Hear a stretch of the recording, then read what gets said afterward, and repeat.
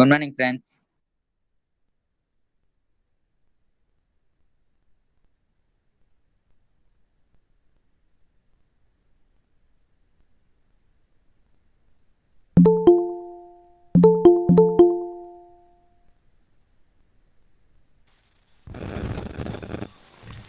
Very good morning.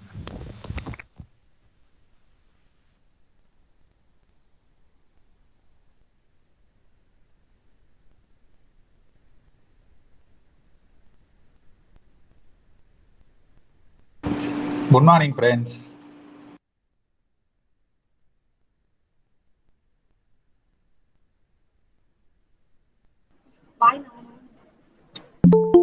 Anyone can please say what is the first period?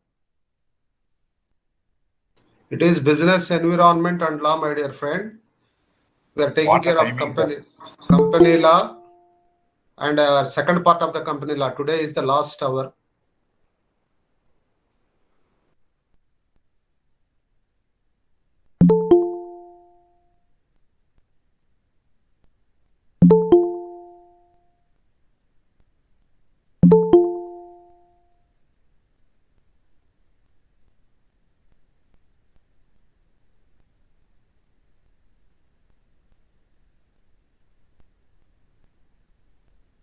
Good morning, sir. Can I know when will be the exams?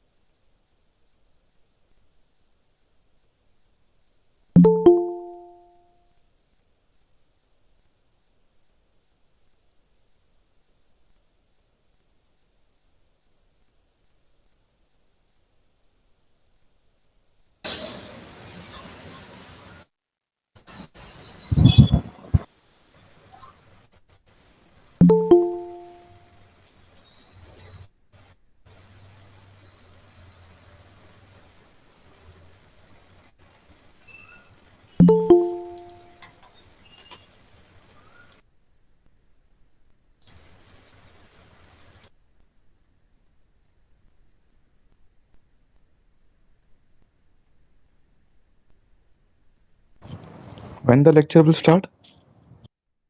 I am ready, boss. They are waiting for your colleagues. I am ready by 9:50. Okay, sir. Okay.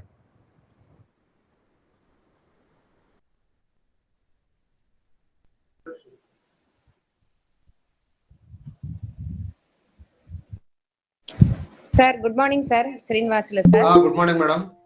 I think almost 120. They are asking one by one in the chat box. Okay. I will start, Okay. madam. I am ready. I am ready. Okay, sir. Okay. Thank you. Once again, good morning and welcome to the last day of PCP classes, my dear friends. So this first hour, we are going to discuss about the business environment and law. In this, we are discussing about, of course, first 4 hours we completed business environment, and the second 4 hours were meant for business law. In this business law also, briefly, we discussed about Partnership Act, then Contract Act, and yesterday we started discussing about the Companies Act. In the previous class, that is yesterday 3 to 4 class, we discussed about what is a company and what are the different types of companies as per Companies Act 2013. And of course, though the act is known as 2013 Act, so it incorporated all 2019 amendments. 2 amendments were there, 2019. All those amendments were also, because Basic Act is 2013, now the act in force. Okay, as per that act, what are the different types of companies, like public limited company, private limited company, then one person company, then section 25 companies, okay, dormant companies, all those different types of companies we have gone through. After that, we examined the characteristics of companies, and at where we came to know that the major advantage associated with the company form of business organization is limited liability. That means for any losses of the organization, the individual property of the owners are not responsible. Okay. So that is the major advantage one can have when we do business in joint stock company form of business, right? So after that, we examined how to incorporate a company. That means how to start a company. That is registration and all. For registration, what is to be done. So that all briefly we examined. So now with yesterday conclusive discussion, now the company is ready. Company is registered. Okay, company is registered. Directors are there, and we know what business we are going to do, and all these things. Then next process. Yeah, I will show. Yesterday, I am recapturing the yesterday what we did. Now I will show the PPT.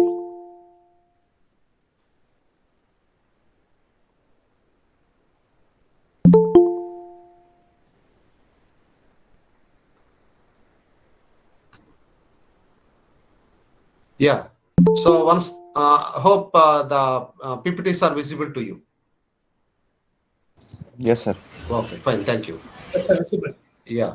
Now the company is ready with that is up to registration we discussed yesterday, my dear friends.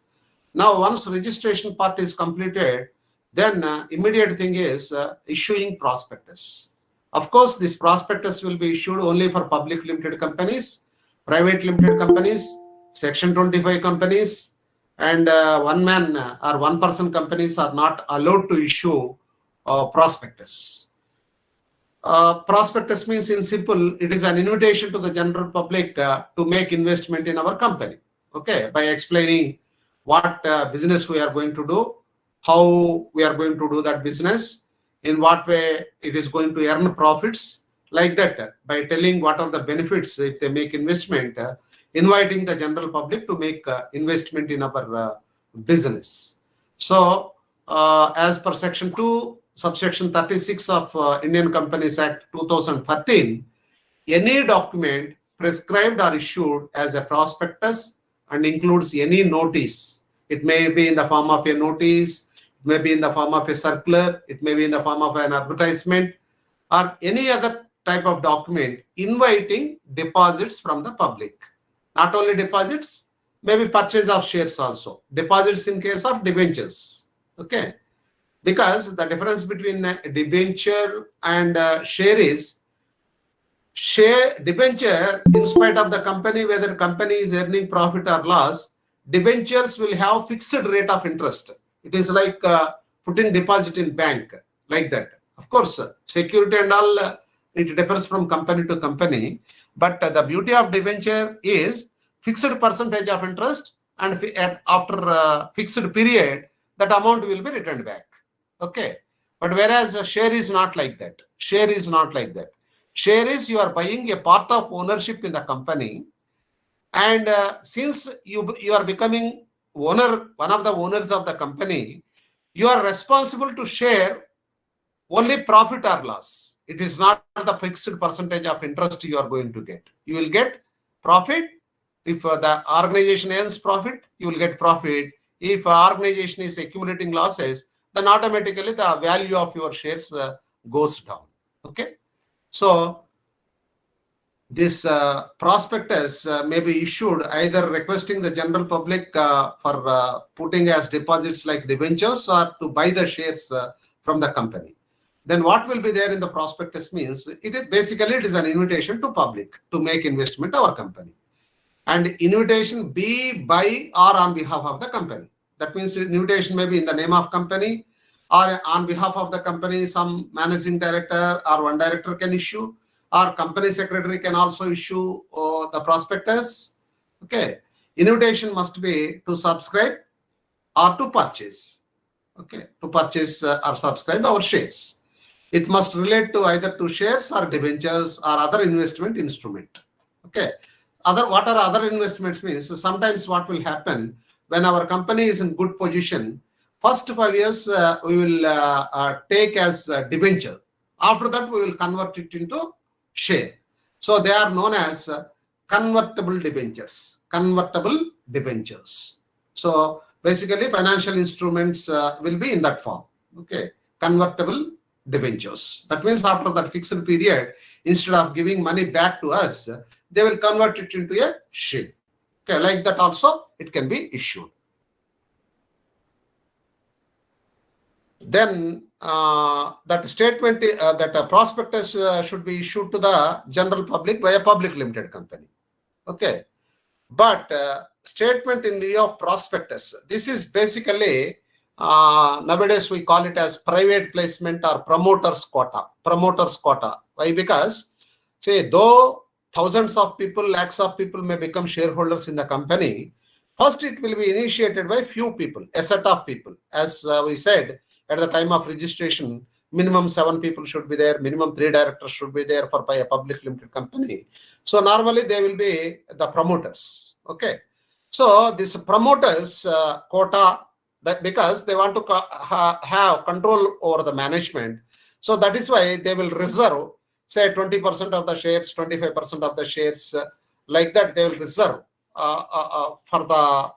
for their family or for that group of promoters, which is known as promoter's quota, or which is also known as private placement of shares. So this private placement takes place before the public placement takes place. Before the shares will be issued to the public, general public, before that itself, the private placement or promoter's quota allotment will be taking place. So in such case, same information we will give. That means the company will give. We in the sense now the company. The company will give same information, but that is not known as prospectus. Once we are calling it as prospectus, prospectus means for public, open to anyone. Open to anyone. So since it is a private placement or promoter's quota placement, because they are going to restrict it for very few people, then the company will be issuing a statement in lieu of prospectus. The company will be issuing a statement in lieu of prospectus. Okay. So remember, friends, same information, but it is known as, that document is known as statement in lieu of prospectus in case of private placement or promoter's quota placement. When it is after this private placement or promoter's quota is over, then it will come to the general public, and then it is known as prospectus. But information, whatever information the prospectus contains and whatever information the statement in lieu of prospectus contains are one and same. But the thing is, even before 3 days of private placement, this statement can also be issued. This statement can be issued even before 3 days in advance also, right? But whereas prospectus, it will have much more time. Okay, much in advance that prospectus should be issued. Both should be filed with the register of companies. And of course, in order to go for prospectus, first of all, you should get for issue, you should get the permission from SEBI, Securities Exchange Board of India, in case of India. Okay, like that, every country issue control boards will be there. In India, it is SEBI, right? Then, after knowing statement in lieu of prospectus and prospectus, there will be a shelf prospectus. Shelf prospectus, not self, my dear friends. It is shelf. Shelf prospectus means they will be doing same business, but every time they need not issue the prospectus. Normally, for this commercial banks, the commercial banks will be there. Okay. Normally, for the banks, whether it is public sector bank or private sector bank, for the banks, this shelf prospectus will be applicable. That means first time itself they will issue prospectus because they are not going to change their basic nature of business. The same prospectus, whatever they issue at the beginning, same prospectus stands still for the subsequent issues also. So that type of prospectus are known as shelf prospectus. Why? Because the banking companies, their business won't change. What is the basic business of banking? Borrowing and lending. Borrowing at lesser rates of interest. That means accepting deposits from general public for lesser rate of interest and giving those that so procured amount as loans to the required persons or to the needy people for a little bit higher rate of interest. Here, what is lower, what is higher means, what is lower is what they are charging on loans, less than that they will pay for deposits. And what is higher means what they are paying to the deposit holders, more than that they will charge for the loans. Okay, why? Because that is what banking business is. Borrowing at lower rates of interest and lending at higher rates of interest and enjoying that margin, or that margin will be the revenue, that difference will be the revenue to the bank. Okay. So in case of banks, first time if they issue prospectus, for every subsequent issue, they need not issue prospectus again and again. Okay. So instead, they can say it is shelf prospectus. Right. Next, information memorandum. This information memorandum has to be filed along with the prospectus. So this information memorandum should contain, as this is as per section 60B of Indian Companies Act. So this information memorandum should contain how many shares we are going to issue, at what price we are going to issue. So that information along with that prospectus advertisement or prospectus document, this information memorandum should also be given to the, while we are issuing prospectus to the general public. But whereas we are aware of the statement in lieu of prospectus, at that time we can go for red herring. Red herring means just 3 days in advance only for private placement we are going to file the statement. At that time you need not tell at what price you are going to allot it to the promoters. After allotment you can give the information. But whereas to the general public it is not so. What price you are going to charge, everything well in advance you have to declare. Then abridged prospectus. Abridged prospectus means with every 2 applications there should be a signed prospectus. So because in order to protect the general public, because they should know what are the prospectus of the company, because in prospectus it includes what are all its objectives, what business it is going to do, how it is going to do, what is the liability of the shareholders, and all these things will be there. So compulsory 9 heads under different 9 heads. This abridged information should be filed, and that is one is for information, general information about general nature of company, where it is established, who are the promoters, like that. Capital structure of the company, terms of the present issue, particulars of the issue, company management and what projects they are undertaking, financial performance for last 5 years if it is a old company. If it is a new company, you should say newly established company. Payments and refunds, particulars of companies under same management. If they are already promoted some other companies earlier, then those details, and risk factors. So everybody wants to do business for earning profits only, but fortunately or unfortunately, some people may not be able to ensure profits. So because of some risk factors. So that what are all the expected risk factors? Because we are planning for the future. Always future is uncertain. The only thing is we have to minimize the uncertainty through our professional management. Okay. So what are all the risk factors that may arise? That also we should tell in this prospectus. So the information under this 9 heads should be provided to the general public. Okay. So that is what is known as abridged prospectus. So after issuing prospectus, we can accept the capital. So now let us have a brief look into share capital, because all capital and all these things might have been discussed in your accountancy. So now I will just give the nomenclature as per the Companies Act. Share capital. So in relation to company, share capital means total sum of shares in terms of rupees divided into specified number. That means whatever all money or money's worth, what is the total value? So that is known as the share capital of the company. So here, nominal, authorized or registered capital. That means this is the maximum limit a company can take or accept from the general public. That is what is known as nominal, authorized or registered capital.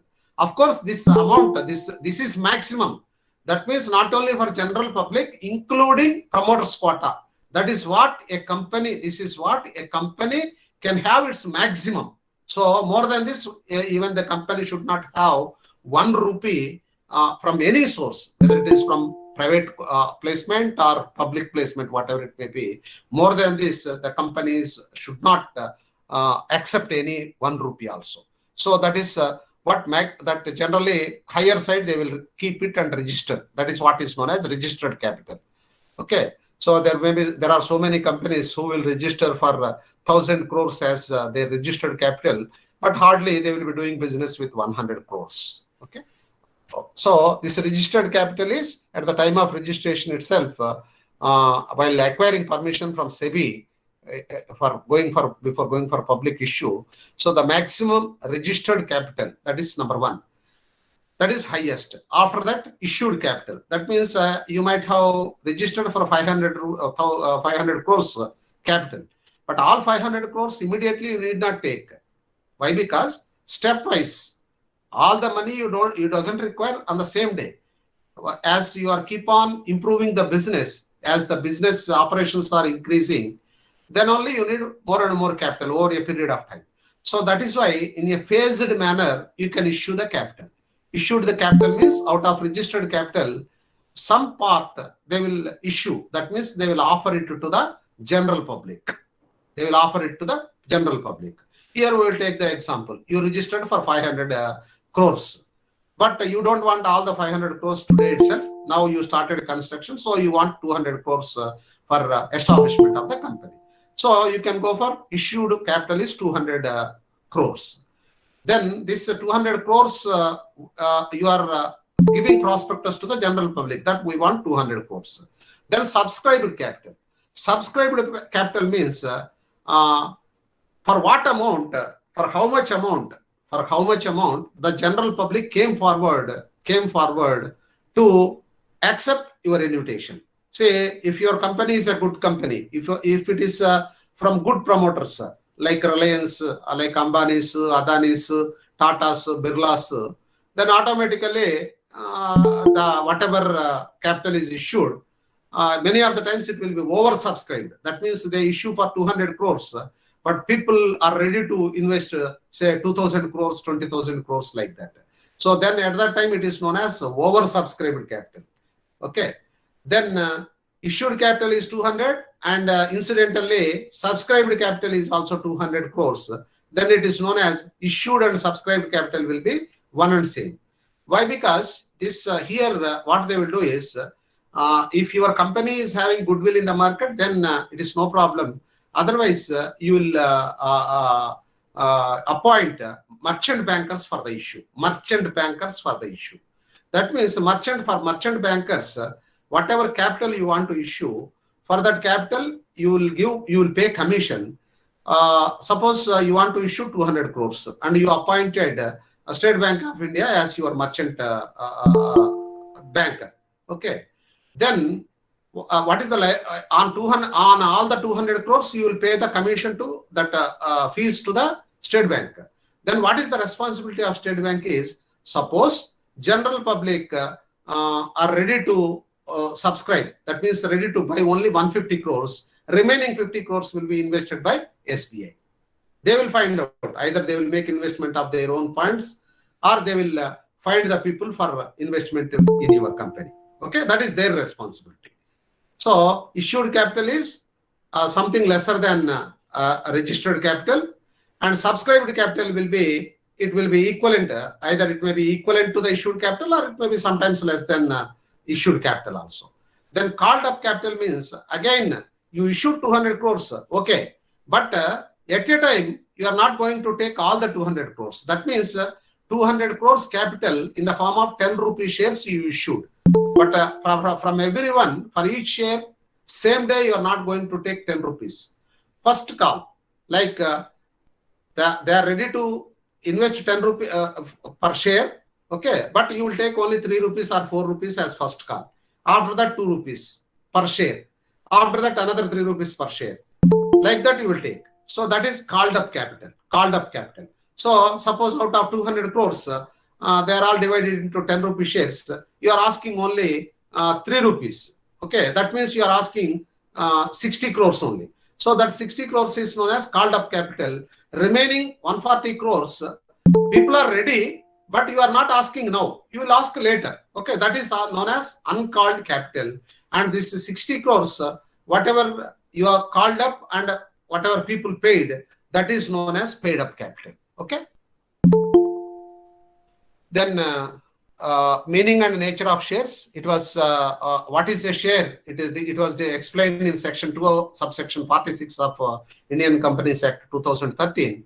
A share means a share in the share capital of a company and includes stocks, except where a distinction between stocks and shares is expressed or implied.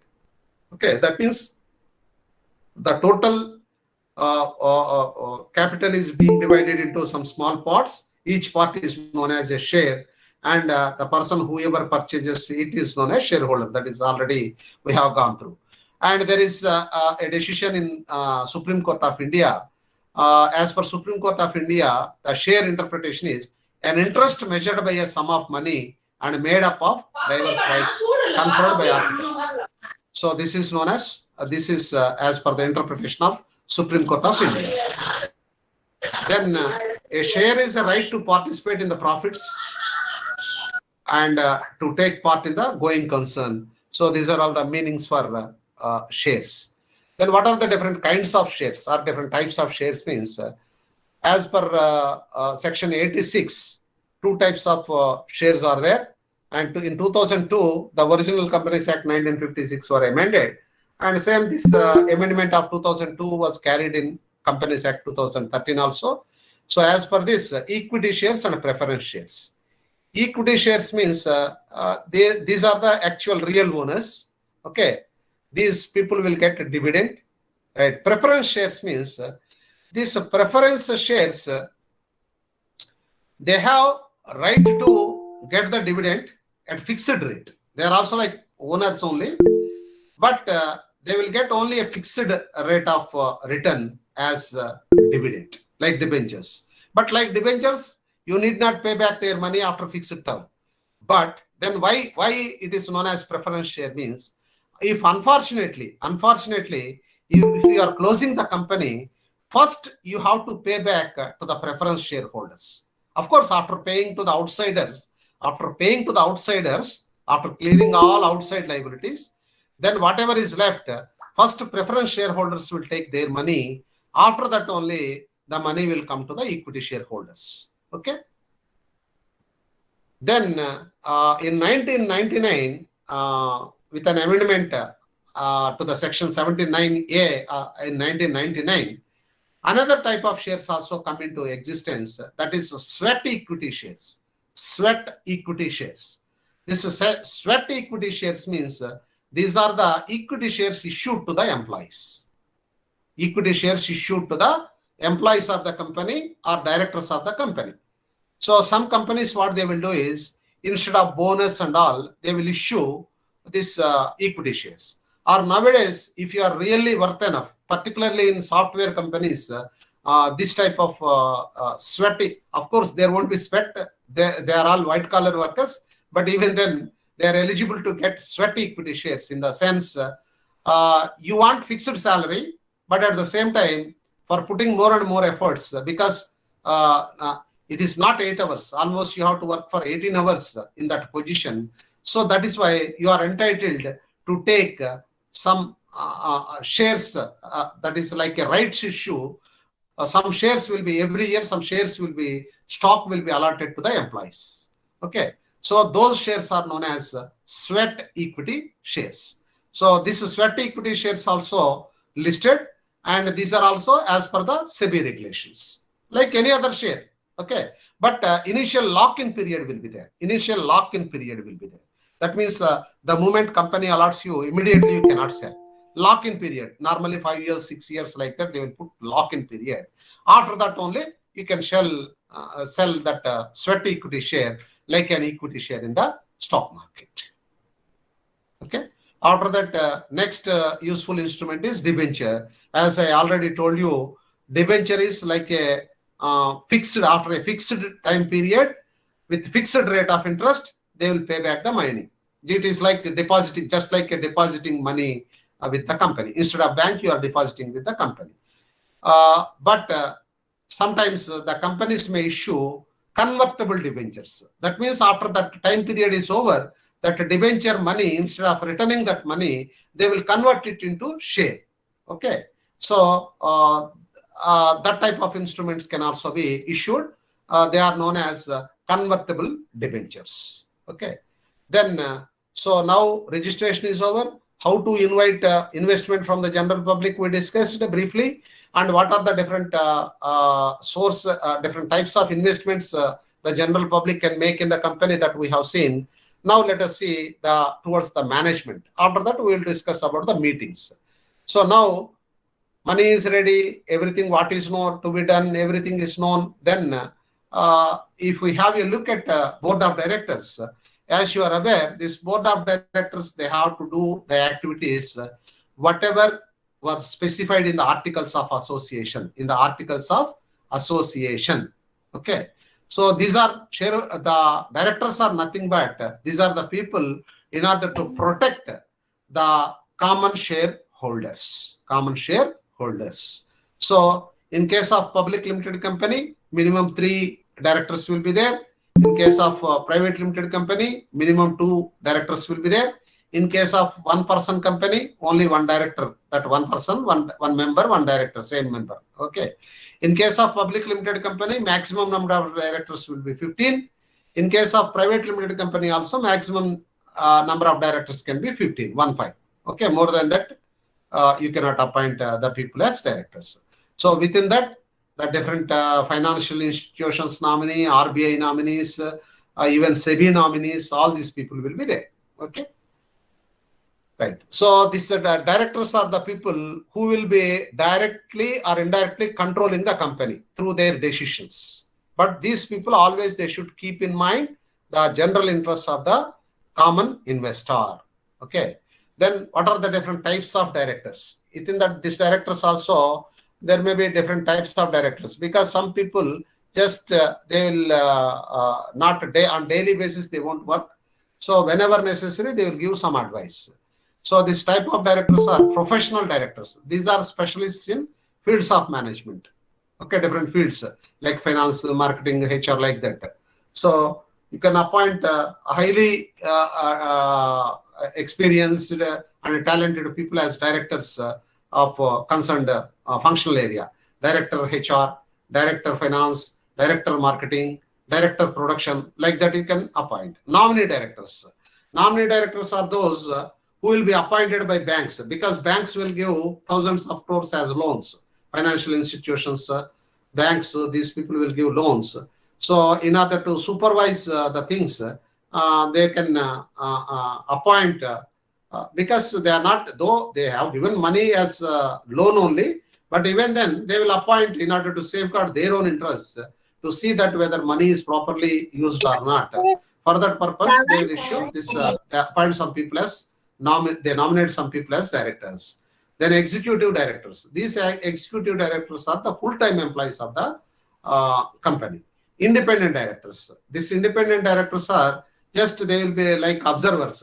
Normally, these type of directors will be, independent directors will be appointed by SEBI. In case of banking companies, RBI, they will be appoint these people. Then government directors. So by default, from company law board, the central government will appoint from company law board one person as director in your company, if it is your a public limited company. So these are the different types of directors, which includes whole-time directors also. Normally, these whole-time directors will be technical directors, legal directors, and managing director. These people will be whole-time. That means like a full-time employee of the organization. 24/7, they will be working for the organization. Okay. So for these people, remuneration, they will get maximum remuneration, all the perks, and even some cases on the total business also, they will get some allowances like commission, or like some bonus, or like some rights issue shares they will get. So these people will have highest powers in order to regulate day-to-day activities. Then one person among the directors will be appointed as the managing director. Okay. So as per section 260, section 260 of Companies Act will facilitate the appointment of one person among the directors as managing director. So for every document, the managing director has to sign the documents. So in case of public limited companies, if any transaction more than 5 crore worth, along with the MD, one more full-time director should also sign. So that is as per the regulations of the Companies Act. Then come after this is very briefly about the directors. Then meetings, company meetings. So because company is not as we are all aware, company is only a artificial person, and this artificial person is representing a group of people. It is an association of persons. So that is why how they will take a decision means, unless they meet together and take a decision, it won't represent the decision of the association of persons. So that is why, in order to protect each and every investor's interest, the company has to conduct meetings in order to take different decisions. Okay. And there only the company has to pass the resolutions. So different types of company meetings, if you take, number one is shareholders meeting. So these are also known as statutory meetings. Shareholders meetings are statutory meetings. So section 166 of Companies Act says that annual general body meeting, which is known as AGM, annual general body meeting, as the term itself indicates, once in a year it will take place. That is in order to accept the activities all done in that year, and in order to present what are future plans, and in that year, out of that year, what is profit, and out of that profit, how much you are retaining in the company itself, and how much you are going to distribute to the shareholders as in the form of dividend. So appointment of directors, all these things, decisions will be taken in case of annual general body meeting only. And there may be extraordinary general body meetings. Normally, general body meeting will be once in a year, but in when situation warrants, or when an emergency is required, or when government instructed to conduct the general body meeting immediately, then in such case, extraordinary general body meetings can be conducted. Okay, and meetings of board of directors, meetings of the board committee, class meetings of shareholders. That means the preference shareholders separately, equity shareholders separately, like that also. Debenture holders meeting, meetings of creditors. Creditors means the banks, financial institutions, so like that. And meetings of the contributors in winding up. Of course, this is very rare when the company is going to be closed. At that time only, whoever contributed to the company, that meeting will take place. So remaining meeting, other than this winding up meeting, all remaining meetings are quite common, and they are all compulsory as per or statutory as per section 165 of the Indian Companies Act. Then coming to, again, if we go a little bit expanding way to these statutory meetings, say this statutory meeting 21 days in advance. For any statutory meeting, 21 days in advance, you should announce the date of meeting. That means 3 weeks in advance, at least minimum 3 weeks in advance, you should accept that emergency exceptional general body meeting. In all other cases, normal meetings, 21 days in advance you should notify and you should conduct the meetings. So in that, first one is annual general body meeting. Okay. So within 6 months of the closure of the financial year. Normally, closure of the financial year will be 31st March. So within 6 months. That means, say, before 30th September, you have to conduct the annual general body meeting in order to ratify that whatever activities you did in that previous year, and what is profit and what is loss, all those things. And at least one meeting should be there. Actually, every year it should conduct, and maximum time period allowed in between 2 meetings is 15 months. So compulsory in 15 months period, there should be one meeting. On an average, every year it should be conducted. Okay. So only 3 months extension will be given. So maximum within 15 months, there should be meeting. That means gap in between 2 annual general body meetings should not exceed 15 months. Okay. Then for this annual general body meeting also, as we are aware, 21 days notice should be given, and that meeting day should not be a public holiday. Other than public holiday, you have to put your annual general body meeting, and it should put on working day, and it should be during business hours, and it may be either at the registered office of the company, or if provision is not there, that means space is not there in the registered office, the city or town at where registered office is situated, in the same place you should conduct this meeting. Okay, an adjourned meeting accidentally comes to held in public holiday does not contravene the provisions. That means, suppose today, yesterday you started meeting. Yesterday was Saturday, not public holiday. But discussion was not over, so it was adjourned. Adjourned means that just prolonged to next day. Next day, that is yesterday was Saturday, working day. Today is Sunday, not working day. But because it is extended meeting, you can conduct it on Sunday. There is no problem for that. Okay. Then what things or what decisions should be taken in annual general body meeting means annual general body meeting should only consider that year's account. That means after completion of financial year, within 6 months the meeting will be conducted. So it will consider the accounts, balance sheet, report of the board of directors, and a report of the directors, report of the auditors. Okay. Declaration of dividend, it should be accepted in annual general body meeting. Appointment of new directors in place of retiring, or even a fresh director's appointment. Fixation of remuneration to the directors and to the auditors. And any new business you want to take up by the business organization, that should also be conducted by that decisions should also be taken and resolved in the annual general body meeting. This is as per section 173.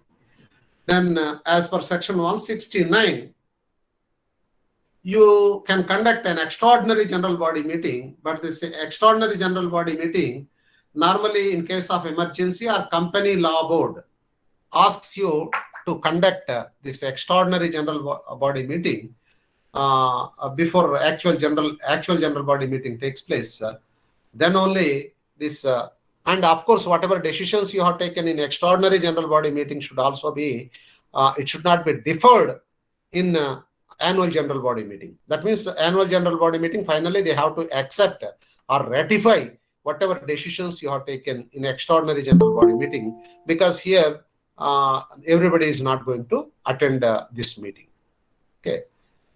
Then meetings of board of directors at regular intervals. This board of directors meeting should take place, because and there should not be more than 4 months gap in between two meetings, board of directors meeting. That means in a 4 months period, minimum at least one meeting should be there. Actually, per annum 4 meetings should be there, but maximum gap in between two meetings of board of directors, it should not be more than 4 months. Okay, that is about board of directors meeting, right? So this is about all meetings, how to conduct the day-to-day activities. And the last slide, most favorable slide to you. Thank you.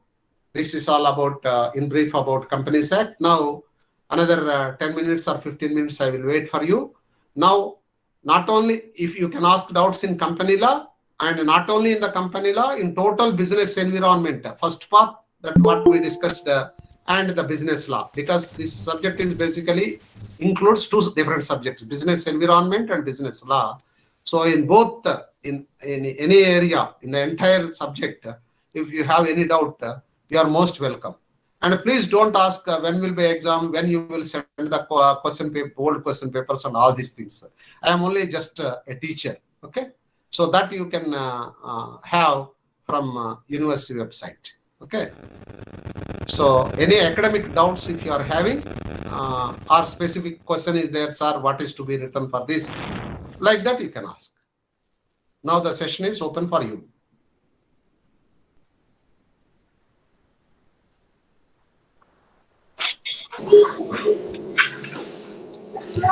வைக்கிறேம்மா நீ ஆவாங்க Difference between stock and share. Normally stock in general, and there is no hard and fast rule, but normally what is given to the board of directors or employees for their contribution towards the organization, that will be known as stocks, and what is issued to the general public is known as shares. Okay. Thanks, sir. Meeting of board of director one time you tell, sir. Please, Aditya, what do you want? Meeting of board of director one time you tell, sir. You want me to repeat? Yeah, board of directors meeting, every year there should be 4 meetings. Board of directors meeting, every year there should be 4 meetings. That means on an average, 1 meeting per 3 months. But the maximum time period allowed in between 2 board of directors meeting is 4 months. That means under any circumstances, suppose one meeting took place in January 15th, one first meeting took place. So under any circumstances, 4 months. That means by May 15th, before May 15th, you have to conduct next board of directors meeting. That is maximum time. Even after 1 month also you can conduct. There is no, say what law says is minimum there should be 4 meetings. Minimum there should be 4 meetings. Amma Roshni, somebody is presenting the screen. You are presenting your mobile. Okay, fine. So the maximum time period allowed in between 2 board of directors meeting is 4 months. But at the same time, there should be 4 meetings per annum, and there is no limit on the maximum number of meetings. Every week also they can conduct. Okay? Okay, sir. Thank you, sir. Right. Next. Next. The Sir, question what is the meaning of bond? Bond. some Shamana is. You want to know what is the meaning of bond? Yes, sir. One of the instruments is bonds. Also. Yeah, that is debentures. Bonds will be issued. That is fixed after a fixed time period with fixed rate of interest. The amount will be returned to you. It is like a debenture. As I told you, this bond may be like in a convertible form. That means after 3 years, after up to 3 years, you will be considered as a debenture holder. After 3 years, your amount will be converted into a share. Okay, equity share. Like that also they can issue. So bonds are nothing but like debentures only. The other name for debenture. Thank you. Excuse me, sir. Please. Can you once again please repeat the number of directors required for private as well as public? Yeah. See, basically, there are 3 types of companies can be there. Earlier, only 2 types of companies, private limited, public limited, public limited company, private limited company. But now, as per Indian Companies Act 2013, 1-person company can also be allowed. Okay. Now, first let us take up public limited company. In case of public limited company, there should be minimum 3 directors. Minimum 3 directors. Maximum 15 directors can be there. Okay. In case of private limited company, minimum there should be 2 directors and maximum here also 15. In case of 1-person company, it is the member itself 1 person, same person will act as director also. So 1 person, one director, same person. Okay. Thank you, sir. Next. 1 minute, sir. What Please. is the meaning of statutory? Statutory means as per law, compulsory. Statutory meetings means compulsory. You have to conduct. You cannot avoid. It is a legal obligation. That is what is known as statutory. Legal, lawful. Okay, sir. Thank you, sir. Sir, what is this LLP? LLP, you are talking about degree? No, LLP. The one type of company. LLP is also a type of company which I am seeing now. No. LLP is not company. LLP is partnership. Limited liability partnership. Sorry? Limited liability partnership. Okay. Normally, partnership is different, company is different. Normally, one of the characteristics of partnership is unlimited liability. But within that also, when a minor wants to join... Hey, I would request, sir, I would request the other persons to please keep the phone on mute. Please. Hey. Srinivasalu, Sugumukuma. Srinivasalu is your teacher. I cannot mute. Sukumar has to mute. Yes, sir. Yeah, normally the disadvantage we can say, or one of the characteristics of partnership is unlimited liability. That means for all the business losses, the individual properties of the owners also responsible. Who are the owners means every partner, whether you are 5% partner, 50% partner, every partner is known as owner of the company. And all the owners are responsible not to their share. They are responsible individually and severally. Okay. That is why if anything goes wrong, you can claim from the personal property of the individual. Santosh Kumar, mute your mic. Yeah. Yes, sir. So that in order to avoid that, sometimes when minors wants to join as partners in a partnership company, normally court has to give permission. At that time, court will put a clause like LLP. That means a limited liability partnership. That means if something goes wrong, whatever the minor invested on behalf of minor, whatever amount is invested, only that amount goes. Other properties of the minor should not be touched. That is what is LLP. Sir. Please. So what is the different types of debentures? Different types of? Debentures. Huh? Debentures. Different. Yes. Only one is the debenture which can be after fixed period can be paid back, and other type is a debenture after that fixed period that can be converted into a share. Convertible debentures, normal debentures, convertible debentures. Okay, sir. But debentures can be issued for different time periods, 1 year, 3 years, 5 years, like that. Okay, okay. So bond or debentures, which one is a better thing? Normally, this like how private placement and public placement is there, these bonds will be issued with an intention later date for private placement. Normally, that bonds goes to, as per the new Companies Act 2013, that provision is there.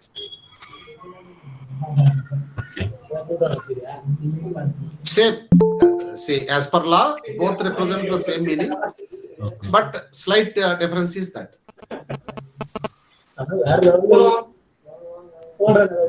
Sukumar, hello Sukumar.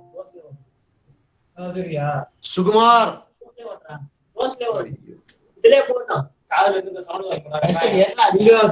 Sir, Sivaraman sir, you need to use this mic. Yes, sir, I will remove it. Sir, I will remove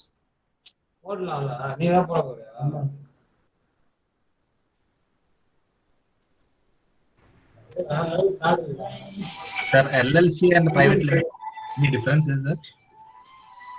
Private limited, the total company itself, LLP, limited liability only.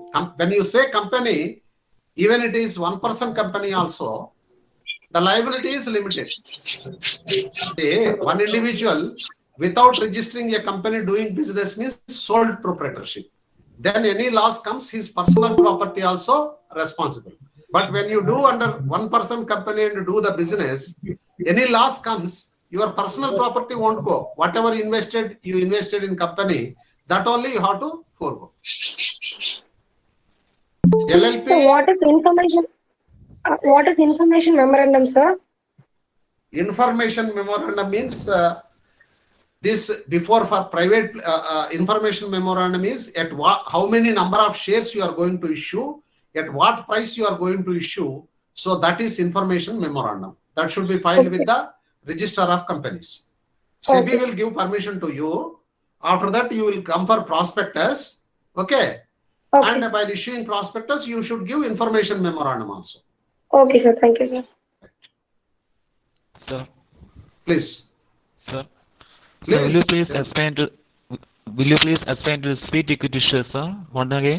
Sweat equity, not sweet. Sweat equity.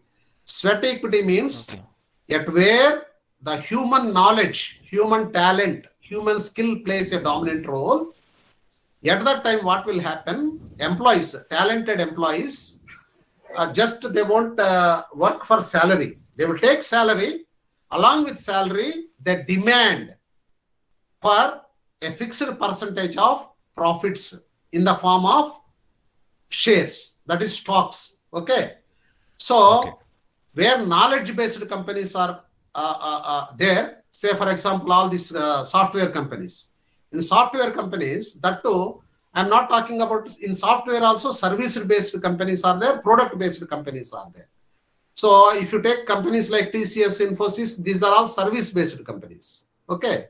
Real product development companies are there. Okay. Those companies, because the contribution of a software engineer is more important. Software engineer along with say 10 lakh salary or 1 lakh rupees salary per month, they will also, because of their talent only, their company is going to develop new products and going to earn revenue. Out of the profits, they want to have 5% share, 10% share, like that. Even in normal product companies also, like this soap, soup, toothpaste and all these things also, if you are really talented person, if you are capable of marketing the products like anything, then as a marketing manager, you will also demand whatever sales you make, out of that some bonus you expect. That bonus you don't want to take as cash. Instead, you want to take it as share of the company.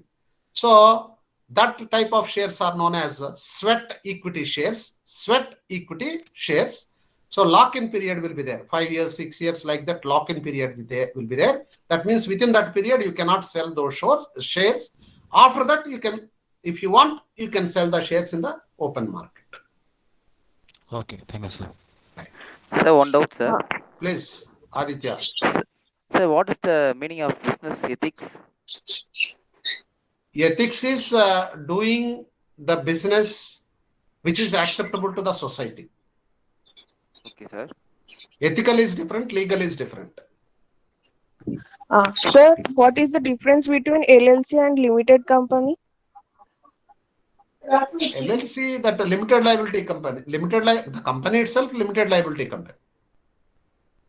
The company concept itself, limited liability. Okay, so there is no difference. Okay, right. Next teacher is So can the company chairman be considered as the director? Because normally we have seen that there is the hierarchy of chairman, director, deputy director, managing director. So if we talk about when we should have minimum 2 director in private company and maximum 15 director. So can the chairman be considered as a director, or he has to? Yeah, director only. They will be considered as directors only. One among the directors only appointed as managing directors or chairmen like that. Okay, sir. Right. All the best. Thank you, sir. Okay. Thank you. Thank you, sir. Thank you. Thank you. Thank you, sir. Thank you, sir. Thank you, sir. Thank you, sir. Thank you. Thank you, sir. Thank you, sir. Thank you, sir. Thank you, sir. Bye. Thank you, sir.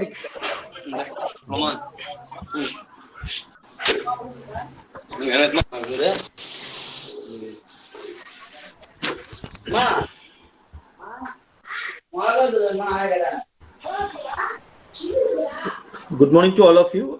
Myself, Sendil. I will be engaging you for another 1 hour on the subject managerial economics. Hope I am audible. Before continuing my presentation, let me confirm that the slides are visible to everyone. Audible, sir. Good morning, sir. Very good morning to all of you. Please Good morning, sir. confirm that the slides are visible. Very good morning. Please confirm the slides are visible or not.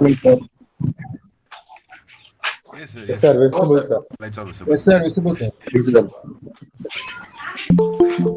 sir. Okay. So in continuation to the yesterday's class on liberalization, privatization, and globalization, so we already completed 2 topics, that is liberalization and privatization. Liberalization means liberalizing the economy to different sectors so that you can take managerial decision, and privatization is something like converting a public organization to towards more of private oriented business. Now we will be PPT is not visible. Sir, the screen is not visible, sir. It's in structure you are presenting screen. So already people are saying that it is visible. No, sir. It's not. No, sir. No, sir. It's not visible. Just loading, sir. It's just loading stage. So it may take some time. Okay. No, sir. We present, sir. Screen is present, but presentation is not present. Okay. Otherwise, yeah, I will redo. I will redo that.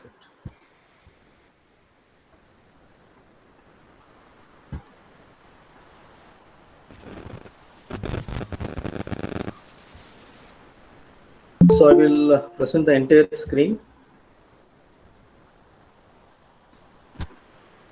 So what about now? Is it fine? No, sir. Yes, sir. Yes, sir. Now coming. Visible, sir. Yes, sir. Yes, sir. Yes, sir. Yes, sir. Yes, sir. Yes, sir. Yes, okay, fine. Thank you. I request all the students to mute so that you will put off your video so that I will get enough bandwidth for the presentation. So coming to the today's discussion on globalization.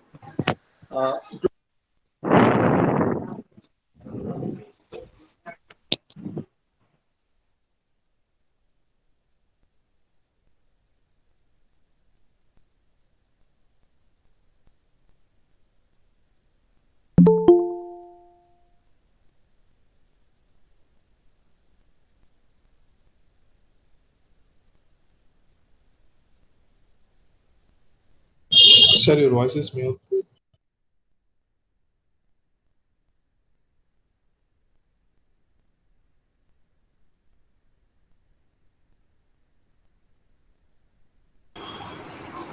Sir, we can't hear you. Sir, you are speaking mute. Hello? Sir, we can hear you, sir. Sir?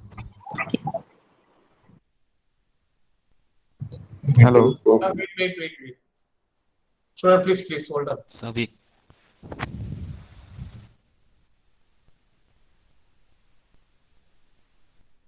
Sir?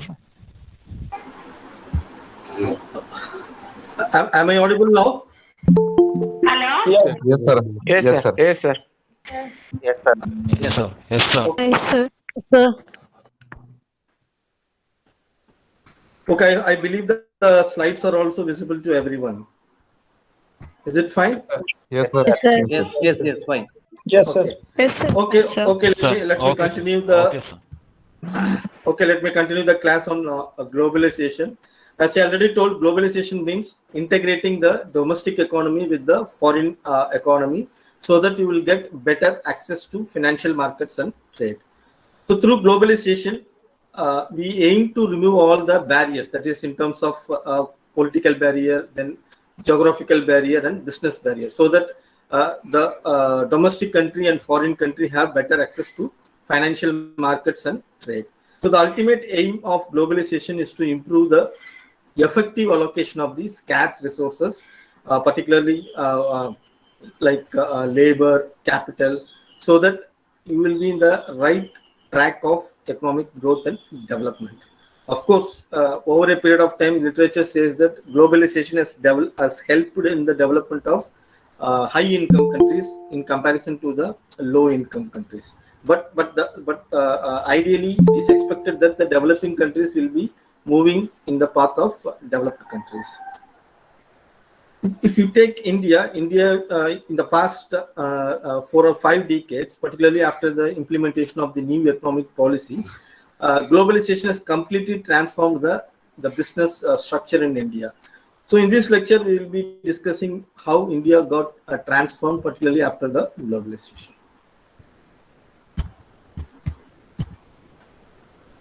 So when you open the economy to, when you globalize the economy to rest of the world, there will be some challenges posed across sectors.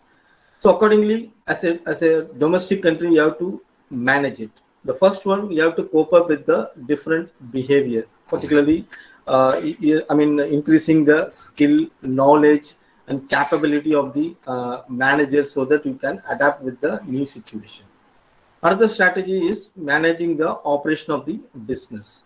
Unlike earlier situation, so you have to focus on producing better quality output, so that you will be in competition with the rest of the business. And another strategy is marketing. So in terms of marketing, your focus should be on fulfilling the customer needs and requirements. So when the economy is globalized, so obviously you will be having a lot of likelihood or chance for getting more investment, that is in terms of foreign direct investment. So accordingly, your domestic country should be capable or should be adaptive to intake the amount of the extent of foreign direct investment. So it has to be supported by good governance. And when the domestic economy is integrated with the foreign economy, there may be some chances of fluctuations, particularly in terms of prices. So in that case, you should adopt some risk management strategy like insurance or futures trading. So these are some of the strategies through which you can manage the challenges posed by globalization. So now let us discuss for a couple of minutes on the effects of globalization on Indian economy. Of course, we had a lot of positive effects with respect to globalization. If you look at the share of the export in the total world, so you can see a drastic increase. That is, if you compare before globalization and after globalization, you can witness the difference. The world export has increased. and foreign exchange reserves has increased, and export growth also has increased. The current account deficit, that is the deficit between the revenue and expenditure, that has reduced a lot. Even if you take the external debt, whatever we had with the certain organization like the World Bank, so that has reduced because of huge foreign exchange. This is one side of the effect of globalization. On the other side, that is on consumers. Consumers are able to get a better quality product, a different variety of goods, so that they got good quality products at an affordable price. So these are some of the effects of globalization in Indian economy. Of course, there are negative effects also. Sometimes monopoly may arise. Sometimes because of price competition, people may go for any poor quality product to match with the existing lower price. So these are all you can call it as a negative effect. But when you see in total, the positive effects are higher in comparison to the limited negative consequences. So if you look at the global scenario, what the globalization did for the whole world. So obviously it has expanded the global trade, and because of globalization, there was increase in the capital flow. It also helped in increasing the amount of people who travel from one region to another region. That is, it increased the tourism, and people also have migrated. Many people from India have moved to better countries like US in search of better quality, better jobs. And of course, when you move from a middle income or low income to high income countries, you will be realizing a better standard of living. Apart from that, globalization has linked the different corners of the world by new technology. Sometimes new technology is developed in the high income countries. Usually before globalization, it may took decades to reach the poor countries, but these days within days or within weeks it reaches. So world has witnessed a lot of positive effects on globalization. And what are the different forces of globalization that we will be discussing now for a couple of minutes. The globalization has brought several changes particularly in the field of information technology. If you see in the past 3 decades, a lot of developments have been happened, particularly in the service sector and precisely in the information technology.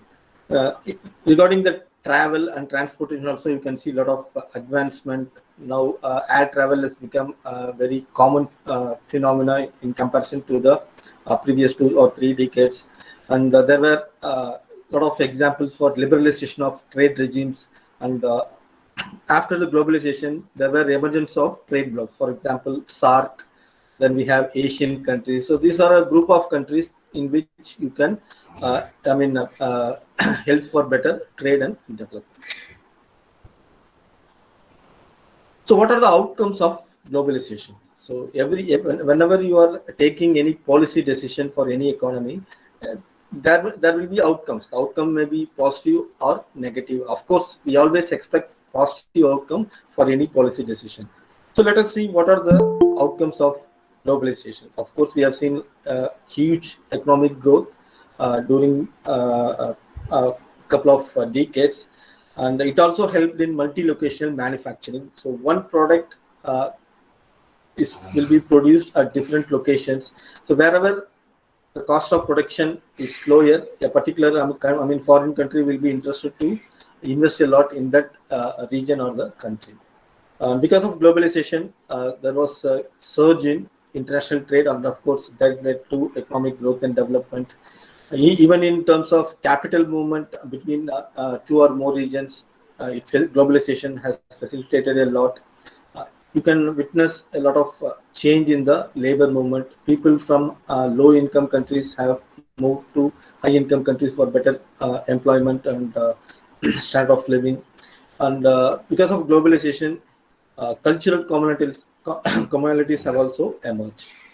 People, have started to enjoy the different cultures and society. So what is the way forward? I mean, how you can look globalization in the future? So first, a country, particularly a developing country like India, it has to build on its own strength so that it can compete with the global competition. So achieving excellence in one of the areas wherein it has a better comparative advantage. For example, if you take India, India may be having a higher labor force than a country. For let us take an example, Germany. It's a developed country. So in that case, whichever India is comparatively better, so that it has to focus on that. Similarly, Germany has to focus on the production of any particular commodity in which it has comparative advantage. So these two countries can trade among these two commodities. For example, India can produce agricultural commodity, Germany can produce industrial goods. So they can trade between these two commodities so that both of the countries will be in a better situation. Then in the future, it will also lead to an effective regulatory system so that all the trade, movement of labor, everything will be monitored, and ultimately it helps to develop a good social security net. So with this, we are closing the section on globalization. So we still have 2 more lessons on unit 5, that is the last unit, and of course today is the final class of this course on managerial economics. So the 15th lesson is on business and government as per the supporting material already shared with you. So in this lecture, we will be discussing about the role of government, what is public-private partnership, what is the scenario of public-private partnership, and there are some failure cases also that also we will discuss what are the reasons behind the failure. So these are the topics which will be discussed in this lecture. The role of government in India, then what do you understand by public-private partnership, and what are the reasons for failure of public-private partnership. So as a government, not only in India, but in the rest of the countries, as a government, it will help to assist, encourage, and direct the private sector. It may be either a direct role or it may be having an indirect role. So through, the direct or indirect role, the government will help in providing better infrastructure facilities. It also helps in controlling the private economic activity. It regulates and monitors the private activities in the domestic country. It also helps or promote the public and joint sectors and planning. It also helps to formulate a framework through which sustainable economic development can be attained. So these can be done by regulating the fiscal policy, monetary policy, and trade policy so that a particular country can participate effectively in the process of globalization. So as a government, there are some roles which has to be played for being in the process of economic development. First, individual freedom. So every sector and every business unit should have freedom to take part in the process of globalization. And as a government, it also helps in the coexistence of public as well as private sector. Because, for example, if you take any huge projects for development, the public investment will not be sufficient. So it needs investment from private sector, not only in terms of capital investment, but also in terms of efficiency. So for that, the government should have better planning so that the intended target for any growth or social welfare can be achieved at the right time. So what is the role of government in India with respect to the business operations? As I already told, the projects which is involving huge budget, so you need the participation of private entities so that efficiency and investment support will be attained. And government also helps in fixing the prices of goods and services produced in the economy after having partnership with the private companies. Once you get into the public-private partnership, the amount of subsidies given for social development or community development, it has to be rationalized. Otherwise, the public unit, the private unit, which comes into the collaboration with the public sector, they may not be interested when a government is giving a lot of subsidies. The role of government, as I already told, it may be direct or indirect, but ultimately it regulates the process through fiscal policy, monetary policy, and trade policy. Apart from that, when you entertain private business in a domestic country, there may be chances of giving monopoly to the particular private company. So in that case, government has to regulate the different process or happening that takes place in the country after public-private partnership. So one such intervention is implementation of the MRTP Act, that is Monopoly and Restrictive Trade Practice Act. So through this, you can control the monopoly power of a private company. So now let us have some discussion about the public-private partnership and how it leads to economic development. There are a couple of definitions given for PPP. For example, as per the words of Van Ham and Copenhagen, public-private partnership is the cooperation of some sort of durable activity between two actors, that is public actor as well as private actor, in which they jointly develop the products and services. Not only they come together for producing the goods and services, but also they share the risk involved in production. Not only the risk, but also the cost and resources through which they help to produce the goods and services. So as per the Government of India, public-private partnership means it is a project which is based on a contract or concession agreement between a government or statutory entity on one side, whereas on the other side, the linkage partner will be a private sector company. The ultimate aim of this collaboration is to deliver an infrastructure service or on payment of user charges. So as per the Government of India, public-private partnership means it's a collaboration between the government and the private sector for delivering a better infrastructure, which can be utilized by the public for their benefit by paying some money. Okay. So through public-private partnership, institutional cooperation is maintained. Then it also targets for long-term infrastructural contract. Usually, when you talk about a public-private partnership project, usually they sign for a minimum of 10 years because it needs a lot of investment development and with huge capital investment. So for that, the time period requirement also needs to be considered. The focus is not only on community development but also urbanization. So whenever a public-private partnership is targeted for any region, the ultimate aim is to develop the local community, but also the local region will be tried to convert as a urbanized region. The whole process ultimately targeted for economic development. If it is a regional project, then it is a regional economic development. If it is for the bigger level, that is for the whole country, then you can say for the country's economic development. So there are some characteristic features of public-private partnership. So let us discuss each feature one by one. The first feature is PPP is cooperative and contractual in nature. That is, it has established a complementary. Okay, it's a complementary relationship, so one-to-one benefit. Normally, as I already mentioned, that the public-private participation will be signed for more than 10 years, so that the cooperation between two partners, that is a public and private, have enough time to negotiate, so that the relationship gets strengthened through the contractual agreement. And another feature is shared responsibility.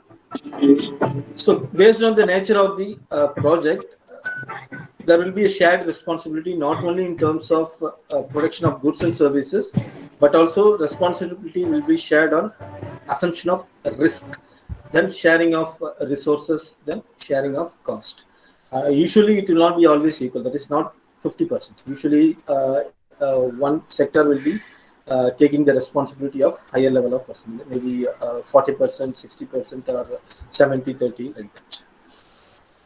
Then procurement method. So through the public-private participation or partnership, the government tries to procure the capital assets or the infrastructure, and it is always allowed to have major role. Generally, when public-private partnership is materialized, public sector will be having a significant amount of share, so that it takes the responsibility and also allowed to play a major role in planning the project, financing the project, designing, operation, and maintenance. As I already mentioned while discussing the second point, that is shared responsibility, the risk transfer is also a feature through which both the parties will have to mutually agree to transfer the risk. That of course, it depends upon the skill and experience of the collaboration. Then another feature is flexible ownership. The ownership of the public-private partnership projects may or may not be retained by the government. Sometimes what happens, the private sector will provide only the facilities and planning, but they will not take the ownership. But on the contrary, government may take the ownership, and it will leave the other activities like what we call investment and execution, then monitoring to the private. It is always advisable to have monitoring by both the parties, that is private and public, so that whatever lacuna or constraints in executing the project, that can be taken into consideration and can be rectified in the process. So when you talk about the public-private partnership, there will be always an appraisal committee known as PPPAC. It consists of a secretary from the planning body. Earlier it was Planning Commission, now it is Niti Ayog. Then we have collaboration with the Department of Expenditure, then Department of Legal Affairs, and Department which sponsors the project. So under the chairmanship of the secretary from the Department of Economic Affairs, all these activities are undertaken. Usually what happens, the Ministry of Finance will be the nodal organization for examining, scrutinizing the proposal, then making the concession agreement between the two parties. Then the Planning Commission, it is Niti Ayog, will set up the PPP appraisal unit to prepare a report so that a mutual agreement comes into picture. It's a very long process. Okay, it won't happen within 1 or 2 days. Sometimes it may take even 5 or 6 years.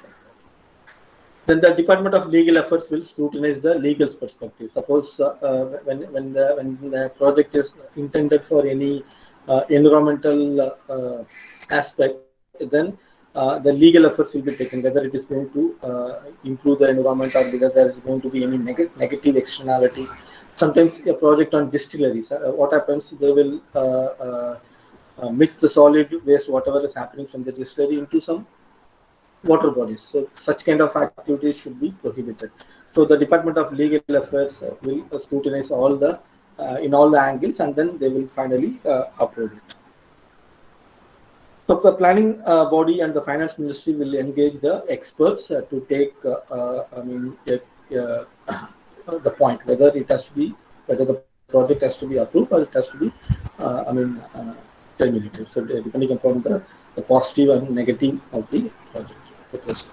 And finally, for the final approval of the project, it will be sent to the competent authority. Of course, it depends upon the department who is the competent authority to approve the project.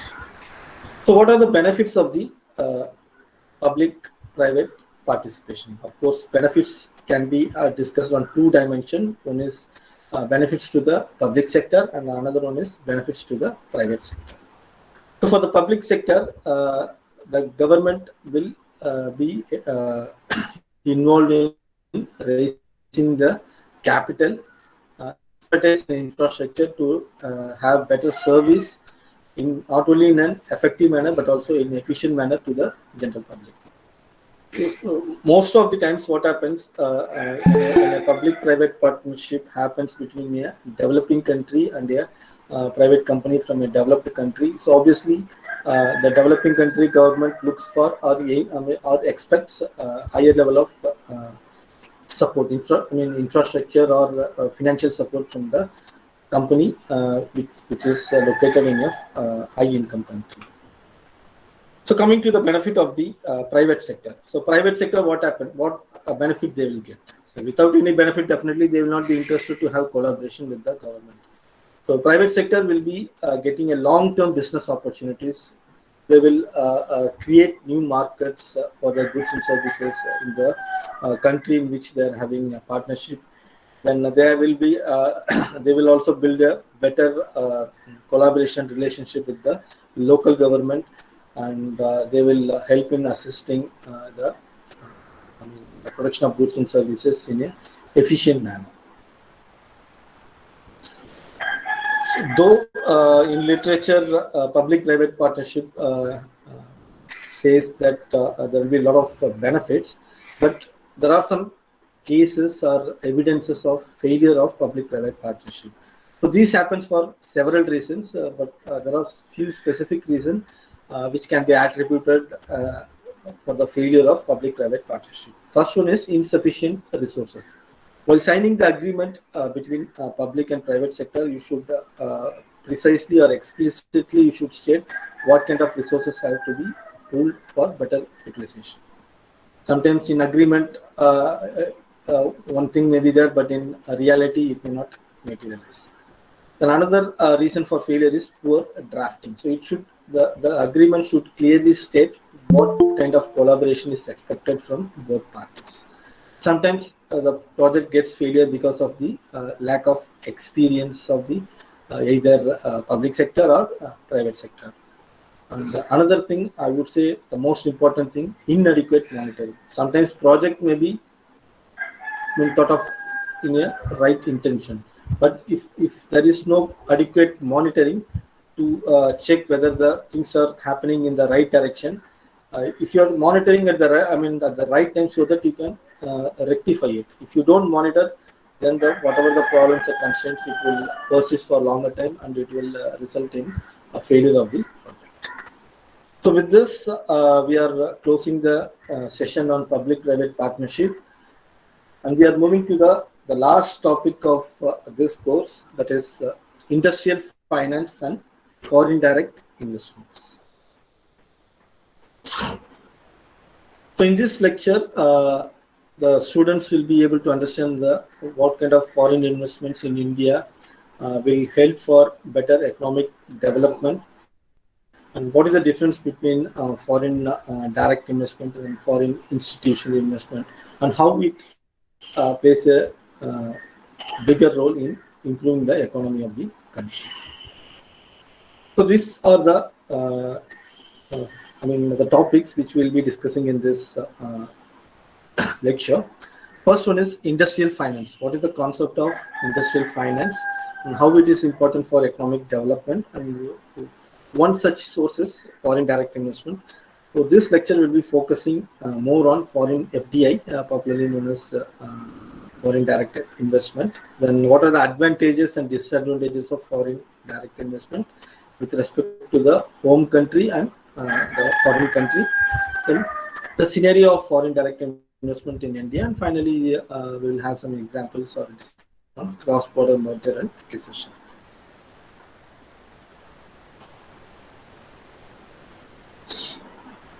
So let us have some idea about the conceptual understanding of the term industrial finance. So finance means it is accumulation of some amount that it may be a capital asset or working asset, so that it helps to achieve some targeted growth. Basically, finance is the lifeblood of the business. That is the crux of the business. Without finance, you cannot think of any business. It is of vital significance for any modern business, like robotics, or even if you think of any high throughput technologies, it requires huge capital. So this can be made, or it can be facilitated from different sources. One such source is foreign direct investment. Basically, for running any finance, you require purchasing of fixed, for running any business, you require purchasing fixed assets like land, building, machinery to produce goods and services. So the capital which is required to purchase the fixed assets are known as fixed capital. Similarly, the capital which is required to purchase the the current asset, that is investment on labor, then investment on day-to-day operation, is known as working capital. So as a student of managerial economics, you should know the difference between fixed capital and working capital. Again, I am saying fixed capital means the amount spent on purchasing fixed assets like land, building, machinery, like that. And working capital means the amount used to spend on day-to-day operation, to call as working capital. Both fixed capital and working capital are required for running a business. So what is the purpose of the finance? As I already mentioned that we need sufficient finance to purchase fixed assets. And not only fixed assets, to finance or to spend some money on the day-to-day operational expenses, that is called as working capital.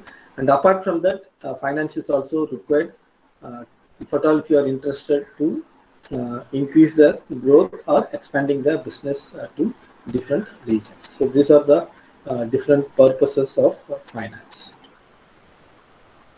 So as I already mentioned that there are different sources through which you can invite investment. So foreign direct investment is one such source, that is investment by a foreign company in a domestic company. So there are different types of foreign direct investment, that is horizontal FDI, then vertical FDI. Horizontal FDI means a company which is investing some money, which is performing the same function or producing same goods and services. Then it is called as horizontal FDI. Then vertical FDI means if a foreign company is investing in a domestic company to produce a different goods and services, then it is known as vertical. So what do you understand by FDI? Technically, FDI means the net inflows of investment to acquire a long-lasting management interest. Usually, it will be 10% or more value of the stock of the whole company. The purpose of FDI is to support the domestic company with some investment. Of course, the indirect benefit is targeting for higher level of profit. So FDI basically it is equal to equity capital, share capital plus reinvestment of the earnings from the business, then short-term capital plus long-term capital. Short-term capital is the working expenses, the long-term capital is the fixed expenses. As I already mentioned that there are different types of FDI like horizontal and vertical. There is also two types, inward FDI and outward FDI. The inward FDI means a company which is investing on a domestic country, whereas outward FDI is a foreigner living in a domestic country investing on his home country to produce same commodity or different goods and services. Then there may be, the FDI can be facilitated through loan or collaboration or borrowing. And if you talk FDI, the FDI may be materialized through individual, or it may be a group, or sometimes it may be a private organization or a public entity. So what is the need for FDI in India? So India being a developing country, so it needs a high level of investment for sustaining or for increasing the economic growth and development. And FDI is also useful for bridging the technological gap. Usually in developing countries, the business units will be using or adopting outdated techniques of production, whereas in the Western countries, you can see a lot of advanced technologies. So through FDI, you can import the better technologies so that efficiency increases in the production of goods and services. So another thing for foreign direct investment is to exploit the available natural resources. I would say rather optimum utilization of natural resources. Then whenever you invite foreign direct investment, there may be some initial risk because of competition and monopoly. So that has to be amicably settled. Then foreign direct investment is also useful for developing the basic infrastructure, particularly for a developing country which lacks investment. Then for a developing country or even for a normal economy, foreign direct investment helps in the improvement of the BOP, that is balance of payment. That is the difference between exports and imports. Apart from that, foreign direct investment also helps in increasing the competition. So once you invite a foreign investor, so obviously here a particular entity will be targeting better profit. So the better profit will be attained only through involving in competition with the local businesses. So far, we have been discussing about the need for foreign direct investment, particularly for a developing country like India. So what are the different determinants? So that we'll be discussing for a couple of minutes. So one determinant is stable policies. When an economy is having stable policy means monetary policy and fiscal policy and trade policy. So that will invite a lot of foreign direct investment. So there should be some political stability also. If there is if your economy is having political instability, obviously none of the investors will be interested to invest in a foreign country. Then favorable economic factors. So there should not be any price volatility, then local support, then political stability. So these are all some of the factors which determines the level of foreign direct investment. So another dimension is cheap and skilled labor. So when a economy is having a cheap and skilled labor, for example, most of the Asian countries, they have a cheap and skilled labor. So that is why Western countries, they are always interested to invest in those economies. For example, India and China, these are the two countries wherein the availability of labor and the payment to the labor is also very cheap in comparison to the West. Then the basic infrastructure. Normally, foreign direct investment materializes to improve the basic infrastructure in a developing country.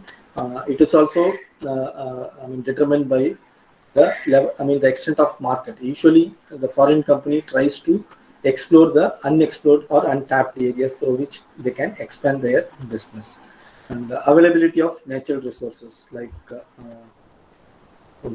water, then you can say the biodiversity. So these are all some of the examples under natural resources that will decide the extent of foreign direct investment. Now let us see the advantages and disadvantages of foreign direct investment to different countries, that is the host country and the foreign country. So what are the advantages to the host country? The first one is availability of scarce factors of production. So usually the host country, that is the, let us take an example of a developing country.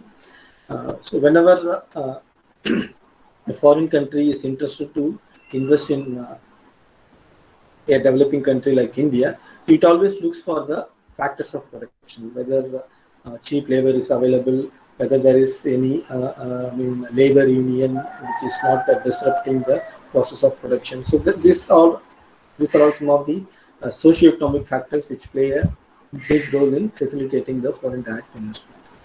As I already mentioned, that foreign direct investment will improve the balance of payment, that is the difference between exports and imports.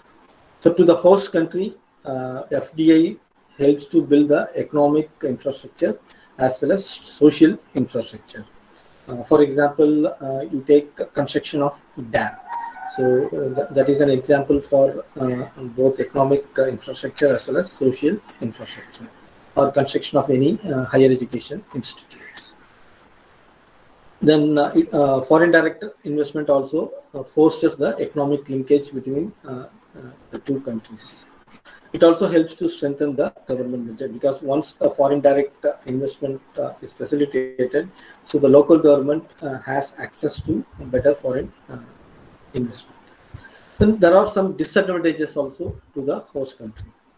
The balance of payment, though we discussed under advantages, sometimes what happens, the balance of payment depends upon the improvement of the technology. Suppose if the technology is favoring, then it will be advantage. If the technology is not favoring, then it will be a big disadvantage.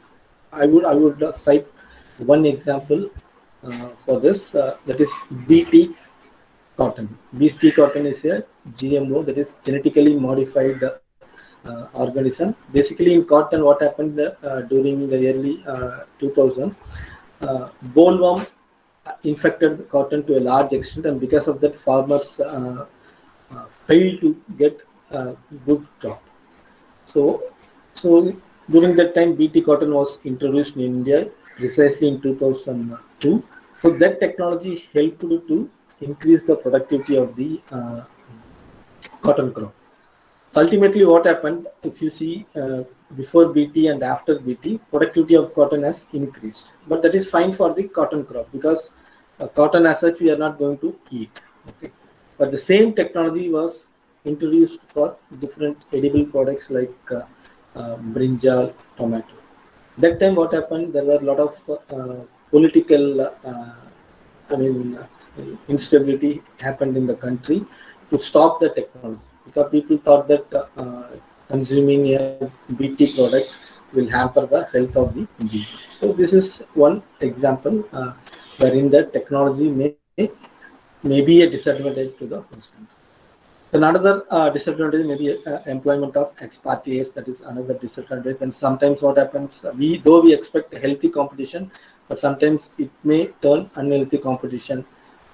The last point under this is cultural and political issues. One such example I already discussed, that is BT, BT technology. So this created a lot of political instability in the country. Now let us see what are the advantages and disadvantages to the home country. For the home country, foreign direct investment, it improves the availability of the raw material, because the collaboration always helps for better, not only in terms of quantity but also in terms of quality. So better raw material is achieved. Then it also helps to improve the balance of the payment. That is not only for the host country but also for the home country. Balance of payment will be improved. Employment generation is one benefit which is explicit. Then through foreign direct investment and revenue, whatever revenue is targeted, it is aimed for attaining that particular targeted level of revenue. It also helps to build strong political relation between these two countries. And in future, a success of foreign direct investment will help for getting better investment opportunity. Of course, the present success will lead to a better investment in the future. And as I already mentioned, that when we have any advantages, obviously there will be some disadvantages also.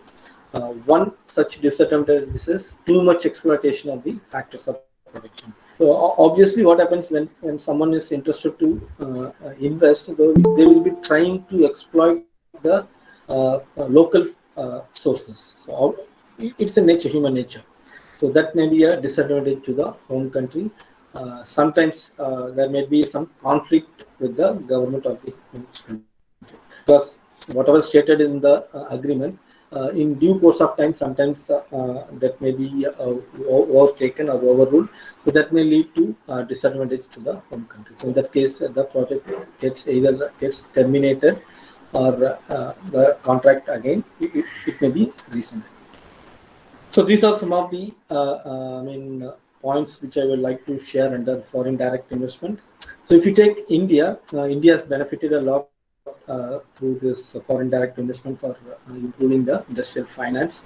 So apart from this, as a source, foreign direct investment, foreign institutional investment is also there. Foreign institutional investment means a particular individual or a group or an organization will invest in some institution in the home country. For example, I request the students, those who are attending this meeting, to mute their mic.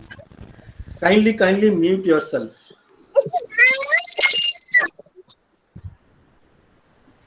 So apart from FDI, as I already told, foreign institutional investment is also another source through which you can facilitate investment. One such example of foreign institutional investment is investment in pension fund, then investment in insurance stocks like that.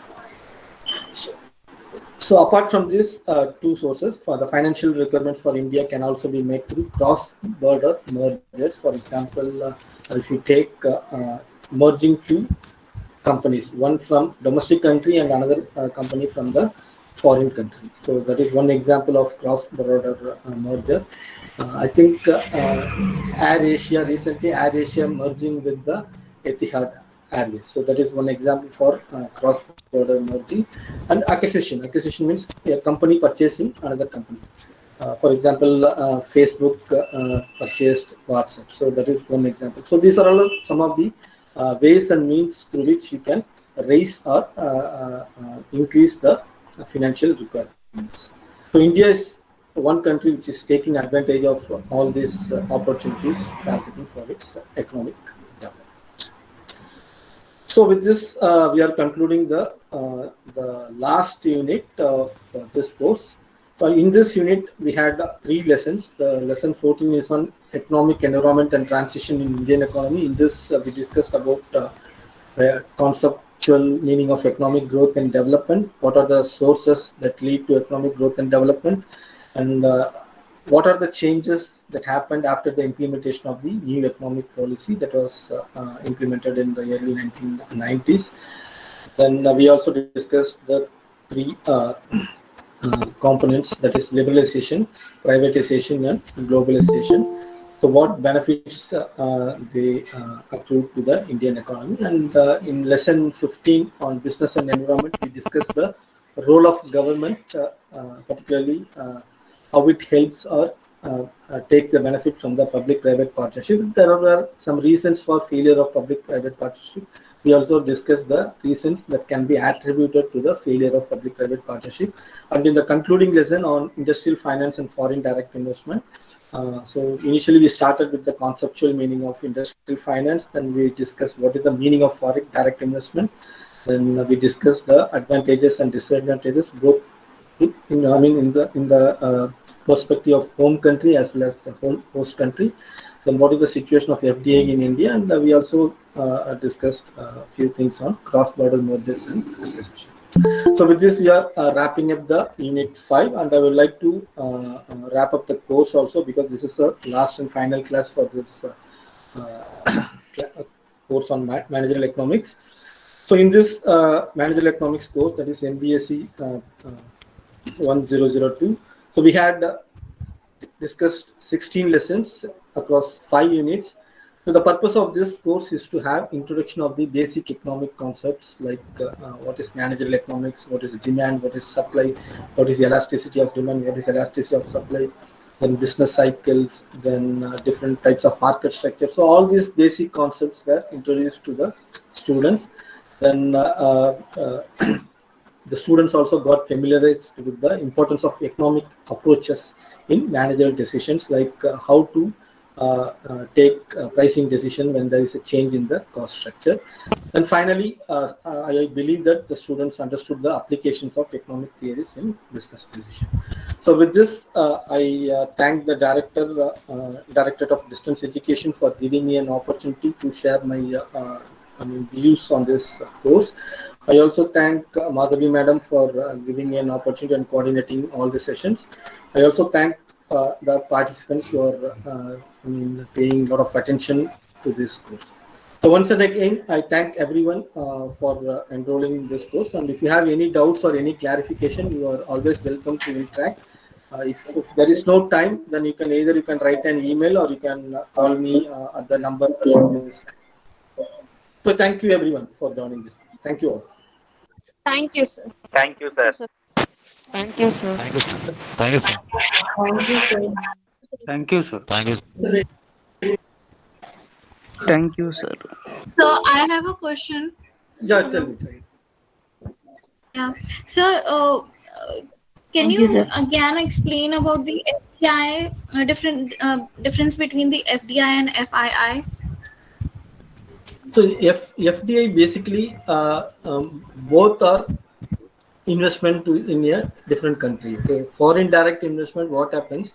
A particular company or an individual or a group, they will invest in a company which is located abroad, which produces some goods and services. Okay, so it is something like a investment to get some profit from the company in which they are investing.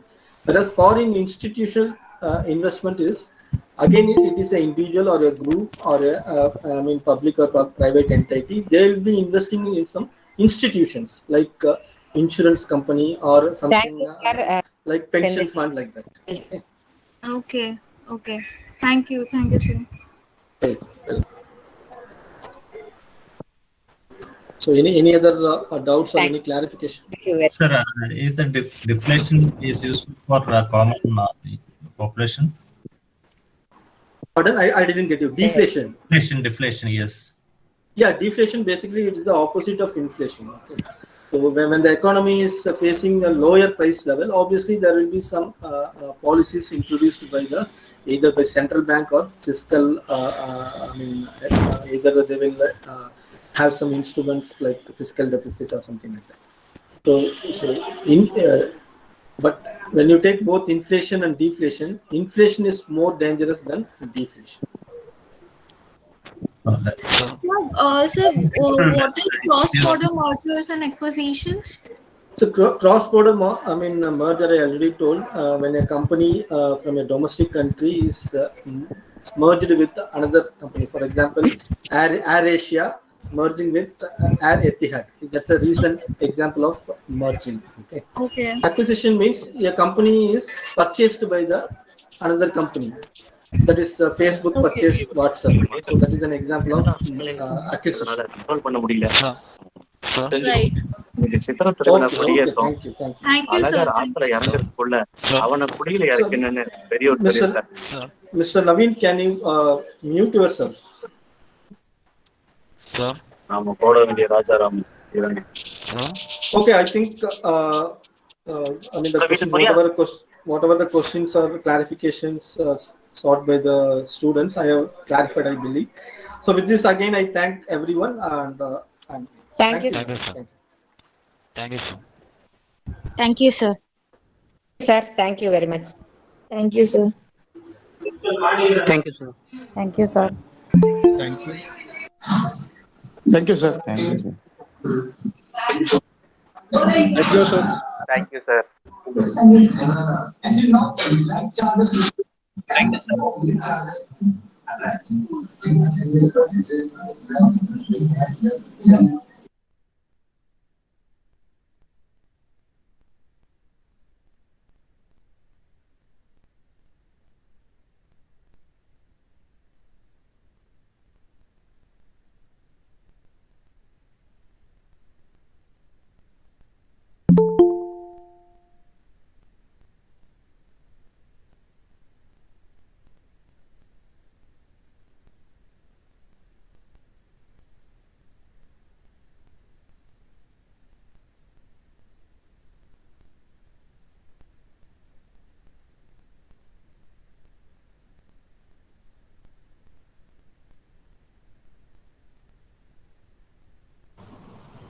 Friends, good afternoon to all.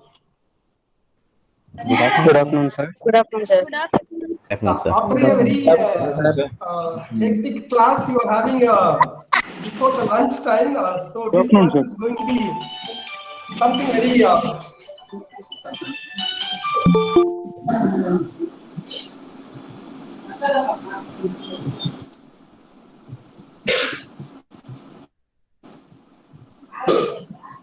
Friends, we are here near to the session.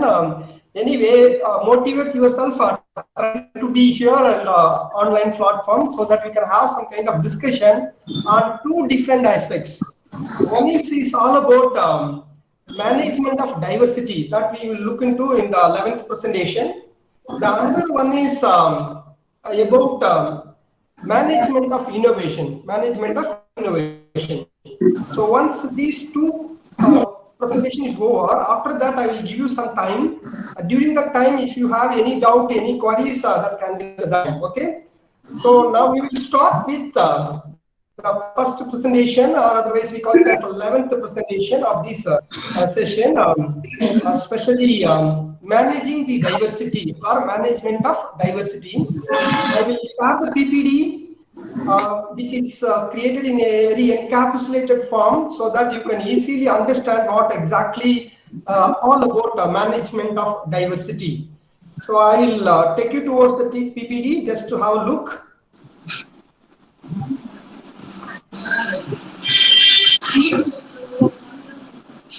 Yeah. Are you able to see the slide? Just to tell me, confirm so that we can move on. Yes, sir.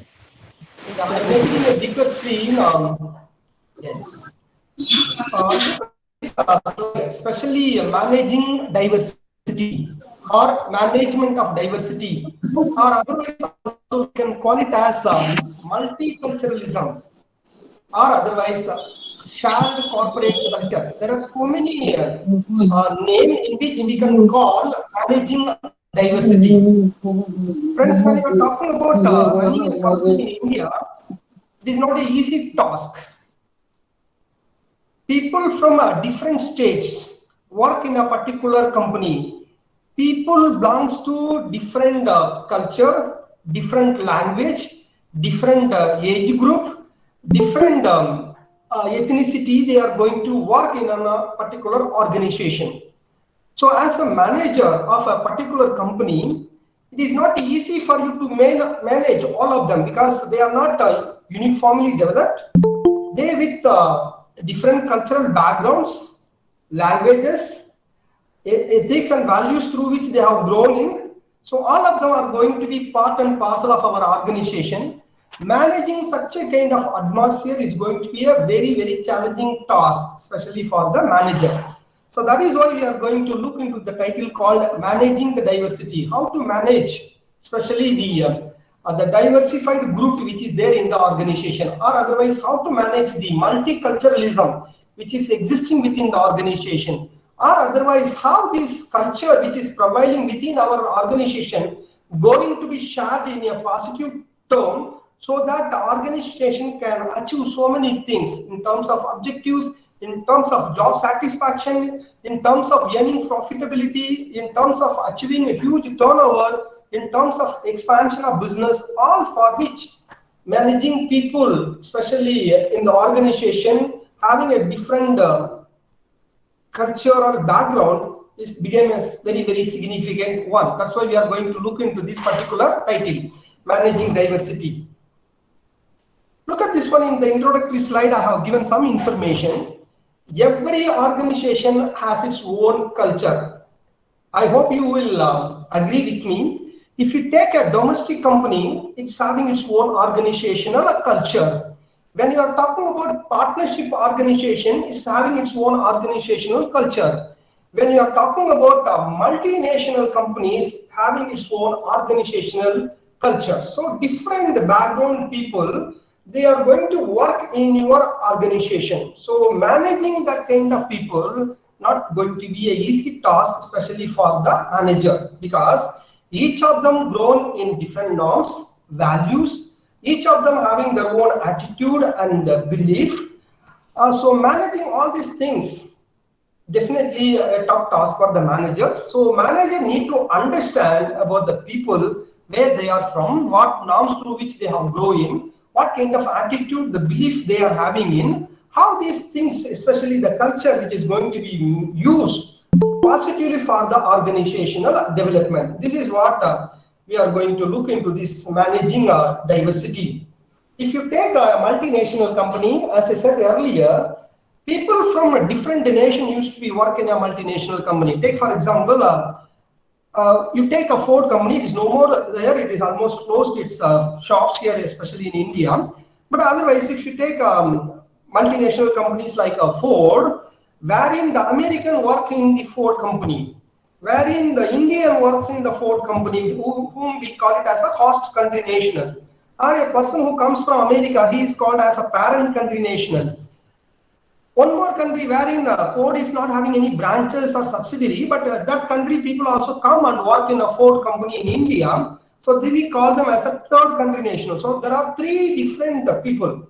A person from America, a person from India, a person from Australia, where Ford is not having its own branch. All of them are going to work in a particular company, wherein each of them having a different language, each of them have grown in different norms of values, each of them having their own attitude, belief, faith. So all of them we want to manage when you are a manager of a multinational company. Even if you take domestic companies in India like Tata, Birla, TCS, Wipro or Infosys, whatever it may be, India itself a big country wherein people with different languages, people with different ethics and values, people with a different attitude and faith, all of them are going to work in Indian domestic company. They are also, it is a challenging task for the manager to manage the diversity they have brought in from different states to a particular company. So that is why we are going to look into the managing diversity aspects.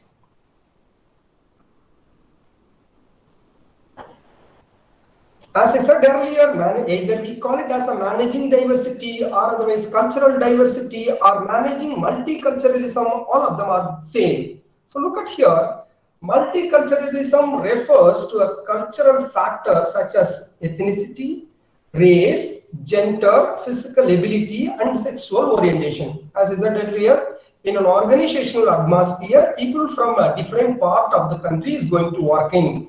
People with a different economical background, different age group, different sexual orientation, physical ability and talent, they are all going to be in a particular organization wherein you are the manager, you want to manage that kind of cultural diversity. So there are always the possibility of difference of opinion. There are always the attachment towards their own language, culture, their own ethics and values, all they may have a different attachment towards it. Taking all of them towards achieving organizational growth is the tough task for a manager. Look at this picture, the combination of the people from different part of the world.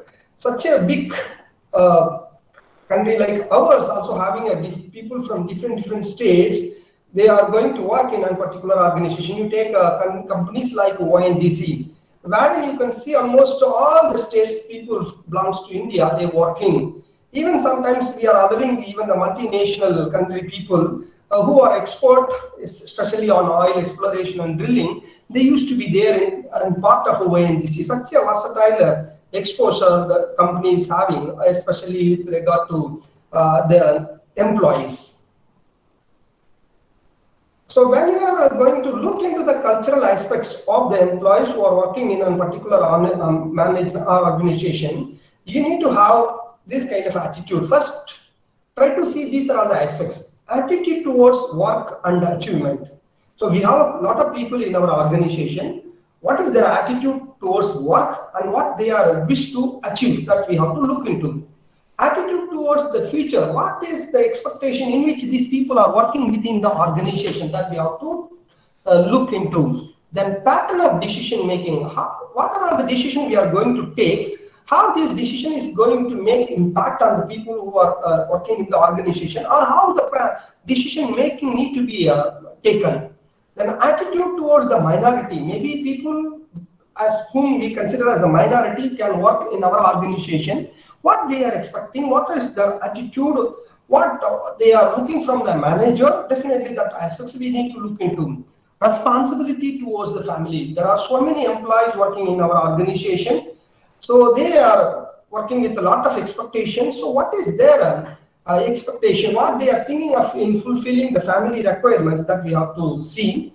then we also need to see the expression of disagreement, where the employee can express his own disagreement, where he is totally avoid certain things. Here, employee don't want to go along with the management. So like we need to look into so many aspects, especially look at the work, the achievement, look at the future of the people, look at what kind of decision is taken, how it is going to make impact.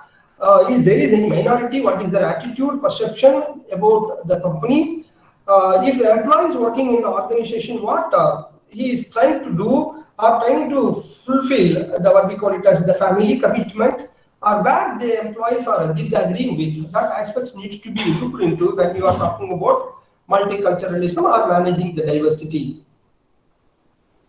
Maybe when you are talking about the culture, especially the cultural aspects you look into, there is a power distance. Some people, they used to be very close to the management. Some people, they used to be far away from the management. In that way, they used to be there. Because of that, there are issues or problems which can come out that needs to be managed. Maybe I skip this slide. We will move on to the other one. When you are looking into an organization, the workforce diversity should have this kind of characteristics.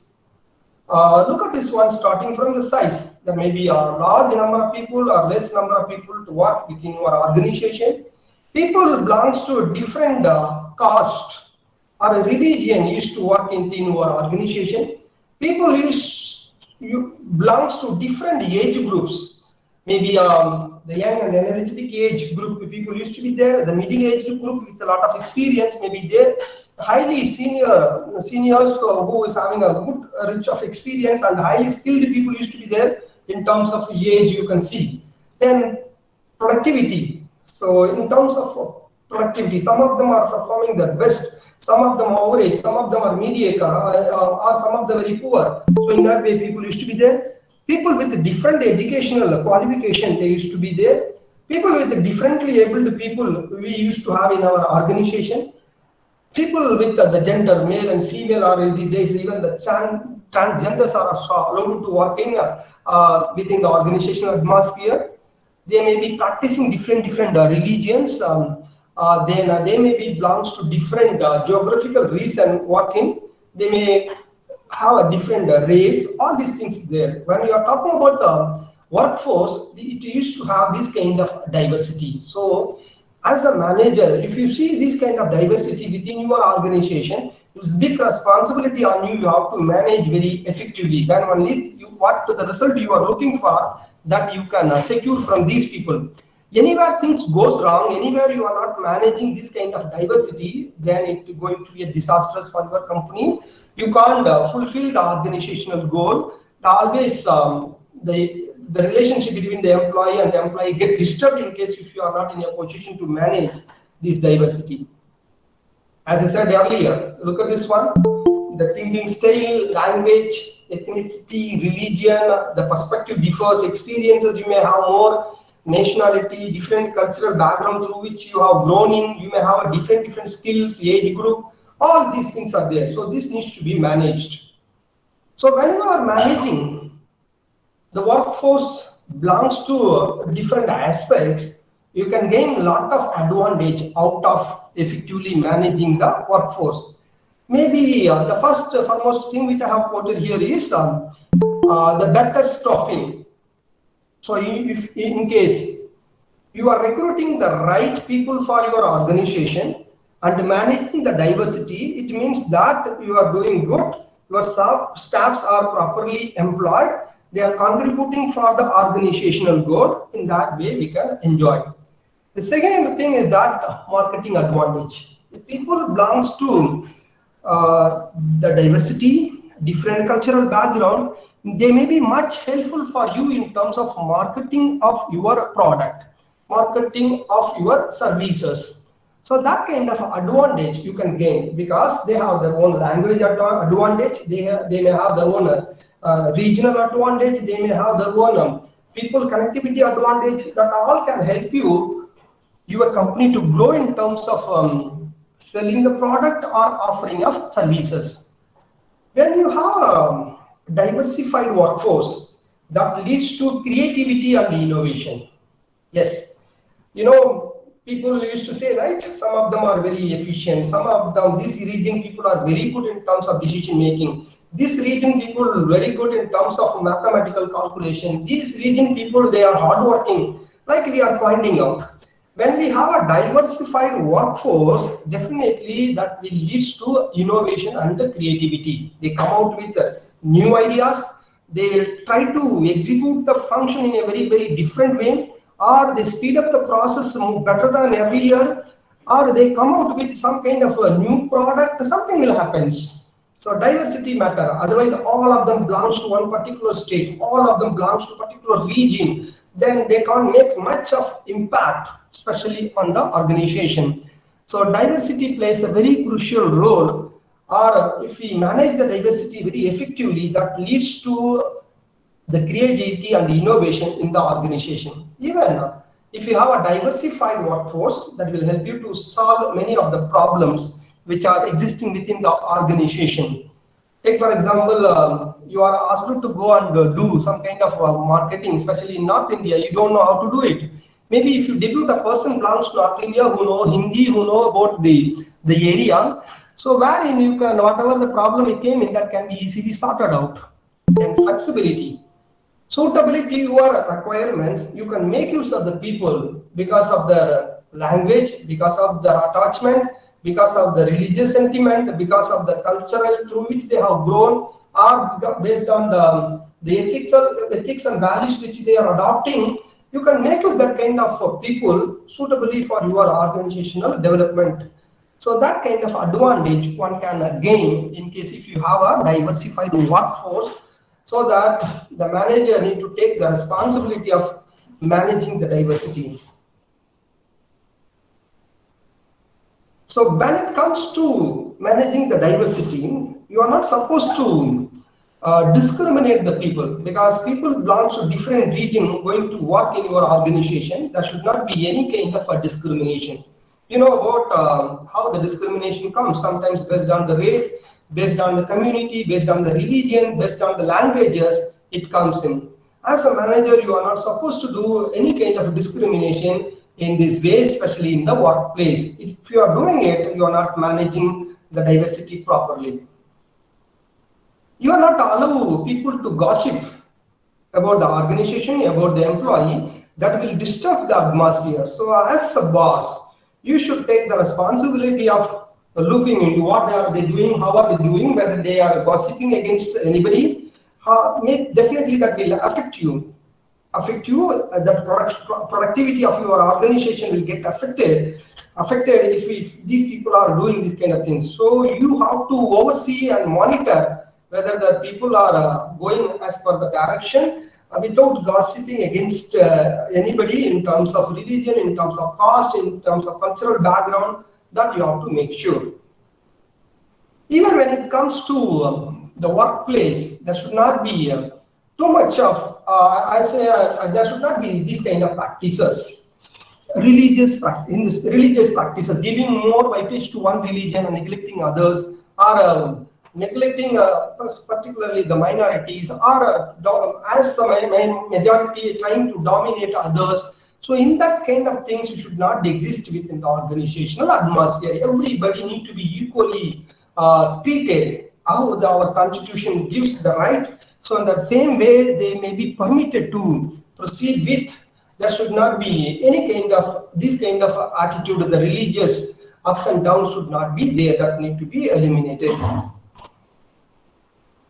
Respect the women, especially in the workplace. So when you are talking about diversity, as the responsibility of the manager is to look into the workforce, maybe both men and women on equal strength, or there may be more in numbers, less in women. This is what the existence, especially in the Indian organizational setup. You treat them equally. There should not be any discrimination based on the gender. So that part, as a manager, you have to look into. One of the experts who wrote an article about what framework for managing diversity. So what we want to do, how we want to go about it. Like he has made an article in which he is pointing out framework for managing diversity. So here, these are all the aspects needs to be taken into consideration. So when you are a manager, you just to look into the organizational culture. How is our organization? What kind of culture is providing within the organization? That need to be seriously taken into consideration. Then HR, human resource management system. What kind of HR system we are adopting? Is it okay? Is it suitable to managing the diversity or not? Like we need to look into. Then higher career involvement of women. So here he is pointing out, give weightage towards the women, because man is always dominating in the workplace, except in few sector women are better. Otherwise, majority of the sector in which women's weightage or the representation is very less. So look into the women and think of developing their own career and promote them into different levels. Then just to see to that heterogeneity in race, ethnicity, and nationality. So just to see to that how many are belongs to different region, different language, different nationality work within our organization. Even if you just look into the educational level, whether all of them are highly educated or people are with some kind of educational qualification, if there is any problem exists because of the educational level they are having, based on that any difference of opinion and any differences exist that you have to identify. Then see to that cultural differences, where the cultural differences comes out. Is it any management mechanism adopted to eliminate that kind of differences, or they are adjusting with that kind of a culture for which any setup or cultural background or otherwise that organizational culture is made within the organization that we have to look into. Then see to that the mindset of the people, in case anywhere the problem is there, try to eliminate that kind of problem. In case the diversity always gives a positive aspect, you make use of that kind of diversity for the benefit of organization. So this is what Mr. Tyler H. Hawks Jr. and State Blake, they are finding out managing with the diversity. So this is what the framework he has made it. Okay, so I have given some of the information here. In case you wish to do effective diversity management, organize some kind of a diversity management program, so that the people who are with a different cultural background, different region, they will come to understand and work for the organizational goal. So in case if you wish to do this kind of diversity program, you take a support of the management, continue to organize some kind of a management program so that people know each other. They will follow some kind of set of rules and regulation made by the company in terms of diversity. Then in case anywhere they are finding a difficulty, try to help them, try to counsel them, you try to do it. Anywhere they are lacking behind in terms of language, you give a language training to them. You provide all kind of mentoring support and work group support. You can also encourage them for their career development and promotions. In that way, if you do, the diversity can be easily managed within the work atmosphere. So this is what is all about managing diversity. So there is a possibility in the examination. They can ask question, define diversity. Then how the diversity needs to be managed.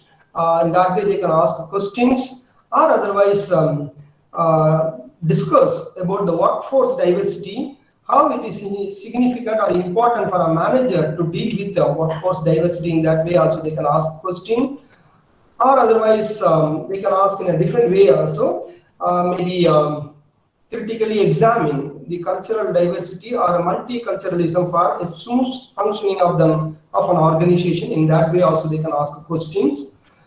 You be prepared for all of these.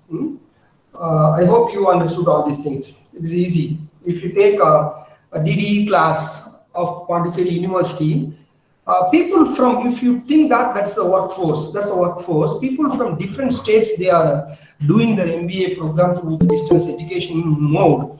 Maybe people from different states, people with a different language orientation, people with a different age group, people with some of them are experienced executives who are attending the classes. Some of them are fresh graduates. They are attending the classes. Many women and the gents, they are start attending the classes. This itself having a big diversity. So it needs to be managed effectively. Then only we can come out the DDE program as a successful one. The same it suits where in the workplace too. So as a manager of a particular organization, you always give a weightage towards the workforce diversity. Definitely, your organization used to have people from a different region, caste, language, then cultural orientations, with attitude, with different perception, personality. All of them used to be there. So it is your duty, your responsibility to manage such a diversified workforce in an organizational atmosphere. So this is one component, and you be prepared for this one. It is also given in your syllabus. I will take you to another slide. We have some time, so we can move on with another slide. Just a minute.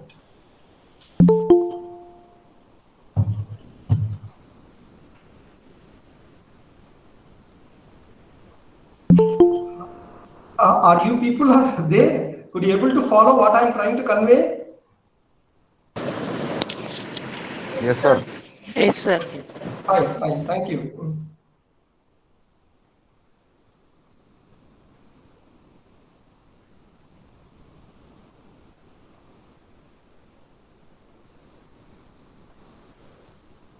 Yeah, this is, I hope this is visible to you, right?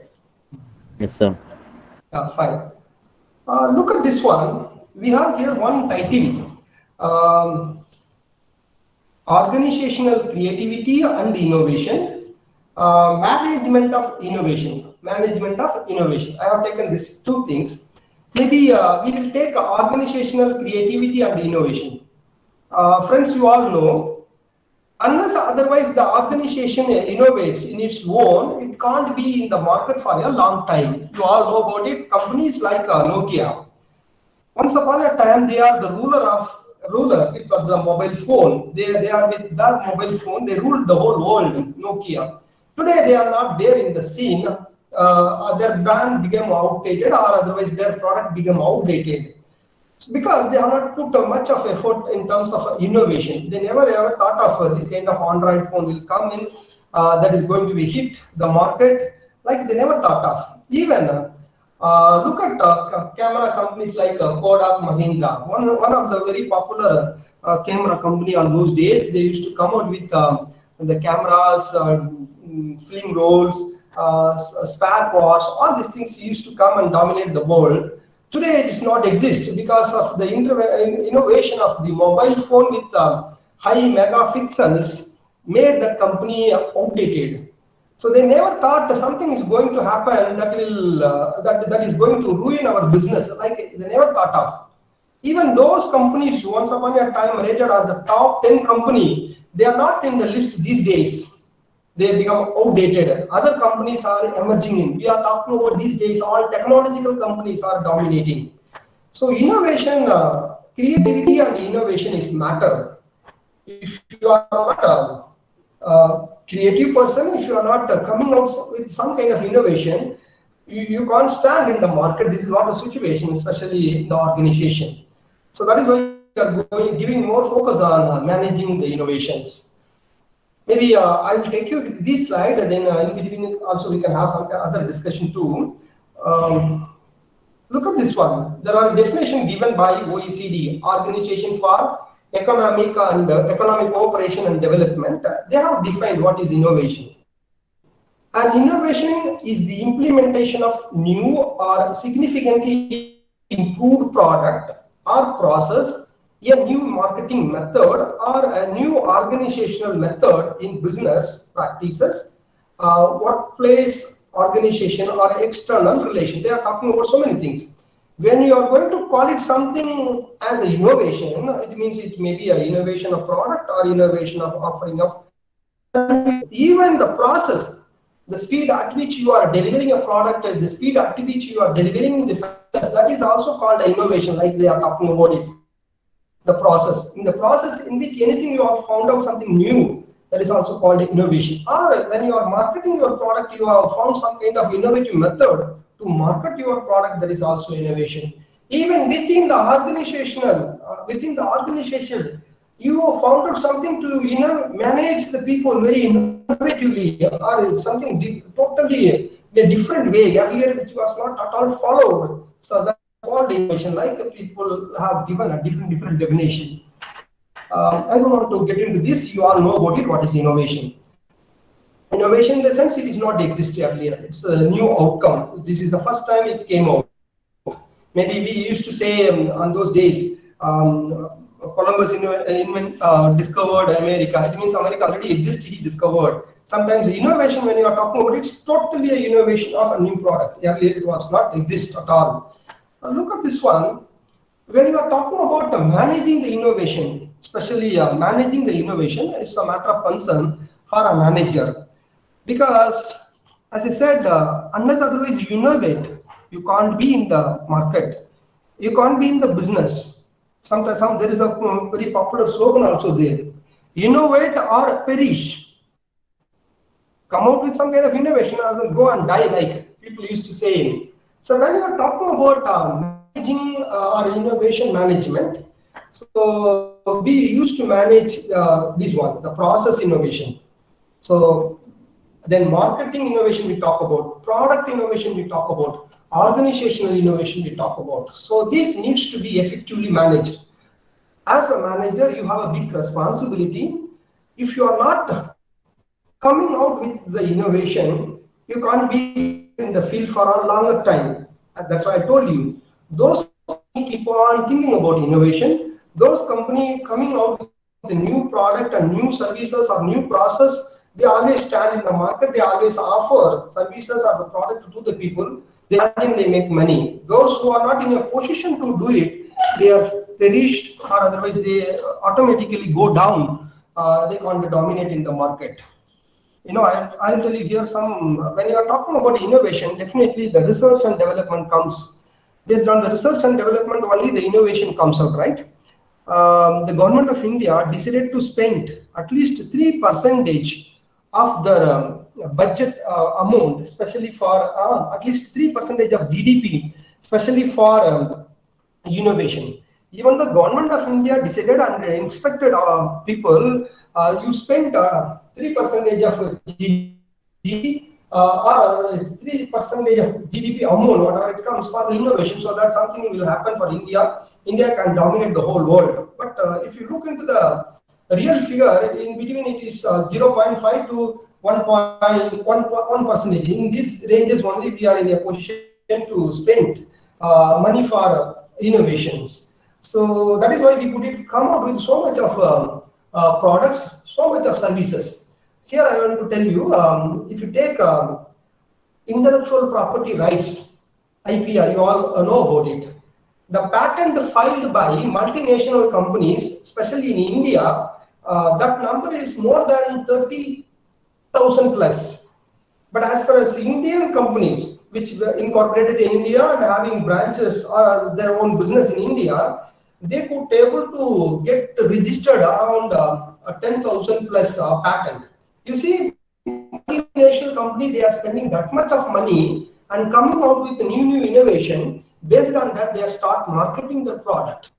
So how are they could able to do? They are managing innovation effectively. They are keep on monitoring whether innovation is happening or not. They are keep on pumping money, especially for research and development, through which they are trying to make innovation which happens within the organization. So when you are talking about innovation management, you need to look into, especially on the product, whether the product which we are having, is it okay? Is it having some kind of unique feature?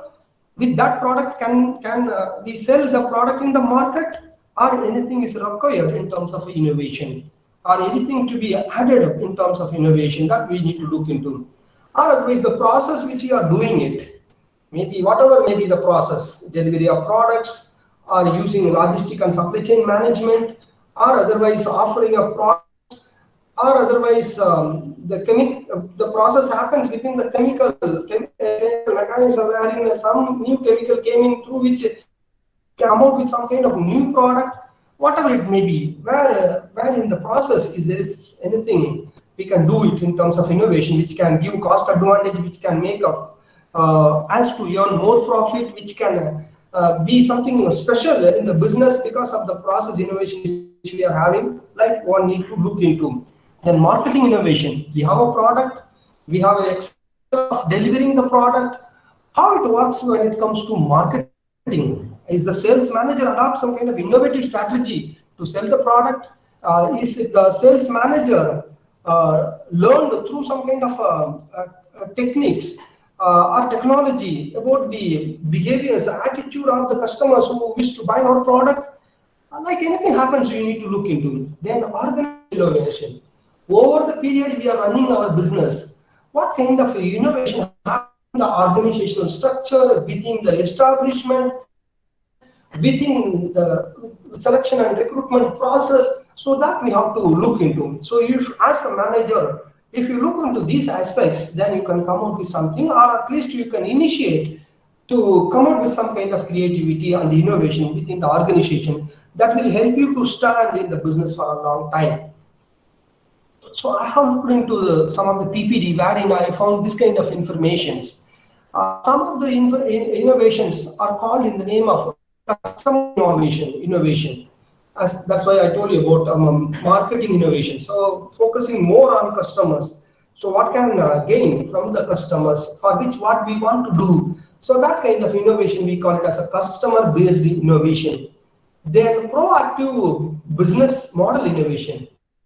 What period we are in business, as a business model, anything we have innovated, which is helping us to sell your product more in numbers in the market, reach to more number of countries, or reach to more number of customers. Anything happens because of the innovative model which you are start adopting, that you have to look into. Then frugal innovation. Here they are talking about new segments, new needs, radically new low cost, because nowadays people are expecting something as special, which is need to be very innovative.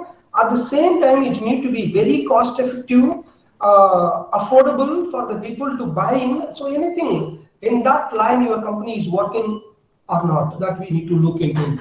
Then high speed or low risk innovations.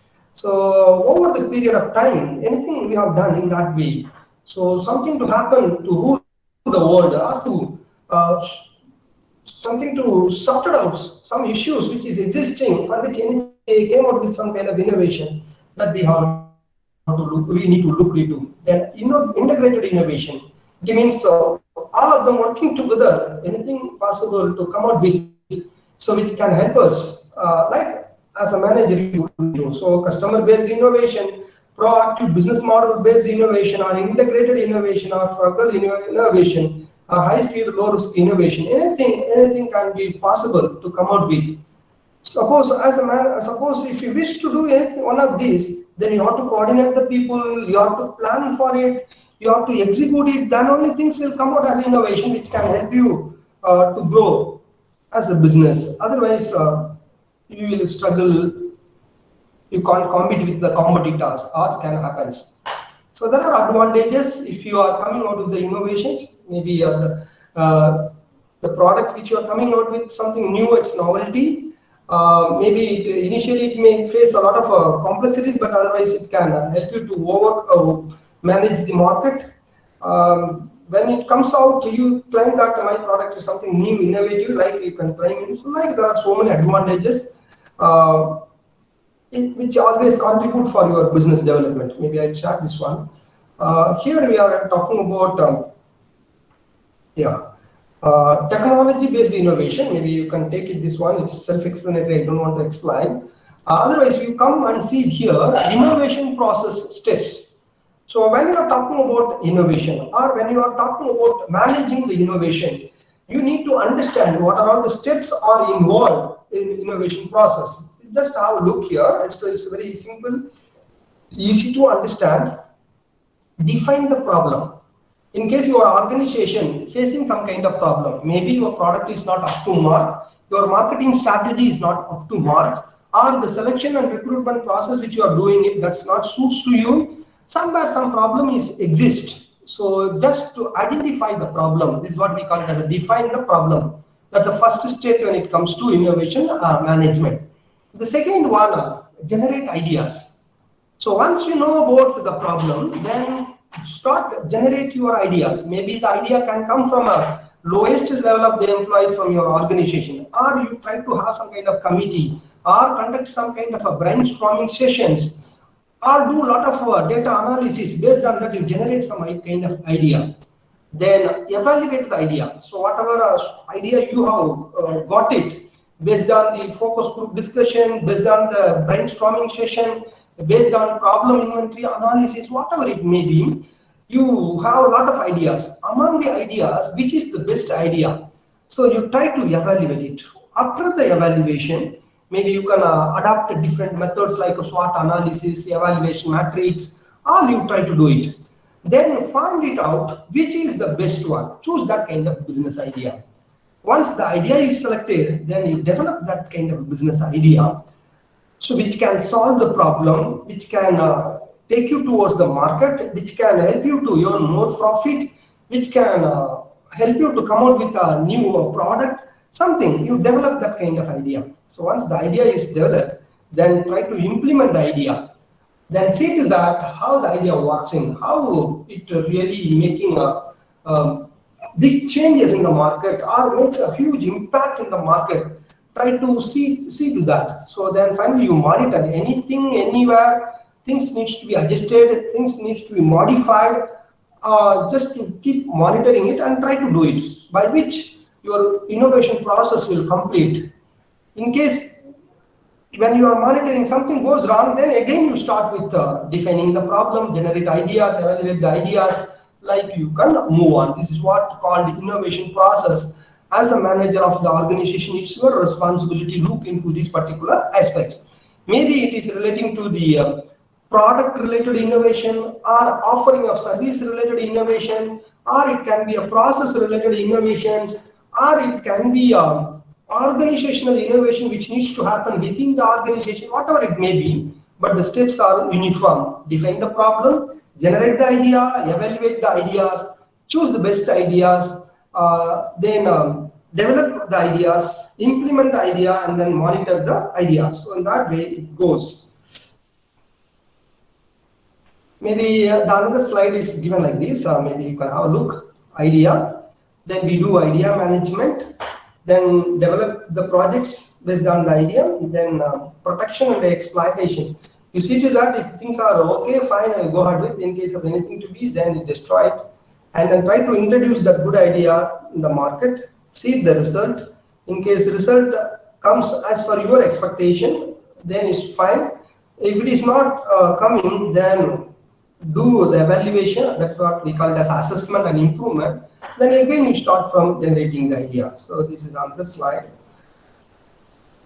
So look at this one. Using an innovation management tool, you are a manager of a particular organization. You always give more weightage towards the innovation process. As a manager, you need to look into these aspects.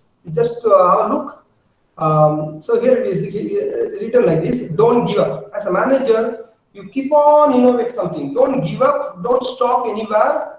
Don't do it. So keep innovating. That you have to do. See to that everything goes as per the schedule. So I'll try to check up. Then when it comes any innovation or anything as an outcome, you incentivize. You give them incentives. You make them feel happy. You promote them. You give a transport to them so that they feel happy for it. Then build a hype.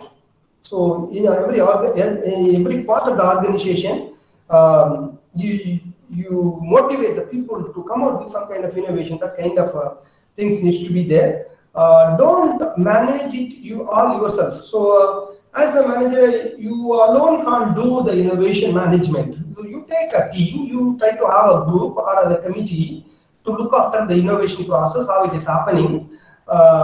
you make use that kind of group, then re-evaluate your goal. Suppose you have determined some kind of objectives. In the production, I have to do this kind of innovation.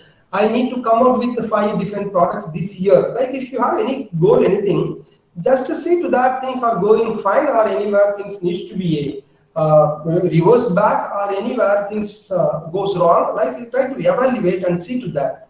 So everything is fine, then it's okay. Your innovation management process is also going fine, like you can assume. So,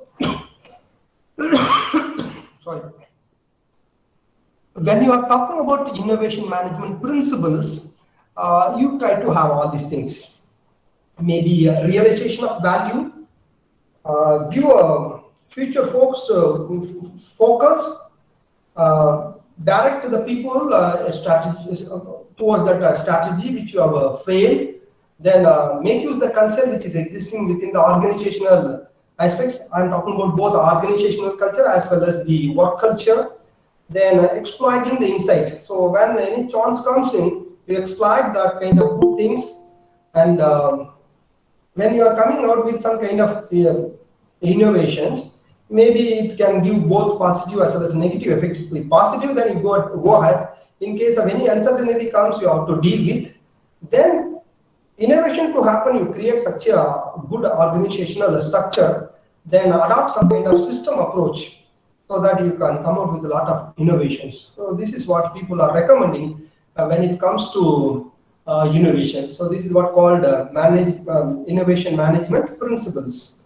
So like they are talking about it. So organization can also learn a lot with regard to innovations, for which there are ways. Maybe work-based learning one can do, or integrated learning one can do, problem-based learning one can do, innovative environment learning can happen, cooperative learning can happen. If anything happens like this, experimental learning or blended learning, if anything happens between the employees, within the organization, that can lead to innovation, that can lead to technology development, all can happen. So in that way it goes. So this is what all about innovation management. And then the other one which we have discussed is managing the diversity of the organization. So there are slides. There are slides which I have sent already that may be shared with you. Otherwise, maximum portion we have covered within the time frame allotted to me. Maybe I'll suggest you some of the title which I have not covered, but you can have a focus. Especially you look into the leadership and motivation, that you can do it in your own. That is easy. So that is why I'm leaving that part to you. Then impact of technology on organizational design. You see, these days we start using technology. Because of use of technology, the organizational structure is changed. Take for example, we talk about the IT at the IT enabled company.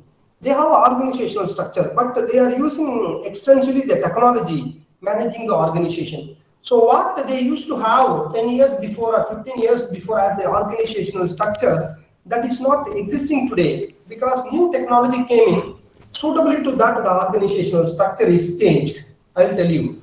A company called Airtel, you all know about it, Bharati Airtel Group. They have their own branch even in South Africa, wherein they have a expansion of business. Earlier, what Bharati Airtel they got in terms of organizational structure, and now it is changed because they got some kind of expansion of business globally. Suitably to that, they rearranged the organizational structure. You see, some of the company, maybe they are earning in terms of crores and crores, they don't have any formal organizational structure. Simply they are functioning in a house with 5-6 computers. They are running the company with 5-6 computers based on that, earning crores and crores of money, but better than the very big manufacturing company. Because of the intervention of technology, the organizational structure changed. So this is what here they are talking about, impact of technology on organizational design. You see, earlier also I told you, these days in every organization, there is an officer called Chief Information Officer, CIO. Maybe We all know about CFO, Chief Finance Officer, Chief HR Officer, like we used to have.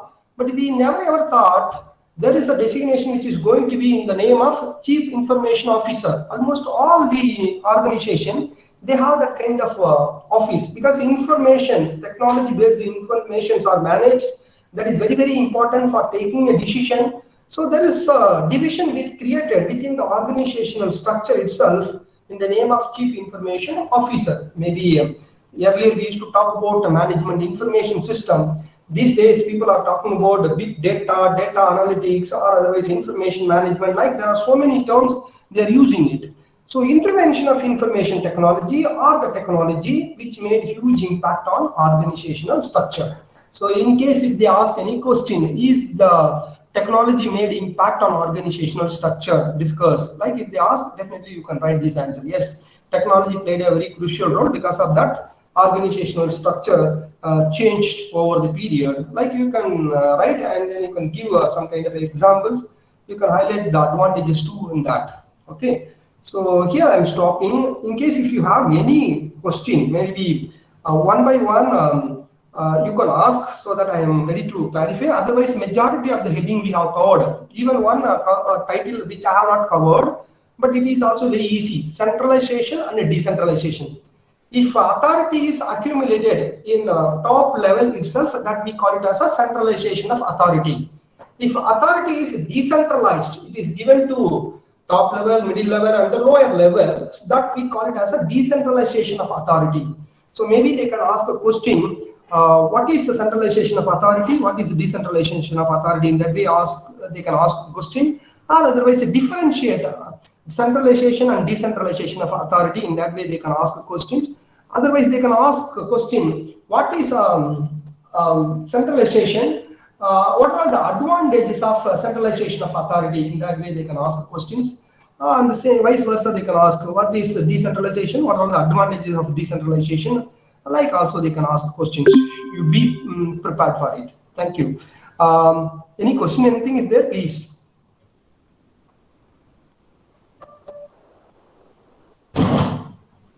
So, will there be case-based studies questions? Yeah. And if so, so how to write the exam pattern? Like, what short point should be written for the answer? Mr. Nalini Kaushal, okay. Yeah. You asked about the case study, right? Yes, case sir. study for which they are allocating 20 marks for the case study. It is very, very important. In case if you start with attempting section A, B, C, then finally you can attempt the case study. In case you maintain some kind of order, it is good. Some people, they think that it is 20 mark. Why can't we attempt in the beginning itself? If you wish to attend, you attend in the beginning itself and make explanation. Two things which I have told you yesterday. When you are start attempting the case study, just thoroughly go through the case study.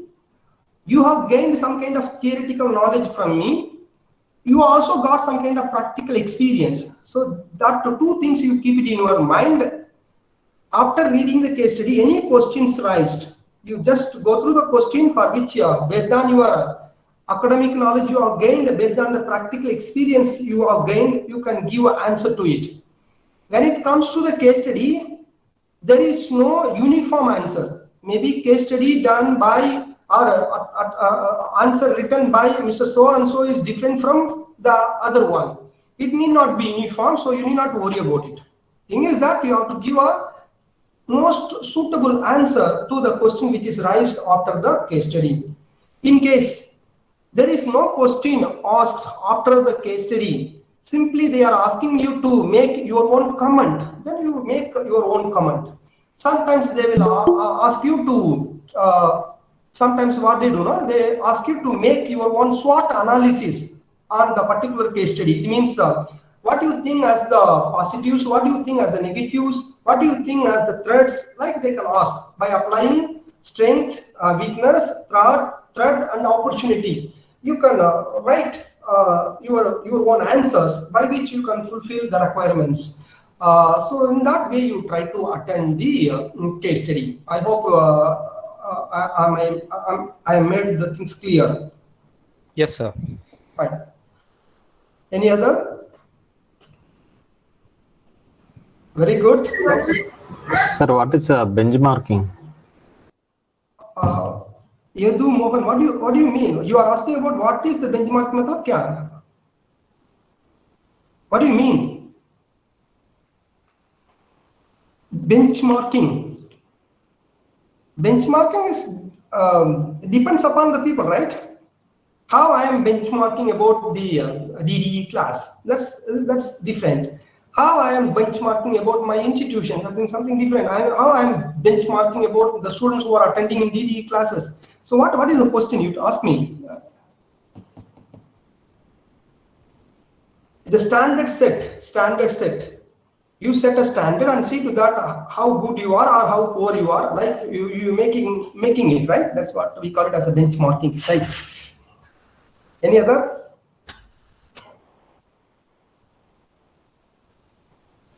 Okay. Thank you, sir. Arul, sir. Thank you very much. Okay. Thank you so much, ma'am. My sincere thanks to you for you and as well as the director for the opportunity you have given. I am also thankful to all the students who are present from all over India through DCE platform. Thank you all. All the best. Do your best in the exam. We wish you for our bright and happy career. Thank you. Thank you. Thank you very much. Thank you, sir. Thank you, Thank you, sir. Thank you, sir. Thank you, sir. Thank you, sir. Thank you, sir. Thank you, sir. Thank you, sir.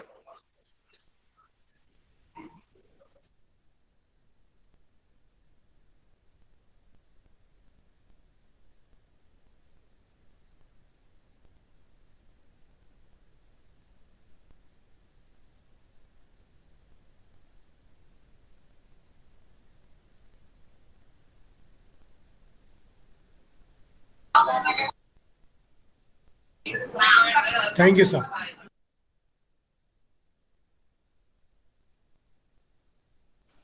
Thank you very much, sir.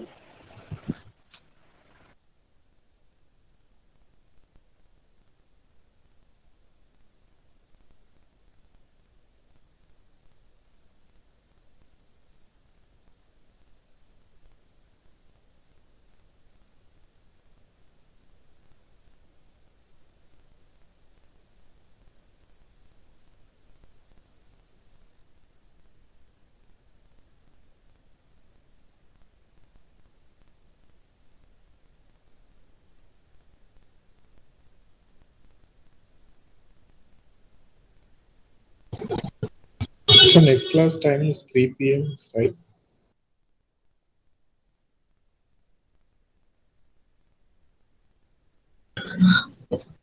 Hello?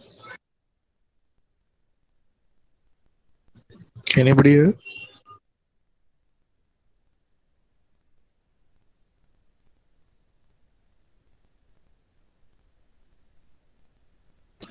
Hello? Hello? Anybody here?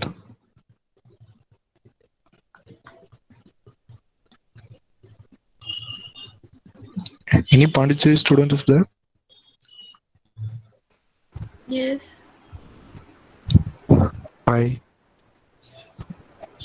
You Tamil? are asking for the Pondicherry, I mean, native or resident of Pondicherry or what? I am native Pondicherry, and now I am also in Pondicherry now. Okay. So no. You are currently in Pondicherry?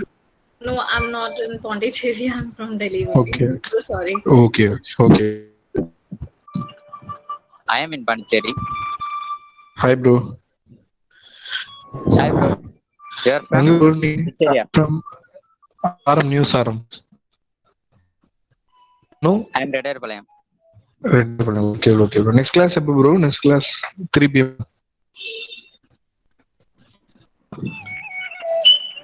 புரியல? Next class time, bro, 3 p.m. 2 o'clock தான் நினைக்கிறேன். 2 o'clock, bro. Okay. Siva 2 Wednesday முடிஞ்சிச்சா class? முடிஞ்சிச்சு bro. சரி okay, நான் lunch கிளம்புறேன். ஒர்க்ல இருக்கேன். Okay. ஆன்லைன் கிளாஸ் அட்டெண்ட் பண்ணாரு. Super. Okay.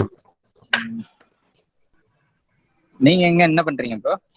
நானும் இங்கே தான் ப்ரோ, இங்கே அகாடமியில் ஒர்க் பண்ணுறேன். அகாடமியில் ஹாப்பினஸ் அண்ட் சக்ஸஸ் அகாடமி, அங்கேயும் ஒர்க் பண்ணிட்டு பண்ணுறேன். சரிங்களா? மந்த்லி சேலரி இங்கே என்ன ப்ரோ 12 வரும். சேம், எனக்கும் 12 தான். நம்ம இதுக்கப்புறம் இது முடிச்சாதான் வேற ஏதாவது கிடைக்கும். ஆமா. எது எக்ஸாம் சொன்னாங்களா தெரியுங்களா? இது தெரியல. புரியல என்னது? எக்ஸாம் ஏதாவது சொன்னாங்களா இப்போ என்னன்ட்டு? ரெடி ஆயிட்டு இருக்குன்னு சொன்னாங்க லாஸ்ட் வீக். இப்போ நம்ம இது எப்படி ப்ரோ, இதனால நம்ம அப்படியே படிச்சுக்கணுமா, எப்படி மனப்பாடம் பண்ணிக்கணுமா, சும்மா பார்த்து புரிஞ்சுக்கிட்டு நமக்கு தோன்றதே நம்ம இங்கிலீஷ் எழுத வேண்டியதான். அப்படியே ஓகே ஓகே. ஒரு மேனேஜ்மெண்ட் டீம் எப்படி நடத்தும்னு சொல்லிட்டு தியரியில எழுதணும். அக்கௌண்ட்ஸ் மட்டும் தான் எனக்கு கொஞ்சம் தள்ளுபடி ஆகும். ஆமா ப்ரோ, அதுல ஏதோ சம்லாம் சொல்றாங்க, அது ஒன்றும் புரிய மாட்டேங்குது. பார்த்து ப்ரோ, ஸ்டாஃப் யாரா இருக்க போறாங்க.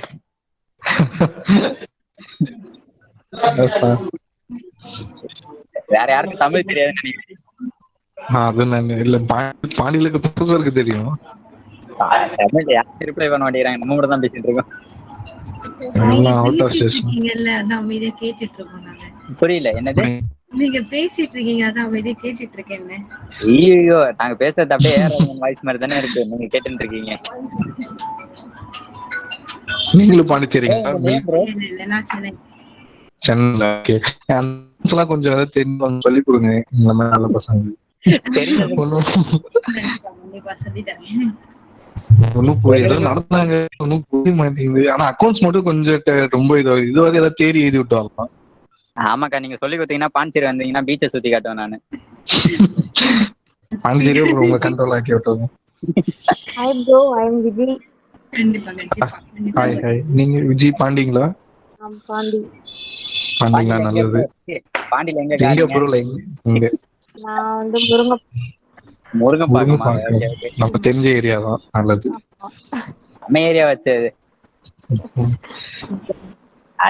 அக்கௌண்ட்ஸ் ஏதாவது தெரியுதா? ஆக்சுவலி பாண்டியில அந்த அளவுக்கு வர்க் இந்த கம்பெனிஸ் கிடையாதுல்ல, கிடைக்காது தானே. புரியல?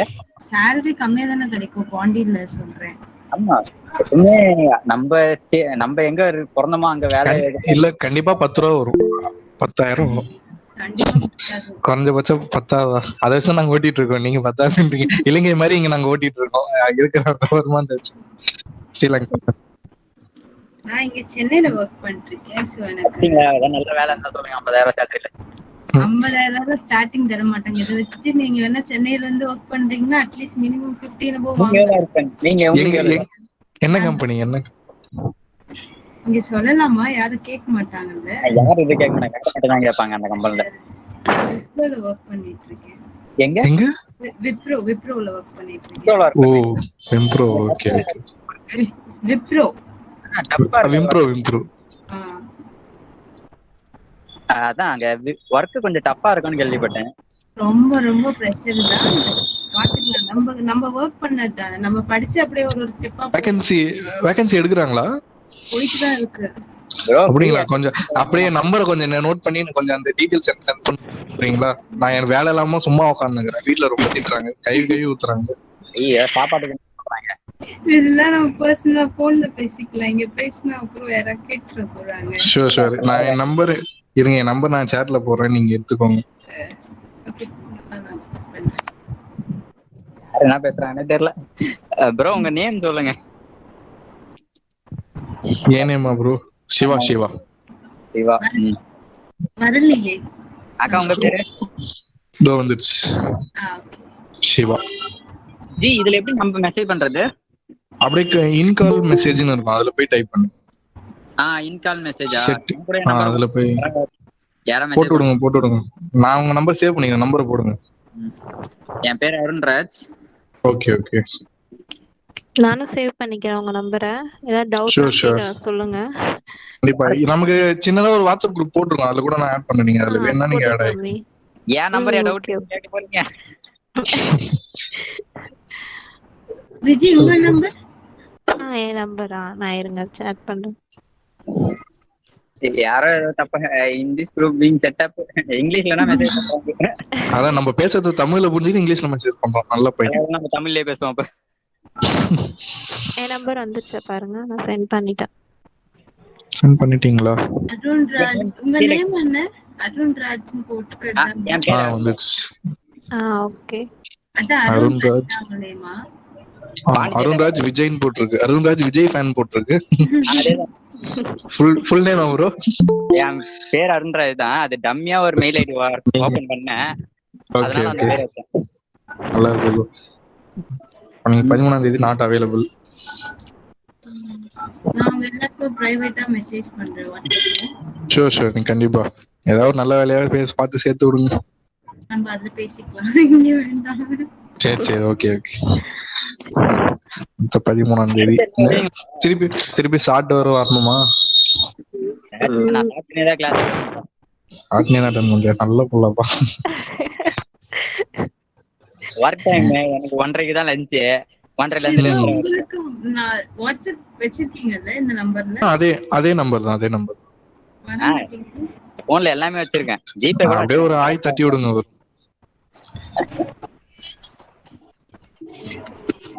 வரலையா? வரலையே. நான் தப்பா சேவ் பண்ணிட்டேனோ?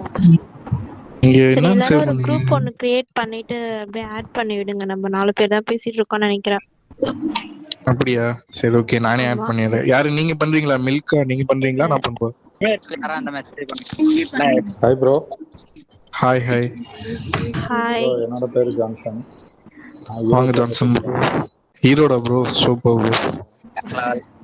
குரூப்ல லிங்க் இருக்கு. ஈரோட்ல நமக்கு ஒரு ஆள் இருக்காங்க, ஜான்சன்.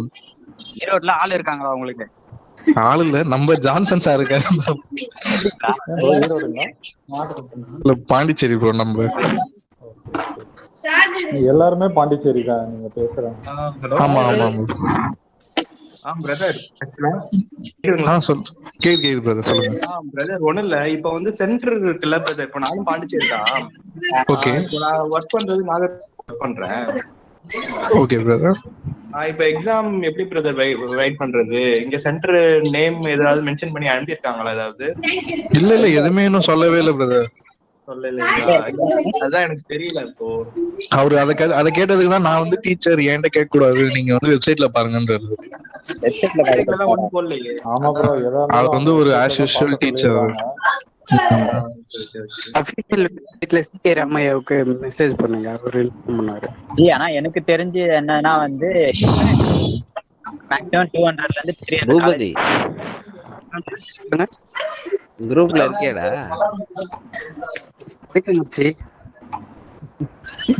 அதான் நான் உடனே பாக்குறேன்.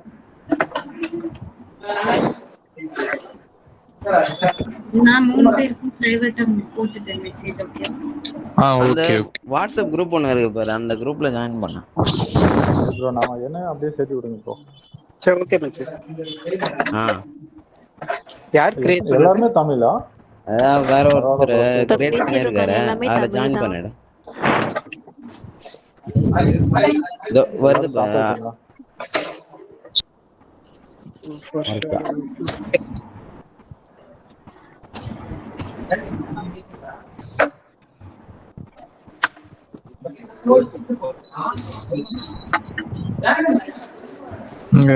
இங்க அருண் ப்ரோ போயிட்டாரு போல. மில்கா மேடம் போயிட்டாங்க. அதான் நல்லா கடகடன்னு பேசுங்க. சொல்லுங்க. கூப்பிடுறீங்க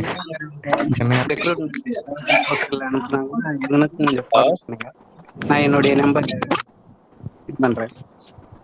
யாரோ சொல்றீங்க, என்ன சொல்றீங்க? நீங்க ஏதோ சொன்னீங்கன்னா யாரு? அருண் ப்ரோ வந்துட்டாரு போலயே. வந்துட்டாரு. பூபதி அந்த லிங்க் இருக்குடா, அதுல ஜாயின் பண்ணடா. டைரக்டா அட்மின் தான், அப்புறம் ஆட் பண்ண முடியும். ஓகே.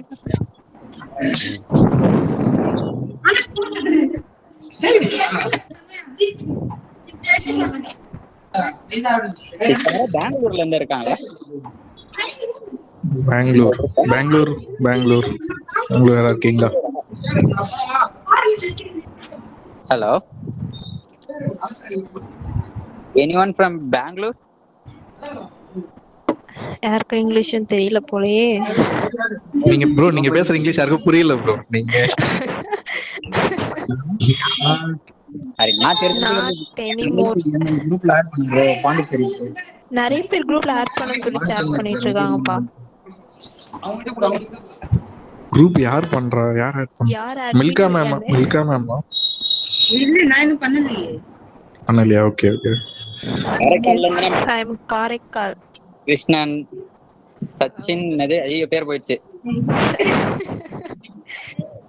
ப்ரோ என் பேர் மாணிக்கம் சொல்லிட்டு இருக்கேன் பாருங்க. Please add me in WhatsApp group.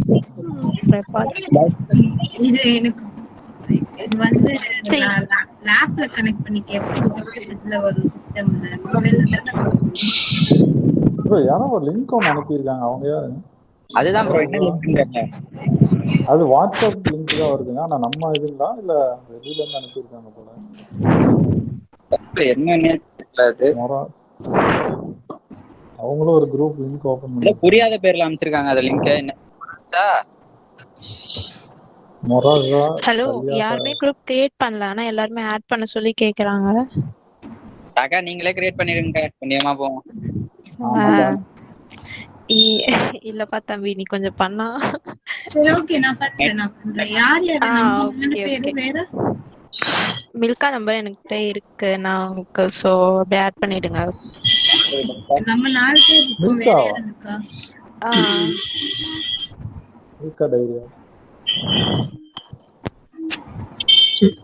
Viji நீங்க ட்வின்ஸா? இல்ல இல்ல, அது சென்டர்ல இருக்கிறது தான் நானு. அப்படியா? Okay okay.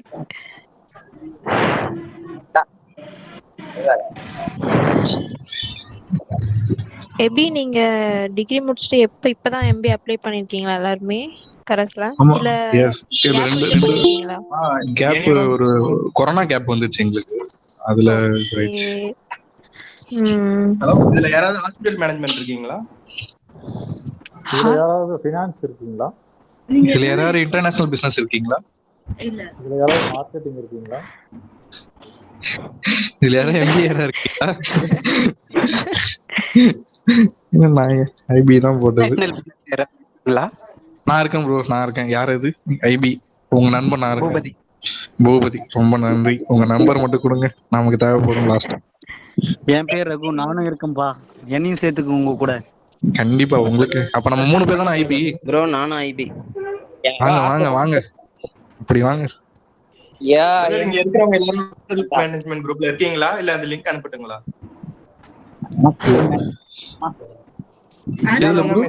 இன்வைட் தான் போகுது. நீங்க இன்வைட் கொடுத்து பாருங்க, உங்களுக்கு வந்திருக்காங்க. கிளாஸ் இப்ப நேரம் போரா போச்சு, இப்பதான் ஜாலியா. ஆமாப்பா, பேசிட்டு ஜாலியா தான் இருக்கும்.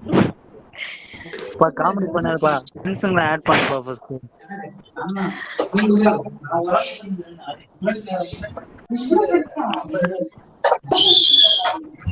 நான் சொல்லல, யாருமே ரிப்ளைவே பண்ண மாட்டாங்கன்ட்டு. இல்ல பிரதர், இதோ இருங்க, குரூப் லிங்க் அனுப்பி விடுறேன். Hospital management. ஓகே, சாப்பாட்டுக்கா? தலைமையா என் இனத்தை சேர்ந்தவன்னு நினைக்கிறேன்ப்பா. ஆமா, யாரோ லாஸ்ட்ல 0867 யார் நம்பர் அது? 08 சிவா. சிவா நம்பர் சேவ் பண்ணனும், அதுக்காக. ஓகே. ஏன் அக்கா எல்லாரும் நம்பர் சேவ் பண்றாங்க? வேற கால் எடுக்கறீங்களா? சிவா, நீங்க யாரையாச்சும் ஆட் பண்றதுன்னா பண்ணிருங்க. நான் குரூப் கிரியேட் பண்ணிருக்கேன், நான் குரூப் அட்மின் போட்டுருக்கேன். ப்ரோ கிருஷ்ணன் ப்ரோ, நீங்க ஒரு லிங்க் அனுப்பியிருக்கீங்க, அந்த குரூப் உண்டா?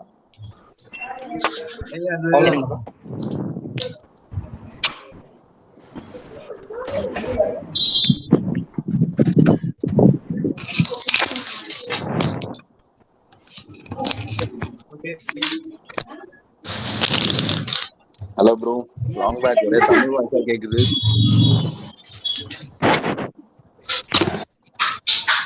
Hello hello hello, long back ஒரே தமிழ் வாய்ஸா கேக்குது. அப்படிதான். வீட்ல லைட்டா வாங்குறாங்க. ஓகே, எந்த ஊர் நீங்க?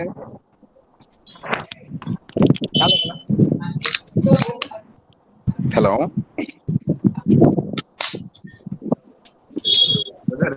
ஆக்சுவலா கிளாஸை விட இப்பதான் நிறைய கொஸ்டின்ஸ்ல நிறைய எல்லாம் கேக்குறீங்க. கிளாஸ்ல எல்லாம் சைலண்டா இருந்தாங்க. ஏன்பா ஏதாவது கேட்கறதே தடுக்காதப்பா, கேட்கணுமேப்பா, பதில் சொல்லுங்கப்பா.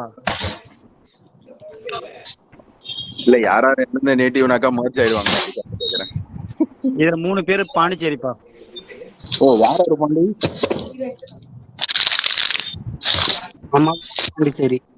ப்ரோ நான் பாண்டி தான், முத்தல்பட். நான் பாண்டி காலேஜ்ல இருப்பேன். இப்போ நாகர்கோவில் ஐயோ இருக்கேன். என்ன எல்லாம் பாண்டி தான் சொல்றீங்க? நான் 3 பேர் தான் பாண்டிச்சேரி சொன்னாங்க. ரகு நம்ம ஃப்ரெண்டு பிரதர். நான் முத்தல்பட் ப்ரோ. ரொம்ப நல்ல பழக்கம்.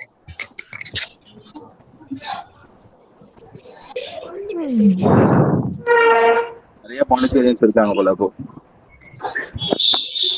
யார் நாகர்கோவில் சொன்னீங்க? ஆக்சுவலா நாகர்கோவில் ஒர்க் பண்றேன். நான் வந்து பாண்டி காரைக்கால் 2 பிளேஸ்லயும் இருப்பேன். நேட்டிவே வரேன். ஓ எனக்கு ஹேங் ஆயிடுச்சு ப்ரோ. ஐயோ என்ன சொல்ல மாதிரியா? கிளாஸ் எடுக்கும் போது தான் ஹேங் ஆகும், அதுக்கு முன்னாடியே வா. எதுவுமே வர மாட்டேங்குது. வராது கண்டிப்பா. I'm Johnson. பரவாயில்ல, நிறைய பேர் வாட்ஸ்அப் பண்ணிருக்காங்க. நிறைய பேர் லாங்குவேஜ் எல்லாமே தமிழா இல்ல வேற ஒரு லாங்குவேஜ்ல இருக்காங்களா? சில பேர் நார்த் சைடு ப்ரோ, சில பேர் நார்த் சைடுல இருந்து பண்றாங்க. அவங்கள நம்மளோட மாட்டாங்க, விட்டுடுங்க. கரெக்ட் தான். நம்ம ஃப்ரெண்ட்ஸுங்க நம்ம கலெக்ட் பண்ணி நம்ம அவங்கள வந்து அவங்கள வந்து பயங்கரமா எஃபோர்ட் எடுத்து அவங்களையும் மிஸ் பண்ணாம எல்லாரும் நல்லா படிக்க வச்சு எக்ஸாம் எழுதி ப்ராப்பரா பண்ணிடணும். சரி படிச்சிருக்கோங்க சார், எல்லாருமே ஒரே ஈக்குவலா எழுதிட்டு போயிடணும் இந்த குரூப்ல இருந்து. யார் அந்த நல்ல உள்ளம்? யாரா அது? நம்ம அருண் ப்ரோ.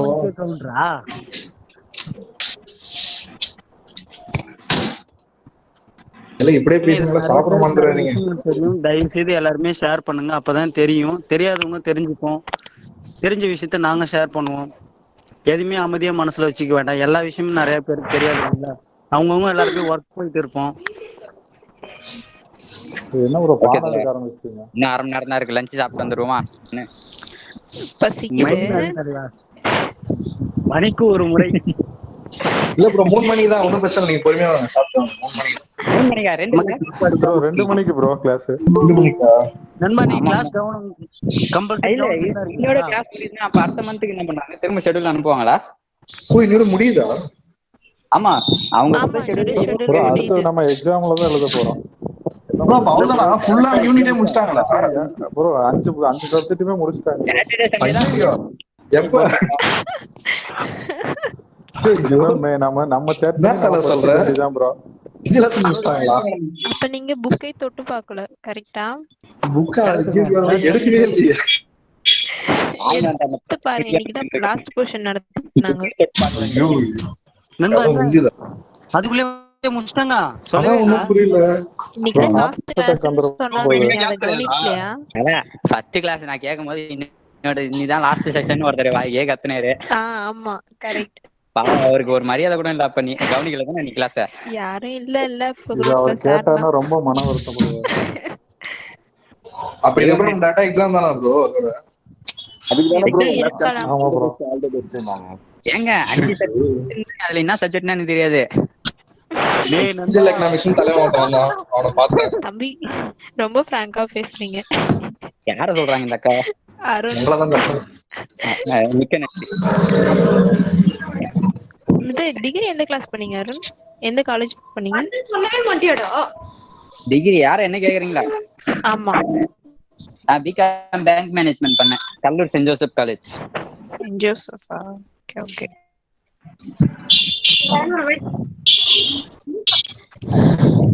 சிவா நீங்க? நான் இங்க தான் ப்ரோ பாண்டியில இருந்தேன். பாண்டியில என்ன பண்ணீங்க? பாண்டியில என்ன அப்பயா?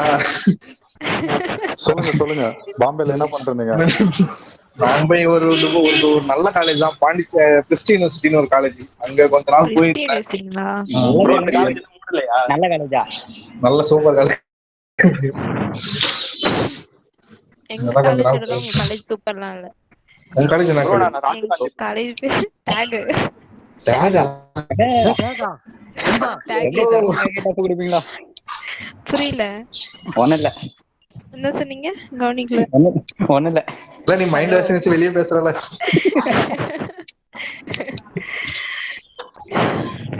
வேற லெவல் காலேஜ் அது.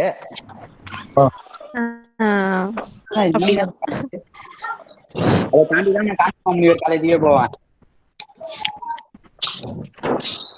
புரியல, என்ன சொன்னீங்க? அதை தாண்டி தான் காஞ்சிமாமணி ஒரு காலேஜ் இருக்குல்ல. காஞ்சிமா, ஆமா. ஆக்சுவலா அங்கதான் MBA அப்ளை பண்ணது. எங்க MBA இருக்கு? நீங்க அங்க ஒரு MBA சரி, MCOM தானே இருக்கு. அது போன இல்லையே, இருக்கே. எங்க அங்க MBA கிடையாது, அங்க MCOM MA வேறதுதான் வச்சுக்கோங்க. அங்க MBA தான் எல்லாரும் எல்லா குடும்பம் அங்கல்ல இருக்கும். நியமிக்கிற மாதிரி. நானும் இப்பதான் சின்ன வயசுல எங்க ஸ்கூல்லயே காலேஜ் படிச்சிடலான்னு பார்த்தேன். ஆனா எங்க ஸ்கூல்ல காலேஜ் இல்ல. நண்பா எந்த ஸ்கூல் நண்பா? சத்தியமா சொல்ல மாட்டேன். ஆனா கவர்மெண்ட் ஸ்கூல் மட்டும் தெரிஞ்சிச்சு. சத்தியமா இல்ல, பிரைவேட் தான். பிரைவேட்டுக்கு இவ்வளவு ஆர்வமாவா? பேரு என்ன பாப்புலரான பேரா? சேச்சா தம்மாசூண்ட் ஸ்கூல் தான் அது. Presidential secondary school. பிரசிடென்சியா? என்ன பிரசிடென்சியான்னு கேக்குறீங்க? எது வேலூர் ஜெயிலான்ற மாதிரி இருக்கு நீங்க கேக்குறது? இல்லப்பா, அதுல ரொம்ப எல்லாமே வெறுப்பாங்க, அதுக்காக தான் கேட்டேன். ஆமாப்பா, கம்பி கம்பியா போட்டு ஜெயில் மாதிரியே இருக்கும். அந்த ஜெயில தான் நாங்க வாழ்ந்துட்டு வந்தோம். அப்ப அக்யூஸ்டா நீங்க? சரி நண்பா, நோட்ஸ் எதை எடுத்து வச்சிருக்கீங்களா இல்லையா? என்ன வார்த்தை கேட்ட தலைவன்? எடுத்து வச்சிருக்கேன். என்ன? அது இல்லப்பா, அவங்க ஃப்ரெண்டுங்க எல்லாம் இப்ப பேசுறவங்க எல்லாருமே அதை எடுத்திருக்காங்களா, கலெக்ட் பண்ணாங்களா? நம்ம பேசுறது நேம் கலெக்ட் பண்ணி வச்சிருப்பாங்க. அவங்கள்ட்ட இருந்து வாங்கிக்கிறோம். அப்ப ஏங்க நாம கொடுத்துருங்க எங்களுக்கு தயவு.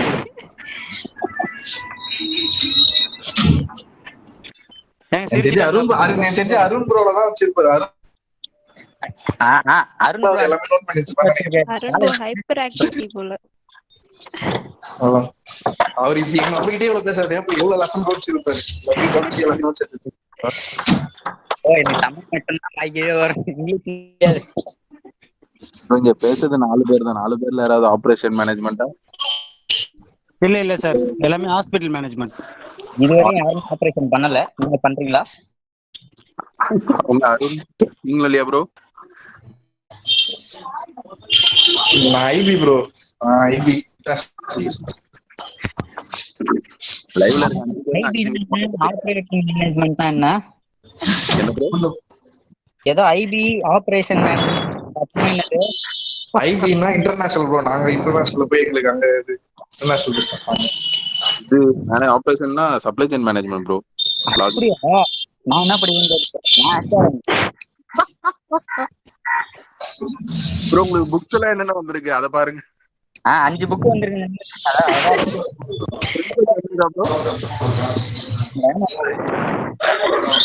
ப்ரோ. புக்ல பிரிண்ட் ஆயிருக்கான்னு பாத்தீங்களா? அதுவாது வந்திருக்கான்னு பாத்தீங்களா ஓபன் பண்ணி?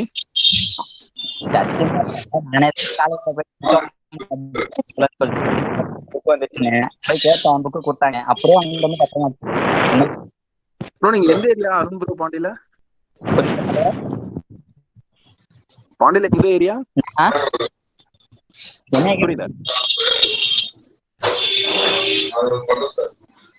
கேக்குறீங்க? ஆமா ப்ரோ. ரெட்டியார்பாளையம். ரெட்டியார்பாளையமா? ஆமா. Okay okay okay. ஏன் ஏதோ வார இல்ல கேட்டேன், நானும் பாண்டி தான், அதனாலதான் கேட்டேன். பாண்டியில லாஸ்பேட். சாரி தலை, ஏதாவது திமிரா பேச கோச்சுக்காதா? புரியல என்னாச்சு? இந்த குரூப்ல யாருன்னா சாப்பிடுறது? நான் சாப்பிடலப்பா. அப்ப நான் மட்டும் தான்ப்பா சாப்பிடுறேன். கண்டிப்பா உனக்கு வயிற்று வலிக்கும்பா, விட்டுட்டு சாப்பிடுப்பா. ஹலோ ஹலோ ஹலோ, எந்த டிபார்ட்மெண்ட் நீங்க? ஹலோ, எம்பிஏல எந்த டிபார்ட்மெண்ட்? எம்பிஏல டிபார்ட்மெண்டா? இல்ல ஹாஸ்பிடல் மேனேஜ்மெண்ட் எதுன்னு கேக்குறேன். அருண் ப்ரோ, எல்லாமே உங்களுக்கே क्वेश्चंस வருது, என்ன கதை? தெரியல ப்ரோ. அருண் ப்ரோ நல்லா ஃபேமஸ் ஆயிட்டாருன்னு நினைக்கிறேன். ஒருவேளை இவற்றும் பாண்டிச்சேரியில நினைச்சிட்டாங்களா யூனிவர்சிட்டில இருந்து? இல்ல நான் பாண்டிச்சேரி தான் நானும். இல்ல அதான் பாண்டிச்சேரி யூனிவர்சிட்டில இருந்து ஒரு ஸ்டாஃப் பேசுறாருன்னு சொல்லி அருண் ப்ரோ கிட்ட எல்லாம் பேசும்போது நல்லா பேசுறேன்றதுனால படிக்கிற பையன் நினைச்சுக்காதீங்க. நான் இருக்கட்லே ப்ரோ எப்படியா இருந்தாலும் ஃபர்ஸ்ட் இயர்ல எல்லாரும் காமனா இருக்கும், கொஞ்சம் ஏதாவது சொல்லி கொடுங்க ப்ரோ.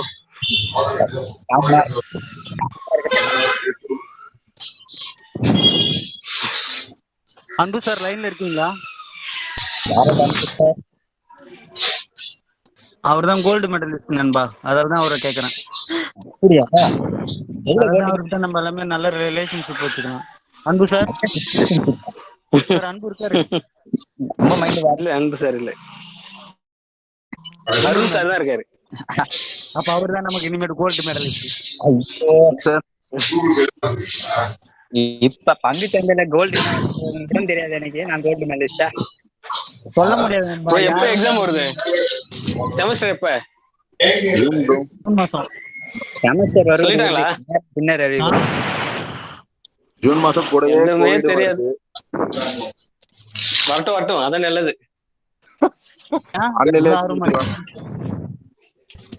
அதுக்குதான் ஆன்லைன் கிளாஸ் வருது. இல்ல ப்ரோ, இது கோவிட் இல்லனாக்கா ஆக்சுவலா பிசிக்கல் கிளாஸ் தான் இருக்கும் வீக்கெண்ட்ல. Okay, Saturday Sunday live class attend பண்ற மாதிரி இருக்கும். ஐயோ அந்த ஜிக்மர் கேம்பஸ் சொன்னீங்களா, அதுக்கு தானே வரணும். எங்க ப்ரோ? ஜிக்மர் கேம்பஸ் சொன்னாங்களே. இல்ல நம்ம ஹாட்ஸ்பாட் ஏரியா எங்கெங்க நியர்பை இருக்கோ அங்கெல்லாம் கனெக்ட் பண்ணிடுவாங்க. இல்ல எனக்கு ஜிக்மர் தான் சொன்னாங்க. ஆக்சுவலா நான் கரிக்கலாம் பாக்கம். ஓஹோ சரி சரி. நண்பா உன் பேர் என்ன நண்பா? சந்தோஷ். யார்? சந்தோஷ் கரிக்கலாம் பாக்குமா? நீங்க கரிக்கலாம் பாக்குமா? நான் உங்க ஊர் பக்கத்து ஊர் தான்பா. என்ன ஊரு? உங்க ஊர்ல இருந்து ஃபேமஸான ஒரு கம்பெனி இருக்கிற ஊர் என்னது? யாருக்கு தெரியும்? டிவிஎஸ் கோர்காடா? இல்ல எம்ஆர்எஃப் கம்பெனியா? ஆமாப்பா எம்ஆர்எஃப் கரெக்ட். எம்ஆர்எஃப் ரெண்டு கம்பெனி தான் எங்க ஊர்ல ஃபேமஸ், டிவிஎஸ் இல்ல எம்ஆர்எஃப். உங்க ஊர்ல மேனடெக் ரொம்ப ஃபேமஸ் பா. மேனடெக் அது ஓகே, ஆனா அதுல வந்து பீப்புள் கம்மி இல்ல. மேனடெக் வேர்ல்ட் வைஸ் பா, வெளியில தெரியாது. அவன் பயங்கரமா சம்பாதிக்கிறான். வெளியில தெரியாது இப்ப. ஆமா கண்டிப்பா. அருண் ப்ரோ ஒர்க் பண்றீங்களா? கோல்டு மெடலிஸ்ட் ஒர்க் பண்றீங்கன்னு கேக்குறீங்க. எங்களுக்கு தெரியாம கேட்டேன் சார். என்ன ஒர்க் பண்ணிட்டு இருக்கீங்க சார்? எங்களுக்கு வாய்ப்பு கொடுங்க sir. Sir early achievement award வாங்குவீங்களா சார்? Definitely sir. டெய்லி சார்ட்ட பேசுறது ரொம்ப சந்தோஷமா இருக்கு சார். கேட்கும்போதே ரொம்ப பெருமையா இருக்கு சார். ரொம்ப பெருமையா தான் இருக்கு. இன்னைக்கு தான் கிளாஸ் ஆடணும் ப்ரோ. எவ்வளவு நாளா இது கிளாஸ் வந்து ரன் ஆகுது? ஒரு மாசமா போயிட்டு இருக்குப்பா. நான் இன்னைக்கு தான் ஜாயின் பண்ணனேன். இன்னைக்கு தான் ஃப்ரீ.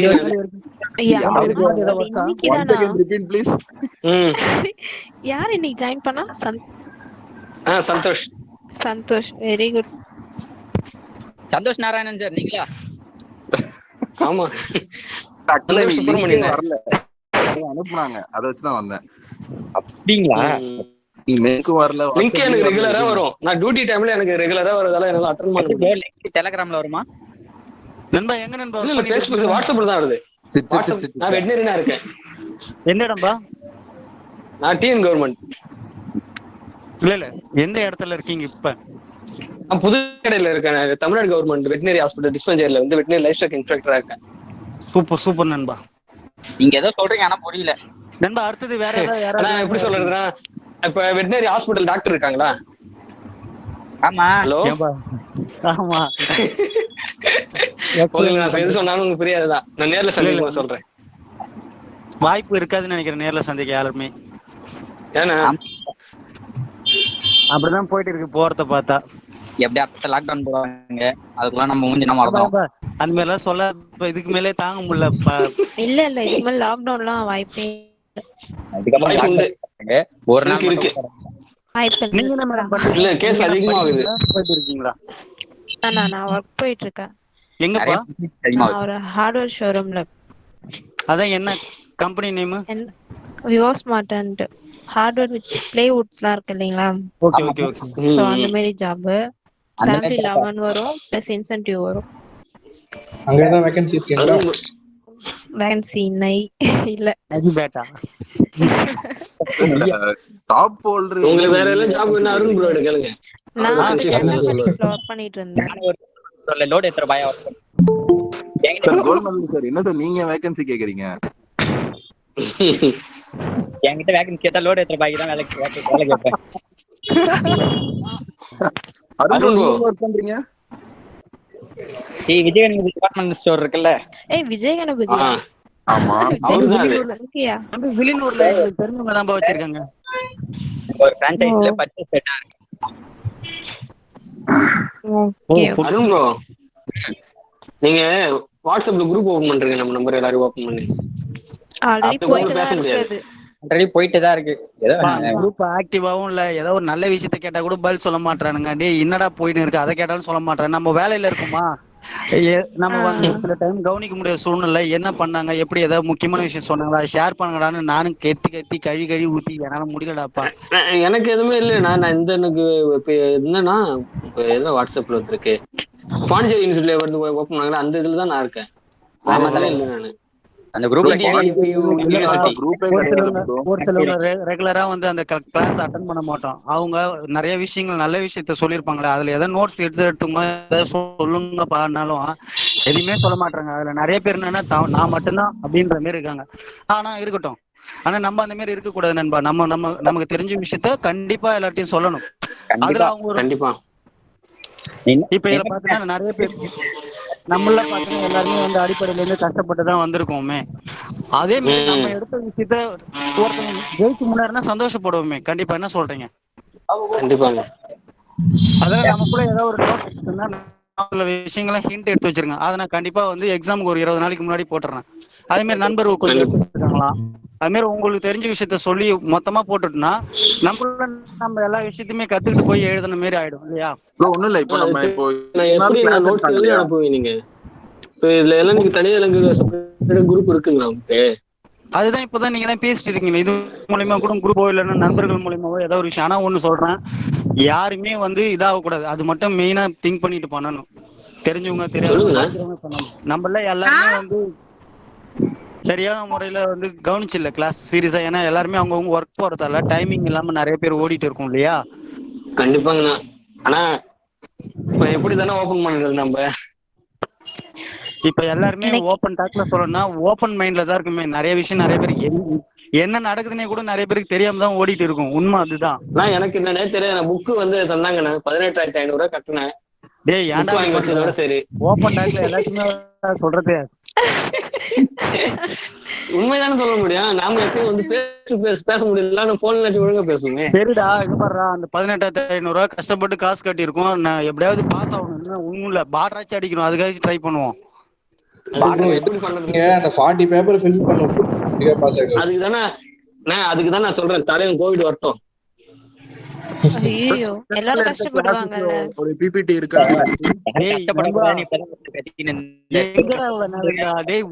நம்ம எக்ஸாம் கோவிடே வரணும்ன்றா நண்பா. நீ வேண்டா இவ்வளவு நாள் எங்கடா இருந்தீங்களா? இங்க நாங்கெல்லாம் படாத பாடுபட்டுன்னு இருக்கோம். நீ என்னடா அசால்ட்டா கோவிட் வரணும்ன்ற. நீ எல்லாம் வேற லெவல் அமெரிக்கால இருந்து வரீங்க. தம்பி எல்லாருமே கஷ்டப்படும்டா. கோவிட் நம்ம ஒருத்த மட்டும் பாதிக்கிறதுல வருமானம் பாதிச்சிரும். பாண்டிச்சேரி யூனிவர்சிட்டில இருந்து குரூப் ஏதோ இருக்க சொன்னீங்களா? அது யாரெல்லாம் இருக்கீங்க? நான் இருக்கேன். பாண்டிச்சேரி யூனிவர்சிட்டில இருந்து அபிஷியலா குரூப்பே கிடையாது ப்ரோ. அது நம்ம இல்ல யூனிவர்சிட்டி இருக்கு, அபிஷியலா இருக்கு. அது கான்டாக்ட் நம்பர்ல இருந்து மெசேஜ் வருது, அதானே சொல்றீங்க? அது இல்ல பாண்டிச்சேரி யூனிவர்சிட்டில டிடி போட்டு பியூ போட்டு யூனிவர்சிட்டி போட்டுருக்காங்க பாருங்க. அதுதான் அது கிடையாது. நானும் அதுல இருக்கேன். குரூப் கிடையாது, அன்அபிஷியல் தான். பாண்டிச்சேரி குரூப்ல யூனிவர்சிட்டில இருந்து இது வரைக்கும் நம்ம குரூப்பே ஓபன் பண்ணல யாருமே. உங்க சைடுல இருந்து பண்ணல ப்ரோ. ஓகே அப்ப ஏதோ லோகோலாம் போட்டு வந்துச்சு. அப்ப அது கிடையாதா? ஒண்ணுல நான் இப்போ ஸ்கிரீன்ஷாட் அனுப்புறேன். குரூப் எல்லாருமே அதுதான் இந்த லோகோ நெட்லயே கிடைக்கும். நீங்க கூட எடுத்து கிராப் பண்ணி வச்சுக்க டிபில. எந்த இடத்துல எல்லாருக்கும் இருக்கா ப்ரோ? இப்போ இத்தனை நாள் கிளாஸ் நடந்ததுல நடந்ததா? இல்ல அந்த ஃபைல் இருக்கா? பிபிடி ஃபைல் எல்லா சப்ஜெக்ட்டுமே இப்போ இருக்கு.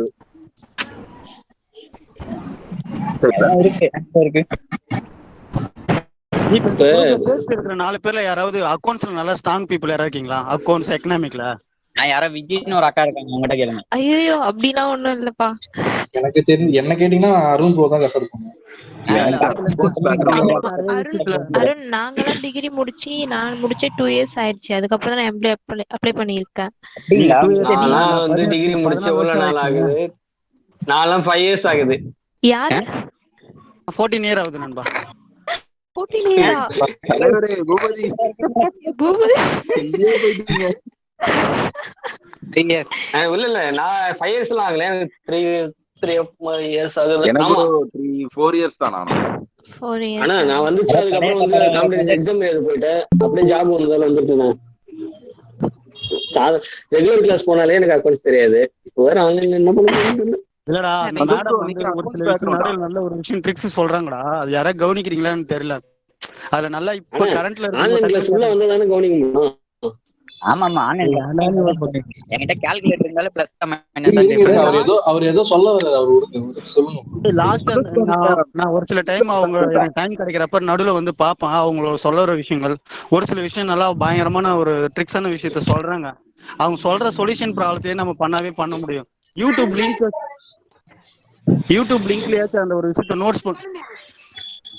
அந்த நோட்ஸ் எடுத்து யாராவது ஒருத்தவங்களுக்கு நல்லா புரிஞ்சுங்க ஏதாவது கொஞ்சம் எடுத்துட்டீங்கன்னா, நம்ம எல்லாருமே இதுல பாதி பேர் தமிழ் மீடியம் நினைக்கிறேன். எல்லாமே இங்கிலீஷ் தமிழ் எல்லாம் கலந்துருக்கணும். ஹிந்தி பேட்டர் தமிழ் மீடியம் இருக்கும் ரொம்ப டஃபா இருக்கும் அந்த மாதிரி சூழ்நிலையில. தயவு செய்து யாராவது ஒருத்தங்க அதை புரிஞ்சுக்கிட்டீங்கன்னா கொஞ்சம் நோட்ஸ் எடுத்து வைங்க தயவு செய்து. நீங்க பயப்படாதீங்க, கண்டிப்பா நாங்க இருக்கோம். ஆனா உங்க நம்பர் சொல்லுங்க. தலைவர் யாரோ வீட்ல வேலை செஞ்சாங்க போல, ஹை கேர்ல. என்ன ரகண்ணா? என்னப்பா? ஹலோ, உங்க நம்பர் சொல்லுங்க. நம்ம எல்லாம் குரூப்ல இருக்கு நம்பருங்களா?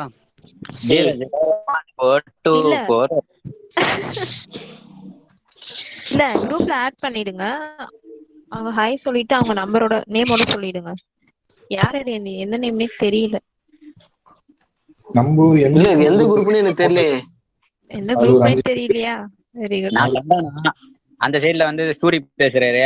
என்னக்கா நீங்க யாராவது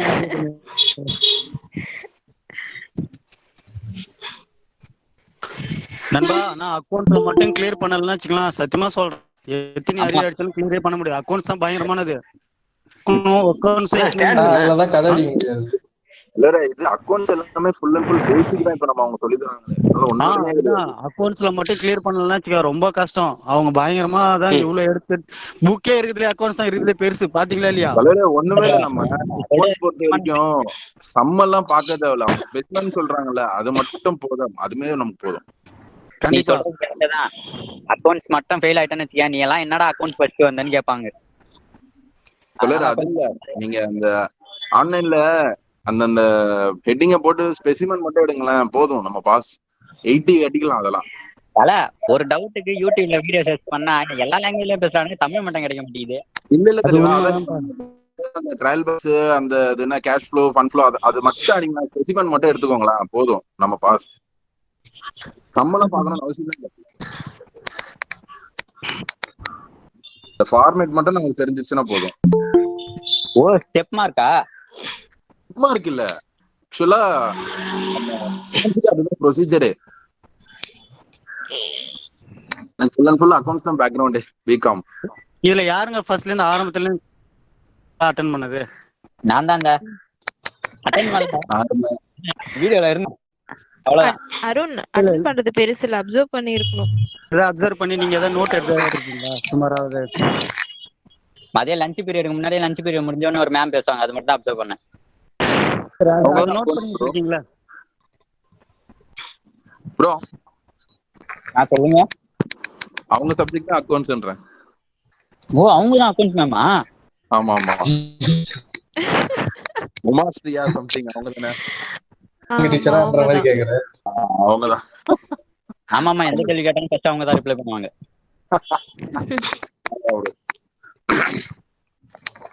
ஆனா இப்போ 1 month கிளாஸ் போச்சு, அது எனக்கு ஒண்ணுமே தெரியாது. அதுதான்டா இவ்வளவு நேரம், அதுக்கு தான்டா எல்லாருக்கிட்ட பேசுறோம். எல்லாருமே எடுத்தவங்க எல்லாருமே ஏதாவது ஒரு விஷயத்த ஷேர் பண்ணா மட்டும்தான் பண்ண முடியும். ஏதாவது ட்ரிக்ஸ் அந்த குரூப்ல இருந்தது 4 பேர் தான் நினைக்கிறேன். 4 பேர் தான் திரும்பி கேள்வி கேட்டிருந்தாங்க. மீதி எல்லாம் சைலண்டா தான் ஆகணும். நீ எல்லாரும் ஒரு விஷயம் நீங்க தப்பா புரிஞ்சுக்கிறீங்க. இப்போ நிறைய பேர் வந்து கேள்வி கேட்கறதுக்கு பயப்படல. நிறைய பேர் அது என்ன நடக்குதுன்னு இப்போ வரைக்குமே தெரியாதவங்க நிறைய பேர் இருக்கிறான். அதுக்கு மேல இன்னொரு விஷயம் என்னன்னா, சும்மா ஆன்லைன்ன்ற மாதிரி வரவங்கலாம் இருக்கான். அதுக்கும் மேல இன்னொரு விஷயம், சில பேர் இன்ட்ரெஸ்டோட பாத்துட்டு இருக்கவங்களும் இருப்பாங்க. நிறைய பேர் உங்க நம்பர் கேக்குறாங்க ரகண்ணா. நான் அனுப்பி விட்டுறேன்ப்பா.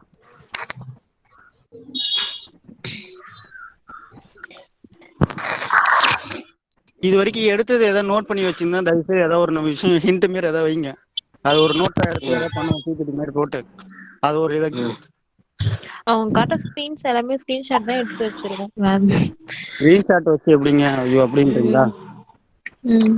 அதுல இருந்து சில பேர் சிலது கேட்க மாட்டாங்க. அவங்க ஒரு ஜஸ்ட் ஒரு எக்ஸாம்பிள் தான் நடத்துவாங்க. அதுல இருந்து தான் வேற நம்ம எப்படி பண்ணணும் பாத்தீங்கன்னா, அவங்க நடத்துறப்ப புக் எடுத்து வச்சுக்கணும் ஃபர்ஸ்ட்.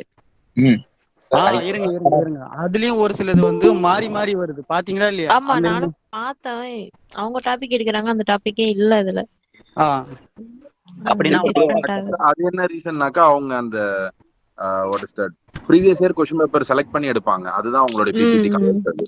அப்ப அவங்க முக்கியமானது தானே எடுப்பாங்க.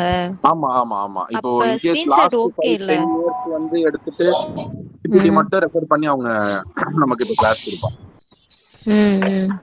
ஏன்னா ஸ்கிரீன்ஷாட் எடுத்து வச்சுக்கலாம். இல்ல புக் ரெஃபர் பண்ணி எடுக்கணும்னா இந்த பேப்பர்ல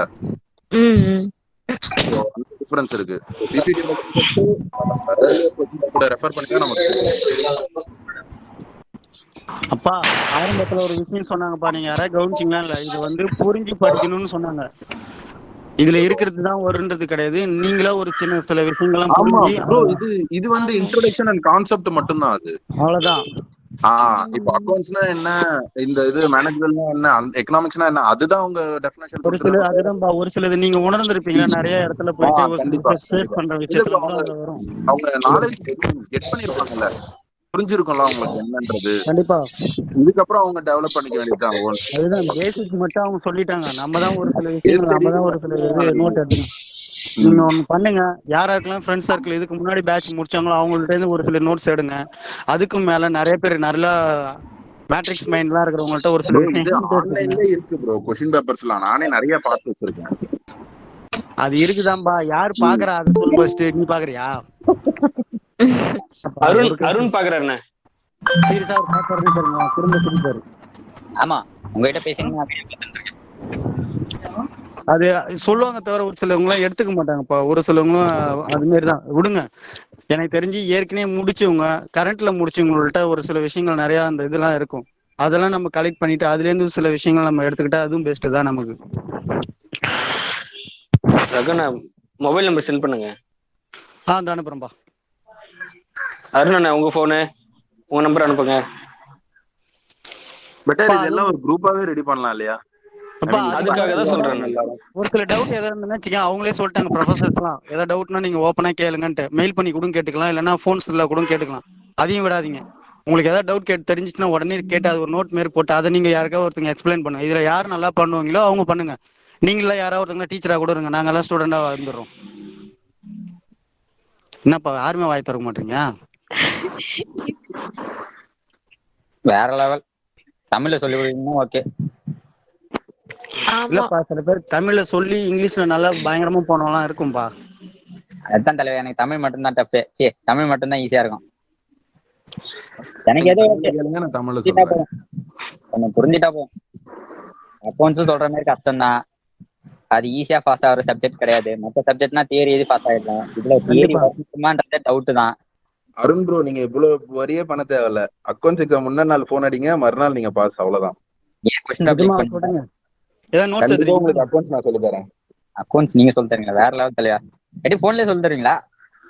ஒண்ணும் இல்ல, நீங்க அவங்க லைவ் கிளாஸ் ஒரு மணி நேரம் மாதிரி நீங்க வாங்க, வேலை முடிஞ்சு போச்சு. நாளைக்கு நீங்க பாஸ் வரணுமா? ஐ மீன் இல்ல,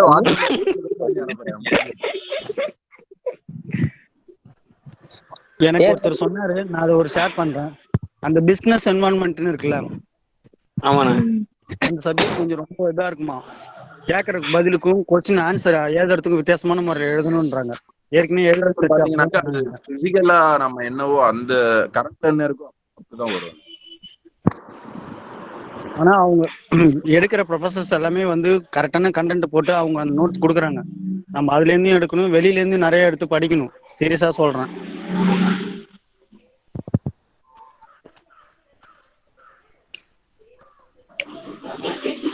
எங்க உங்க எல்லாத்தையுமே பேசுனதுல ரொம்ப ஒரு மகிழ்ச்சி. எல்லாருமே சாப்பிட்டுட்டு அடுத்த கிளாஸுக்கு எல்லாம் ரெடி ஆகுங்க.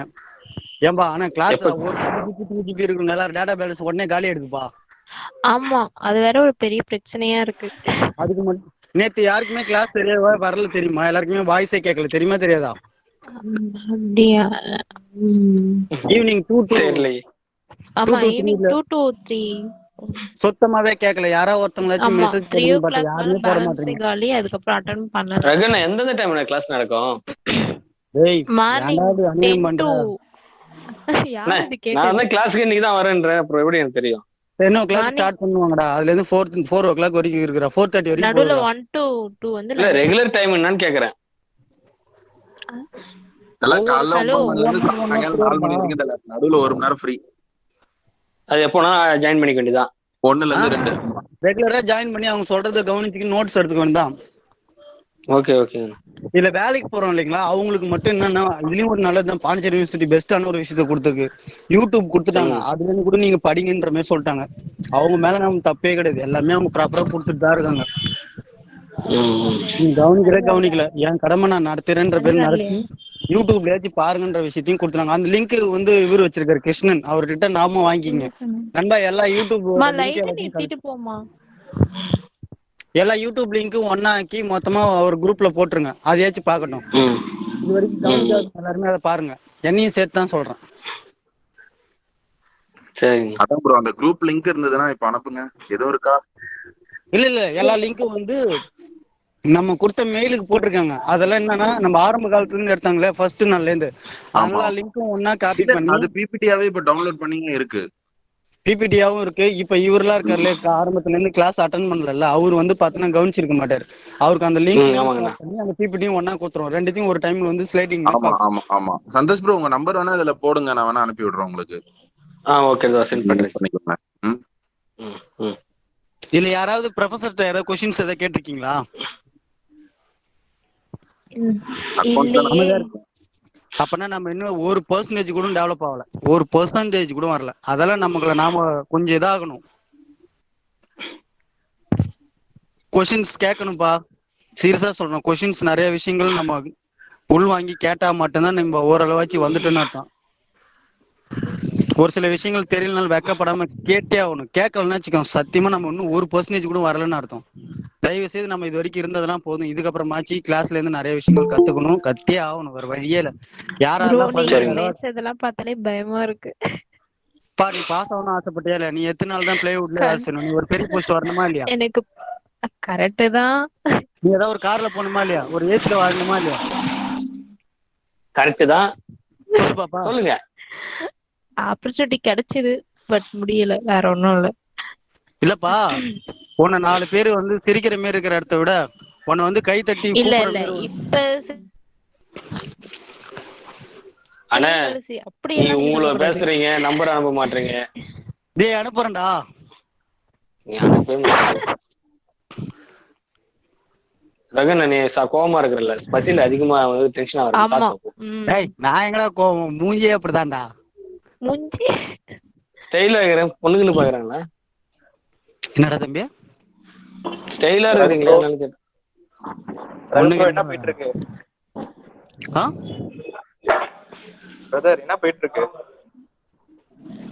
என்ன போயிட்டு இருக்கு? அவரை கலாச்சிட்டு இருக்கோம். இல்ல சண்டை போட்டுட்டு இருக்கோம் நாங்க எல்லாம். ஜிம்ஜினா ஒரு 5 மினிட்ஸ் தானே பேசுங்கப்பா.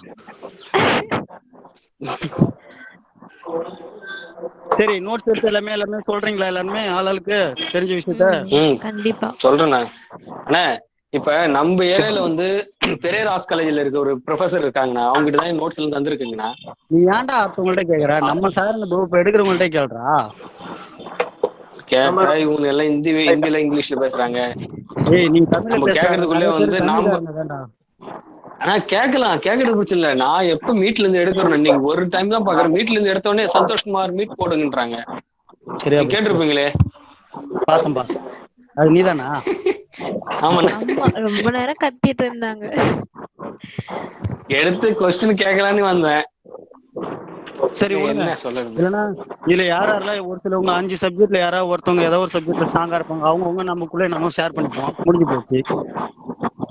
கைண்ட்ஸ் ஆஃப் ஷேர் கேட்டாரு இல்லைங்கண்ணா, அதுக்கு தான் வந்து எக்ஸ்பிளைன் கேட்க மறுபடியும் கேட்கறதுக்காக கால் பண்ணேன். சரி இது பண்ணேன். அதுக்கடி சார் வந்து சந்தோஷமா வீட்டுல போட்டுட்டாங்க. நான் அப்படியே வெளில வந்துட்டேன். இல்லப்பா, அவங்களுக்கு குறிப்பிட்ட டைம் மட்டும் தான் கொடுத்தாங்க, அதுக்குள்ள அவங்க முடிச்சிடணும். அது மட்டும் இல்லாம அவங்க சைட்ல இருந்து ப்ரெஷர் அதிகமா இருக்கும். சரி ஓகே, நான் 2 o'clock ஜாயின் பண்ணிக்கிறேன். பை. சரிப்பா, எல்லாருக்கும் டைம் ஆயிடுச்சு, அவங்க வர டைம். நீங்க எல்லாம் சேஃபா எல்லாம் இது பண்ணுங்க, எல்லாரும் சேஃபா இருங்க. அதுக்கு மேல கிளியர் பண்ணிடணும். தயவு செய்து எல்லாருமே கடவுள்கிட்ட பிரார்த்திப்போம். எல்லாருமே பண்ணிடுங்க, இந்த குரூப்னு இல்ல, இந்த இப்ப இந்த செட் இருக்காங்களா 2022 அந்த செட் எல்லாருமே நல்லபடியா முடிச்சுட்டு போயிடணும், அவ்வளவுதான். சரிண்ணா சரிண்ணா. அண்ணா நம்பர் சென்ட் பண்ணுங்க. எந்த இதுலடா? குரூப்ல போட்டுல? குரூப்ல எங்க? நீங்க உங்க நம்பர் சொல்லுங்க, நான் நோட் பண்ணிக்கிறேன்.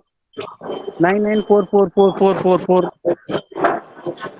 என்னண்ணா நம்பர் தான்டா. 999 4444 444 4 பா, திரும்ப 4 4 4 24 30 430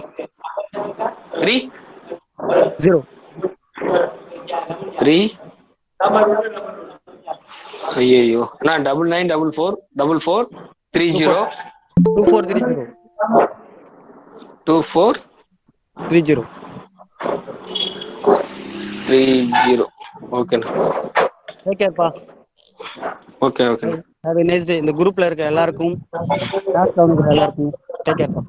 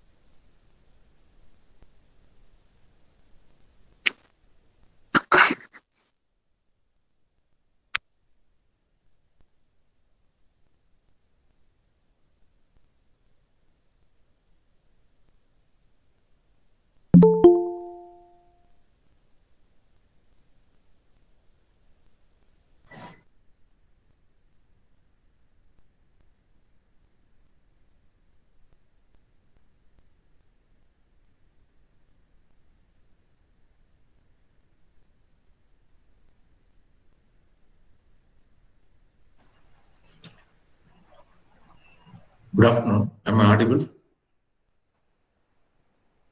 Good afternoon, sir. Venkatesh sir. Audible, sir. Yes.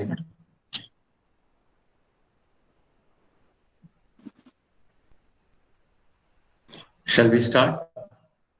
Only 80, sir. Okay. It's up to you, sir, because only 83 only now only they are joining one by one. Okay. Okay, Then sir. let us wait another 2-3 minutes.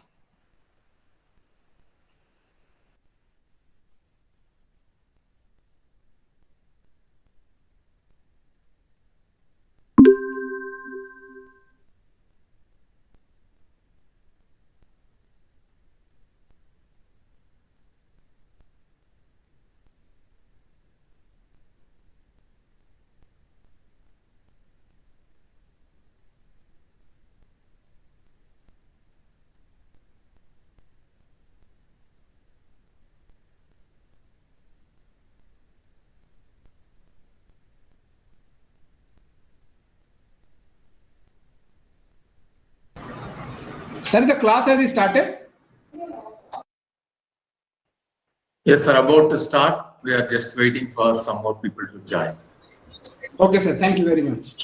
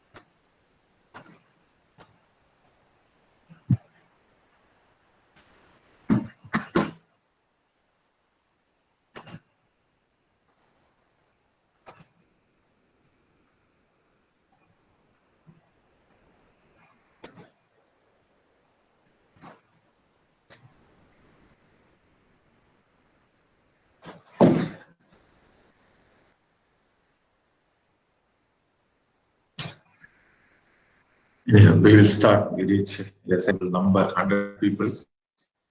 I hope we will try to cover some of the topics which are very important. One is the data analysis part. Whenever you are having a research projects, generally you will be collecting data. You have to do analysis of the data. So we must have some plan for data analysis. It is not necessary you should use very sophisticated softwares or tools, statistical tools for doing data analysis. Even a simple statistical tool, if you decide, you can use those statistical tool for your research projects. Even PhD level, I remember the scholars used to only t-test, ANOVA, or chi-square correlation regression. So with that, we can complete a PhD analysis. So whenever you do a research work, don't think too much on the data analysis part. Some simple calculation, if required, you try to carry out. So most important part, I will give you the overview of an analysis, data analysis strategy. Okay. The first part, obviously, you will be summarizing demographic data.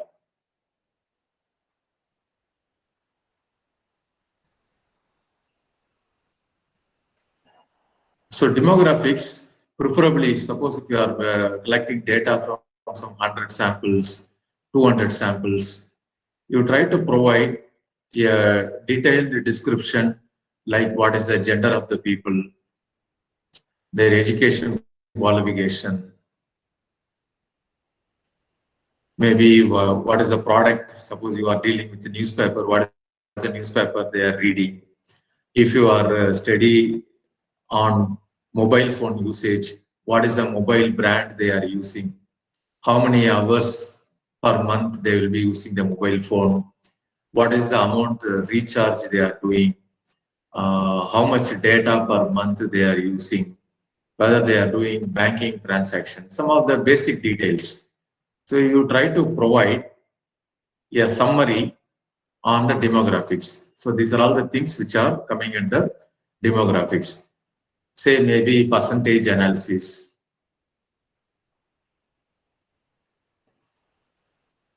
or a simple table, or some graphical representation. This is more than sufficient for introducing your sample. Then, if your research is on, say, for example, mobile satisfaction, mobile user satisfaction.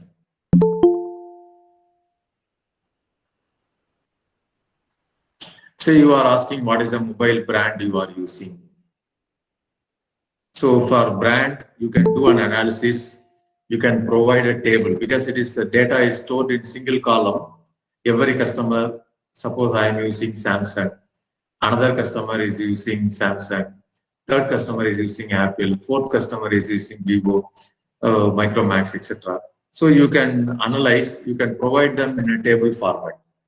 So the brand, you are collecting one question on branding. What is the brand name they are using?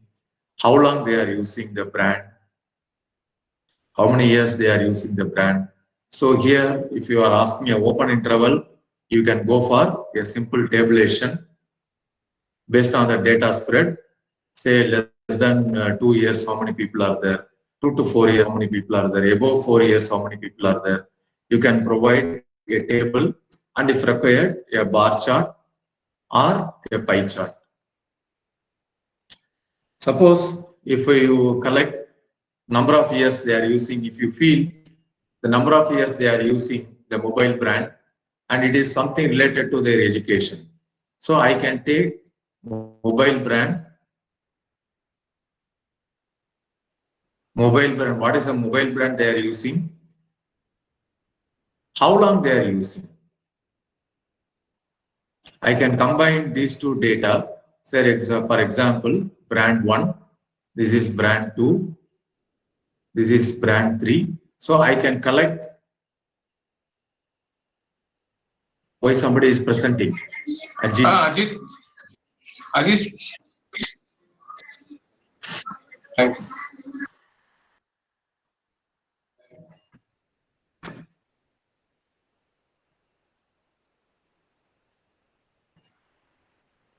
My screen is visible.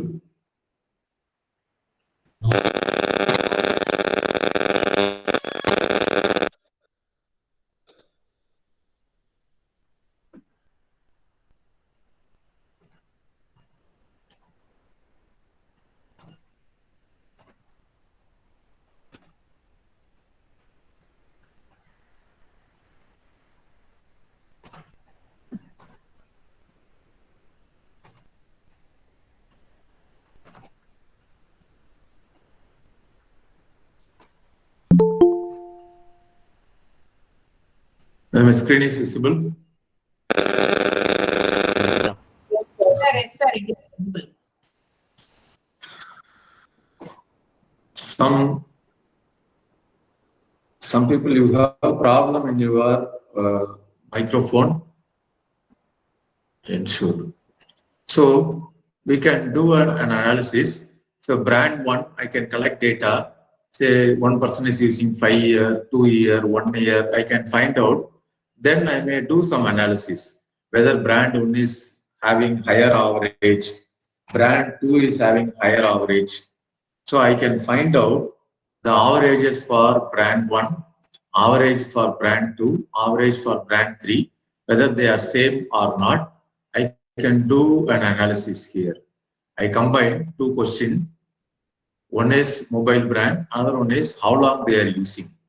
So brand 1, brand 2 data, brand 3 data, I can organize as a table format. Then even if I use Excel, I can get averages. I can summarize and give these averages in my project report. Maybe if required, I can give a data representation like a bar chart or histogram, something I can provide, depends on the data nature. So whenever you think about a data analysis strategy, you try to start with some simple data analysis like mean, median, mode reporting. Generally, we consider mean, median, mode, or standard deviation, or percentage analysis. So these are all the things we consider descriptive statistics. So provide some descriptive statistics for your data. Then if you are comfortable with the statistical tool, then you can go for analysis, data analysis. So analysis, we generally divide. If I consider one variable at a time, we call univariate analysis.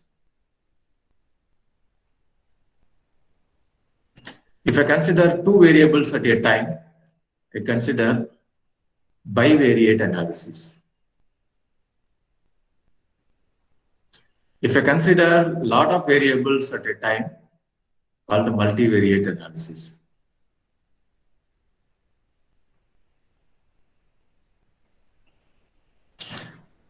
So generally, at the MBA level, univariate and bivariate is possible. Multivariate, if you want to do, you have to read extra.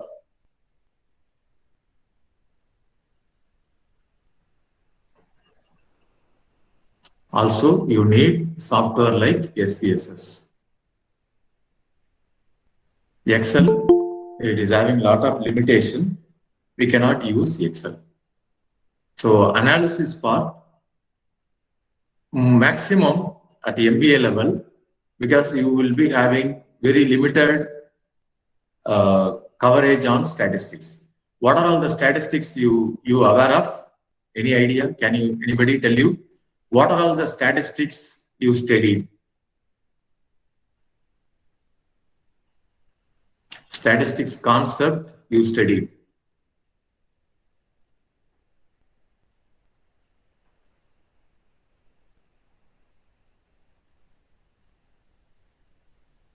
Anyone?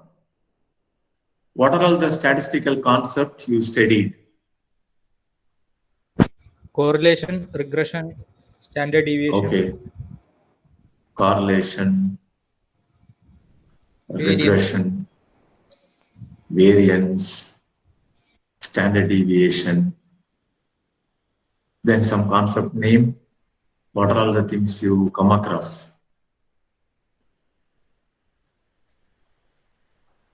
Managerial concepts. Statistics name. Statistical tool.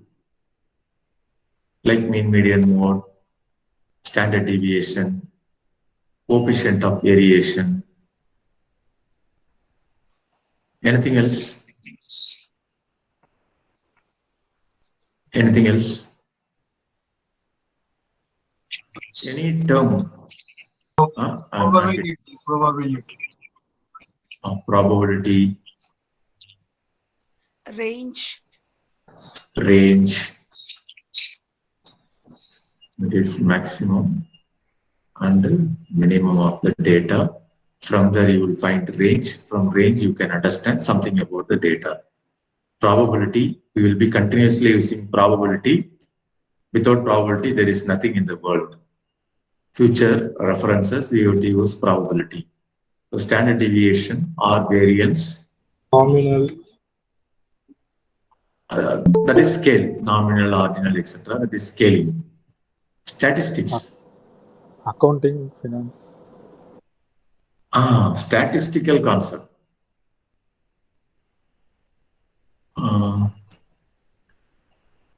Any other testing, hypothesis testing, anything you remember? Some names. Student t-test. Okay. T-test. Z-test. Yes. Null hypothesis. Right. Okay. Hypothesis. Null hypothesis. Hypothesis. I put general one. Hypothesis, which include null and alternate. Okay. So Confidence some interval. concepts.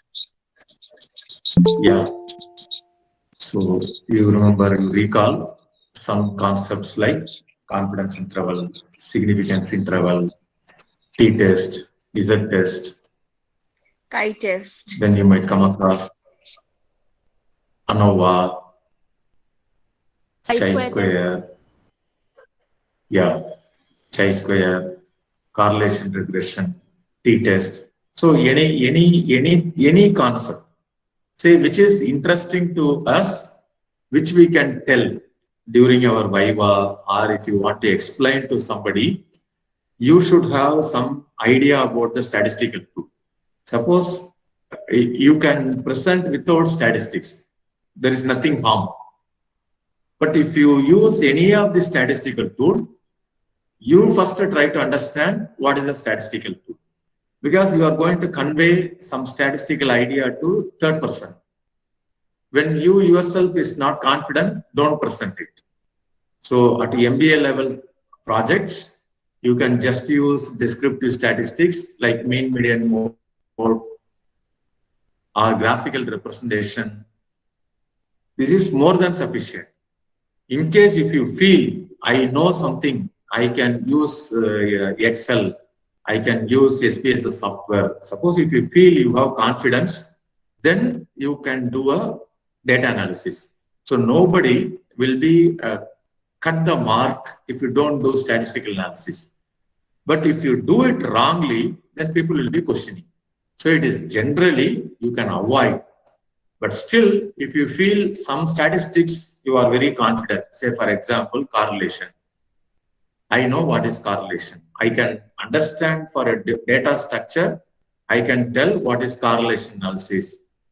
I can interpret the result. Then go for correlation analysis. Say, if you are confident, I always advise, if you are confident, you can do the data analysis. Otherwise, some simple table, percentage analysis, something we call the cross tabulation, as we did here. Here I showed you brand and how long they are using the brand. It is something like a breaking. So since I switch on video, this problem. I hope within another 30 seconds it will become too normal.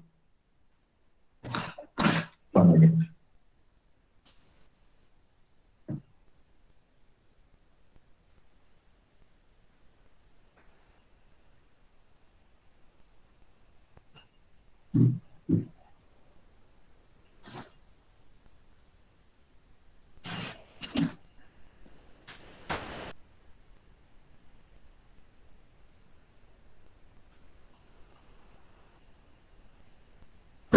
Now the screen is clear. Voice is audible. Yes, sir. Yes, sir. Yes, sir.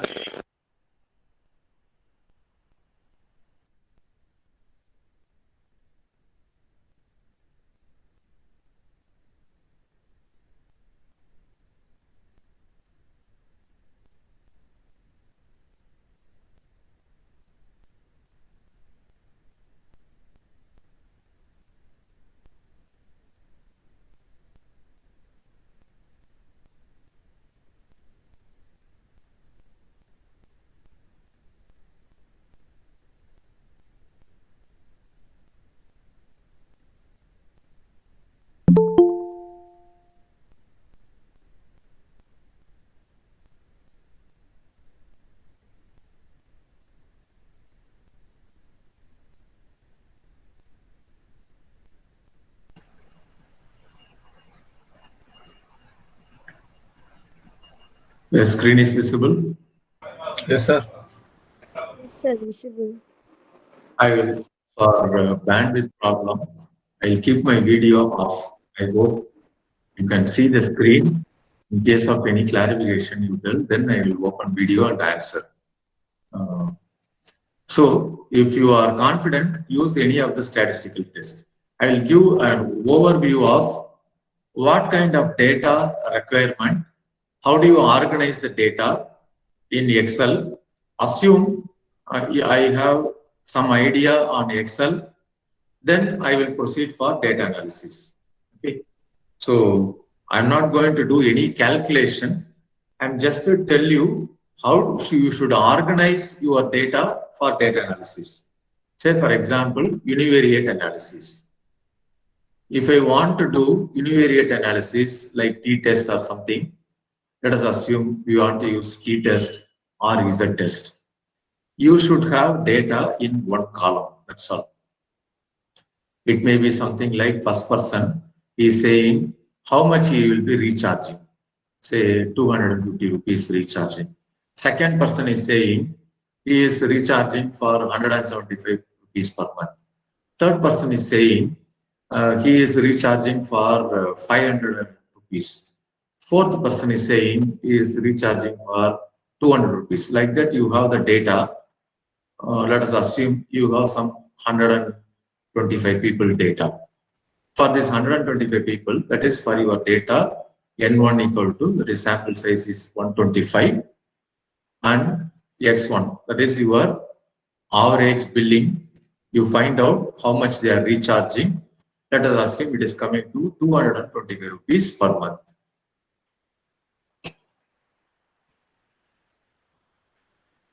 Is it clear? You have data organized in one column, like Excel column. You are computing these two, it is available from your Excel. Then you are doing a hypothesis testing.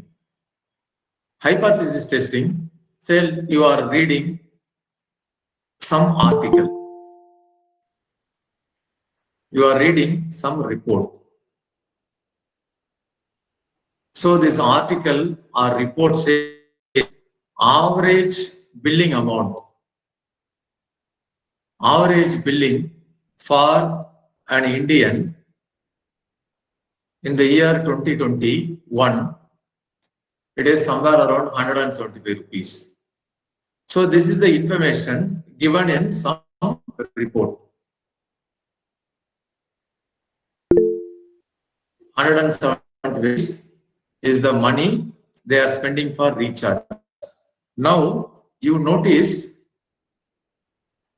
to one data, this 175 rupees. Now 2022 data, you have taken a sample. The sample is saying 225 rupees.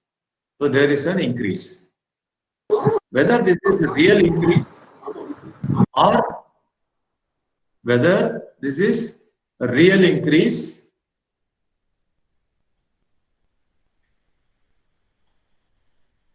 or sample problem.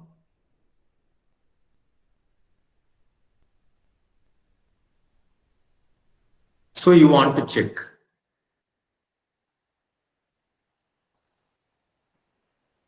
So you want to check whether it is a real increase or sample problem. So what is the meaning of real increase? What is the meaning of sample problem? Any one of you? Can you understand this problem? Is it clear? Sir, can you repeat again, sir? Question? Last year, some report or article or some website or some company is claiming that average people recharge 175 rupees. Last month, you conducted a study. You met 125 people. You organized how much they are spending. You collected the data in single column. Average you just computed using Excel, it is coming to 225. So 2021 average is 175 rupees billing. 2022 average is 225 rupees. So you see there is an increase. You want to check the increase is real increase or sample problem. So what is the meaning of real increase? What is the meaning of sample problem?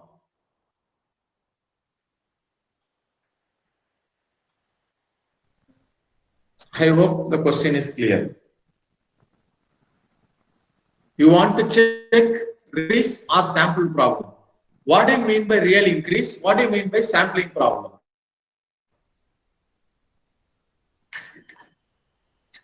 Sampling problem means, we are not going to the same number of participants. Ideally, it should be this question, same person in the last year.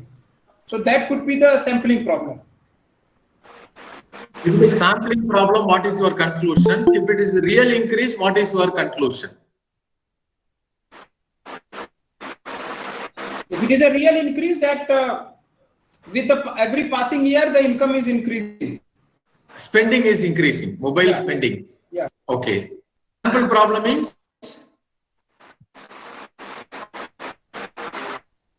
We have not, for example, in 175 rupees, it has been taken from some, say, poor people with a low expenditure, and 225 it is taken from the people who are spending more. Then this will not hold true. Then it is a sample problem. Ideally, you should ask the same question from the same class of people. Okay. So sample problem. Yeah, tell me, Akila. Sampling problem means? No change in? No change. Spending. Can we say? Can we say? If it is sampling problem, there is no change. Spending is still 175 only. As we said, because you have taken some extreme group, that is the reason you got higher value. Is it clear? Then I can go for hypothesis testing. So hypothesis, it is something like a question, research question. So you are questioning whether H0 is 175 or not. X bar equal to 175, H1 X bar not equal to 175. So this is what you are testing. This is your gut feeling. Because you are seeing some report which is claiming 175 rupees and you have taken a sample.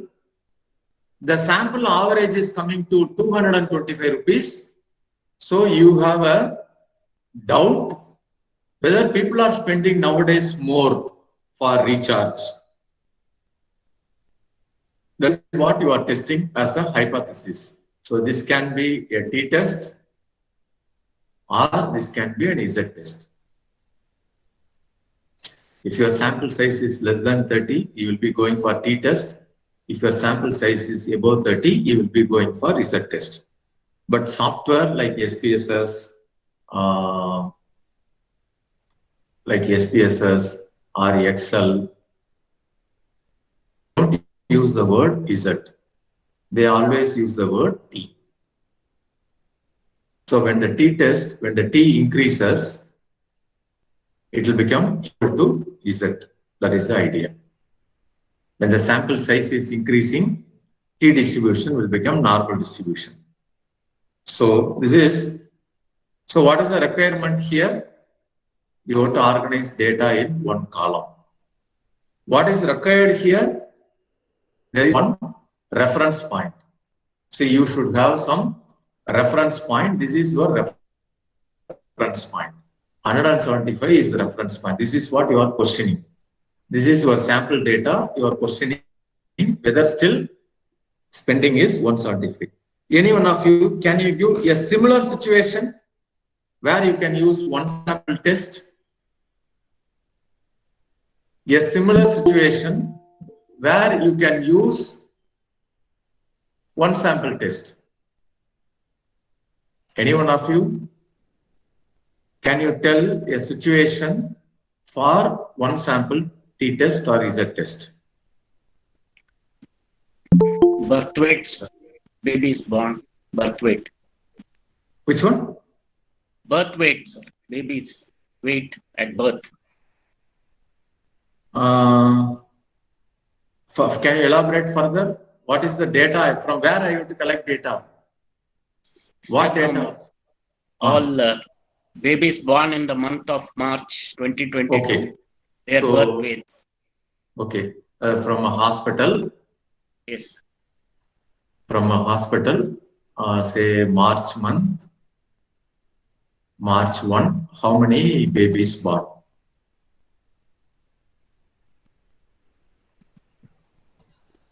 So maybe 10 on day 1, day 2 some 25, day 3 some 5, like that. The numbers are there. So this one you may be comparing. So if I have a long data, this is for our reference. We are organizing the data as a 2-column data, but actually the original meaning is only in the column. Now babies born.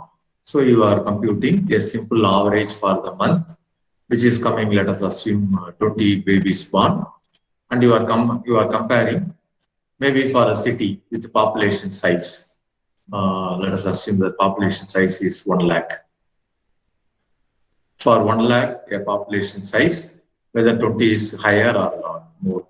So let us assume World Health Organization, it is giving a report, say for example, 1 lakh population size.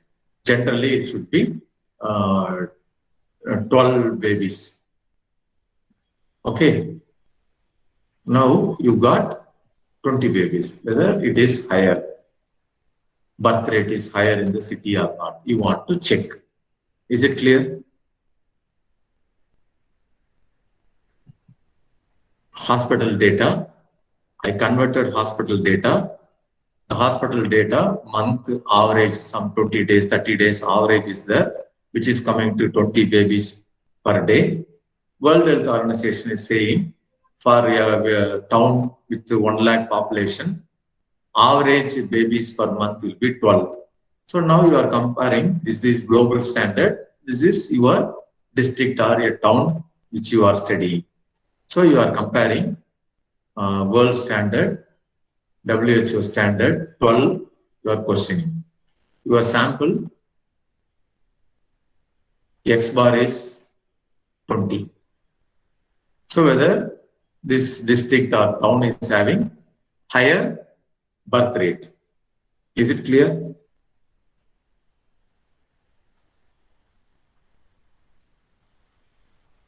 Yes, sir.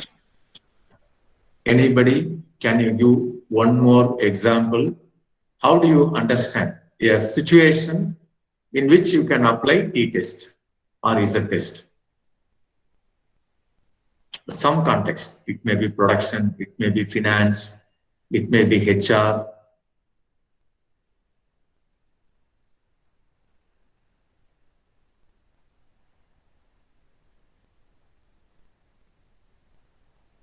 I think people with heavy lunch. Many people are silent.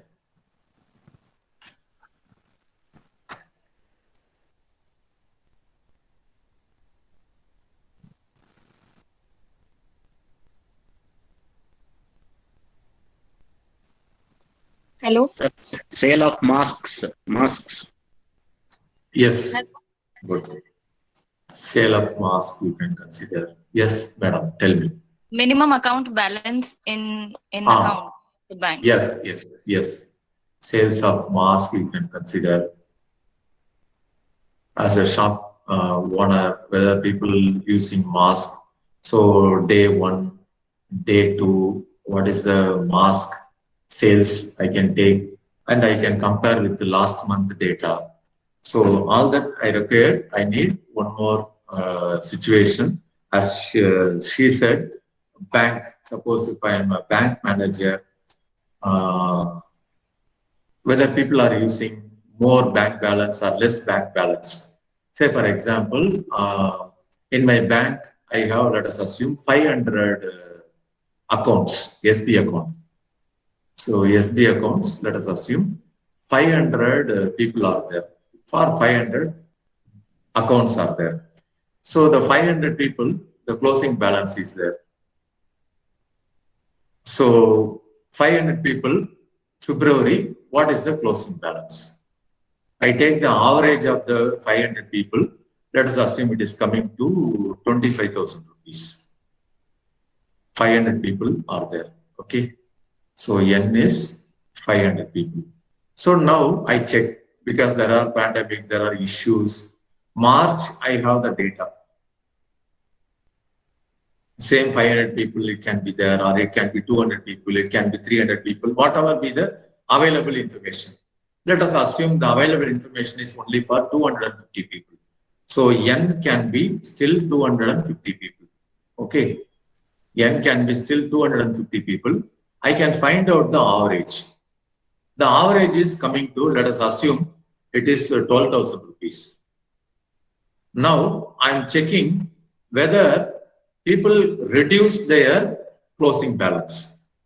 Till last year, they have more amount in the bank. Now they have less amount in the bank. So are they having less amount? Whether the amount they are keeping, is it reduced? So if I want to check that, I can go for a t-test. The idea is, this is one column data available, another column data available. This one column data, I can find the mean or standard deviation. I can compare using t-test or z-test. So this is a simple t-test, I can do it. Suppose if I have a situation, paired sample test. So t-test, that is one idea. Then second statistical test, we call the paired sample test. That is also easy to do. So this is a situation you have to create and you have to do it. Paired sample t-test. For paired sample, I need two sets of data. So this is my column 1 data. This is my column 2 data. Say for example, I want to check whether there is a progress in the student learning.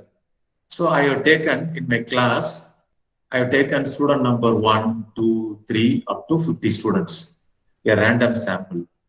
Okay. Then test 1 mark is there. So test 1 for 20 marks is scored 10. Test 2 is scored 12 marks. Second student is scored 15 marks out of 20. Second test is scored 10 marks. Third test, third student, he got 12 marks. Now he got 18 marks. Like that, the numbers are there. Sir, you can switch off your video, Sarvesh. Switch off your video. Switch off your video. Yeah. So I have the data in two columns, T1 and T2.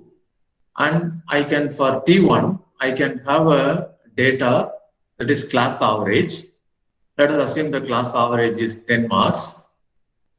And X2 bar, the class average, now it is 15.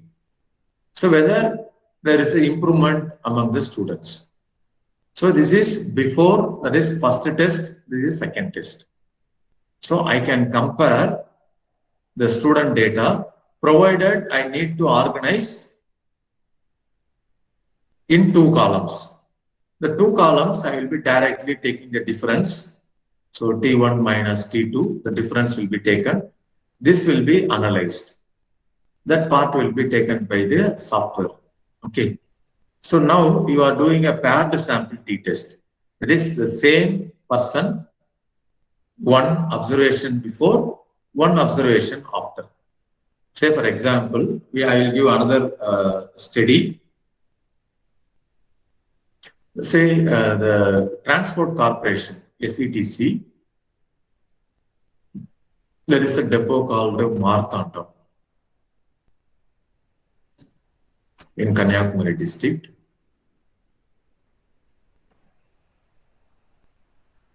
So what they have done, they have given training for the drivers. Training the drivers. So the drivers were given how to drive buses and applying brake, increasing fuel efficiency. That is the objective. Because the buses are coming from the longest distance, almost 700 kilometers, they are traveling from one part of Tamil Nadu. From here, they are coming to Chennai. So they have to travel almost a long distance to reach Chennai. So they have to apply a lot of times, they have to change the brakes, they have to change the gear, apply brake, etc. So how do you improve the efficiency? So they have given training for some 50 drivers. And the drivers before training, so driver number 1, driver number 2, etc., driver number 50. So before, what is their average? So driver 1 uses 4 km per diesel per liter. Driver 2 is using 4.2. Driver 3 is using 4.5. Driver 4 is giving 5 km per liter. Like that, the average is there. So X1, which is, let us assume, 4.1. After the training program, so the training is given to everybody, the 50 people. Now after the training, they are taking the data. So driver 1, it is coming to 5.1 now. This is coming to 5.2 now. This is coming to 5.7 now. Another person is getting 6. Another person is getting 4.8. Let us assume this data goes like this. The X2 bar, it is getting around 5.9 km per liter. So this is the situation. There is an improvement. So X1, which is 4.1, X2, which is 5.9. The only thing is the same driver observed here. He is the same person. Before and after training, what is the improvement? So this is a suitable case for, in case if you are research, whenever you are doing a research, if you come across a situation where you need to compare the same person twice, you can go for paired sample test. Can any one of you give a similar situation? Paired sample, a similar situation for paired sample.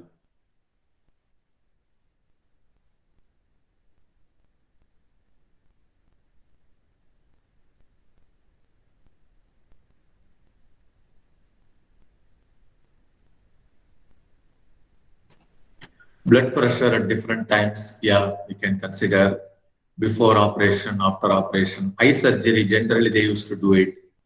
Yes, agree. Sugar, BP, yeah, agree. So major operations are there. Before, they will be giving some treatment to bring down the sugar. So after giving the treatment, what is the sugar level? At the time, what is the sugar level? Agree. Then, any other example? Marketing related example, something which is related to marketing, retail, sales promotion. In marketing after training, yeah, sales is improving or not, yes. Before the training program, what is the salesperson's average? So let us assume here very similar to driver, some 10 sales people are there in the Tamil Nadu area. After you are giving training program, what is the sales? In lakhs or crores, you can consider, yeah, similar situation. Marketing, you can use it. Yes. Sales after, before increase, price of goods, you can consider, yeah. Annual increments based on revenue, yeah. Before the increment is given, what is the productivity or something. After the increment is given, what is the productivity or defect produced, something. Yes, we can consider. So we have taken two simple statistical tests. The idea is, if I have data in one single column, I want to compare only one column, then I can take this average like mobile phone. Last month it is, even if last month data is not available, we can consider report or general report, etc. From there, we can use those data for analysis. If I have a related sample, paired sample, something like time period one student, how they are improving or not, I can consider test mark 1 and test mark 2, whether there is increase in the student awareness or student understanding is better. So I can use paired sample test. Or drivers, I have given an example. The drivers before training, what is the average? After training, what is the average? You can consider. As somebody said, you can consider the, say, sugar, so whether a tablet is working better or not. So when a patient is, say, for example, eye surgery, say everybody will not have the normal BP or sugar. So when the eye surgery is booked, immediately they will be asking the patient to admit. So they admit the patient and they take the test, BP or sugar. Then they give the tablets. Then they check whether the BP or sugar, what is the level now. So before the tablet, after the tablet, the same patient, so that whether the tablet can be given for everybody or not. So the hospitals are using. Yes, ma'am.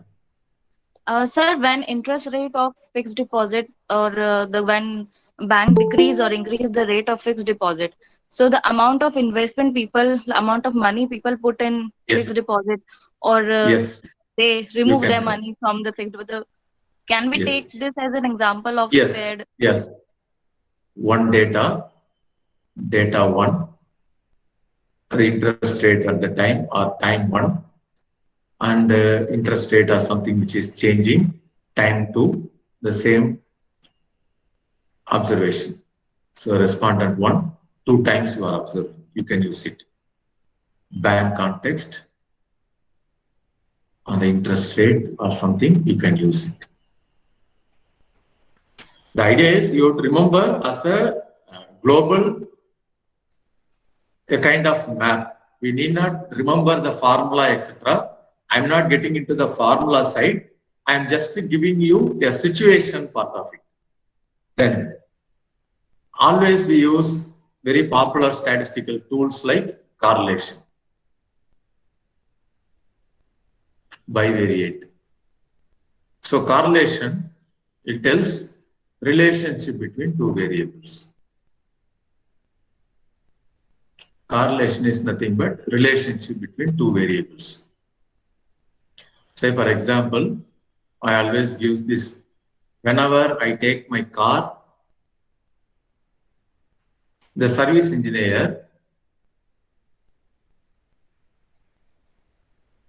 is see the age of the car.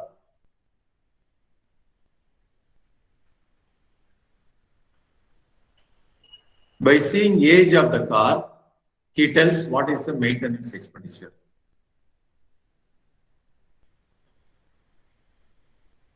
So from the service engineer point of view, these two variables are correlated.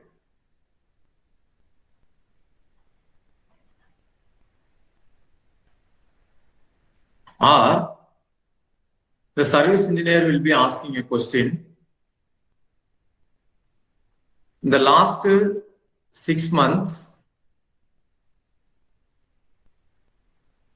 where did you drive?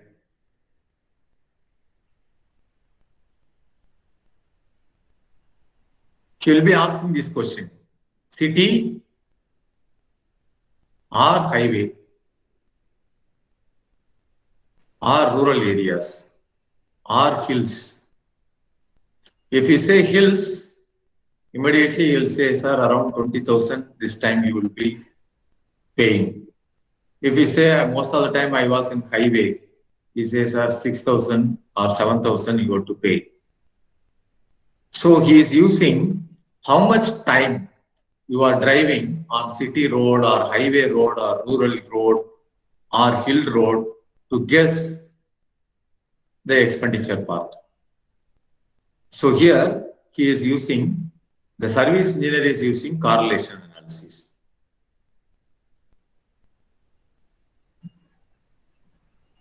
So to use correlation analysis, you must have two variables. You must have two variables because service engineer, he is doing the analysis in his mental framework. He is taking age of the car in one column, 2-year-old car. Then how much kilometer it is on city drive or how much kilometer generally it is driven. Let us assume highway driving.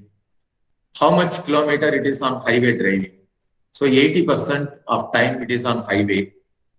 Then he understands the maintenance part. So he knows age of the car, amount of kilometer he has driven, maintenance expenditure, they are related. So I need two information, maintenance expenditure, kilometer driven. I need two information. Age, of course, if it is a new car, maintenance expenditure may be lesser. If it is a slightly old car, say it is 8-year-old car, I have driven 80% of the time on highway. This is highway kilometer. Then maintenance may be more also here. Here if it is say 4,000 rupees, here it may be 6,500 rupees because age is more. So the service engineer point of view, he knows age is related to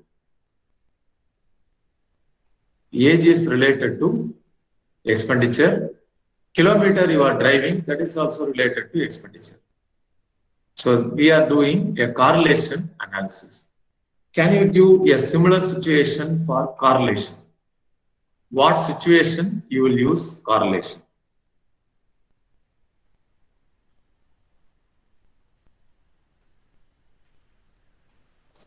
Sir, when a home loan is financed, then the valuation or the age of the property is also taken care of, and also the source of income of the borrower is also taken care of.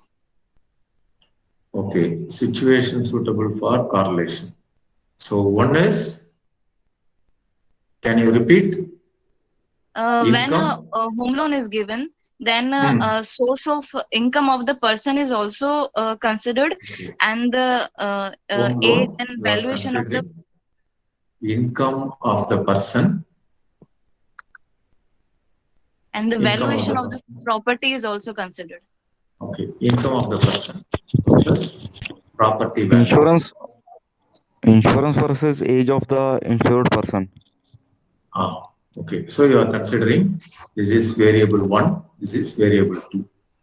Income of the person and the property value.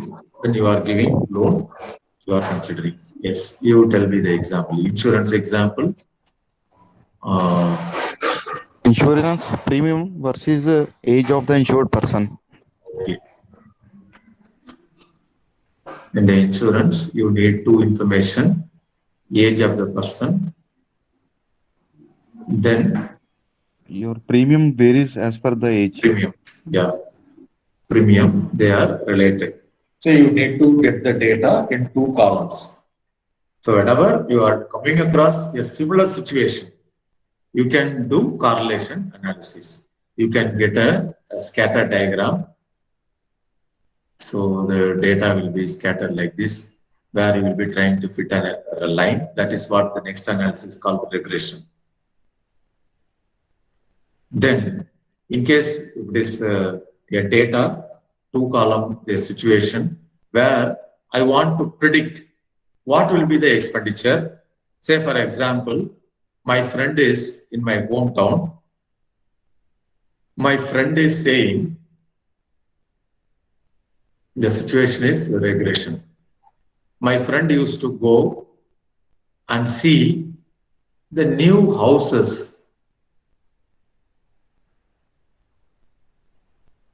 New houses started. Construction started.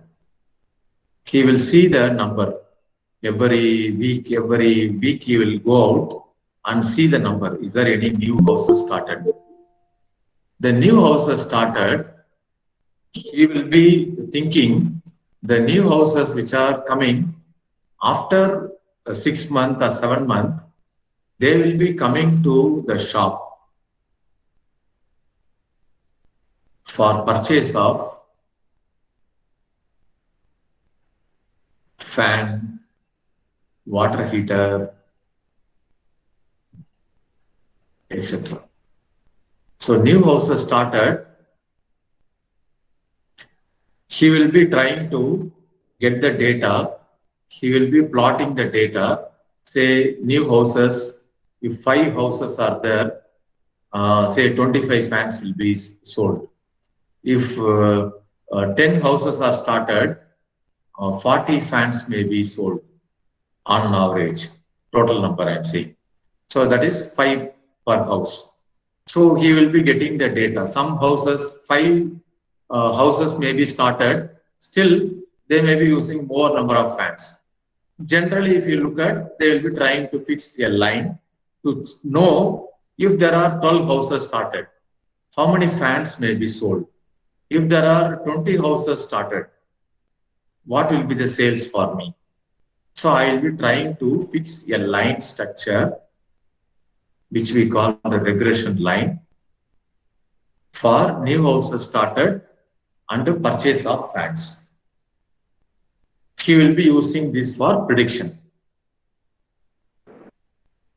He will be using this for prediction. That is, he consider fan purchases,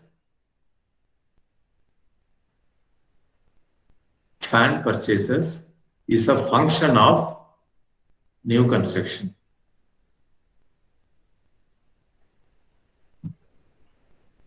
More number of new construction, more fan purchases or sales will be there.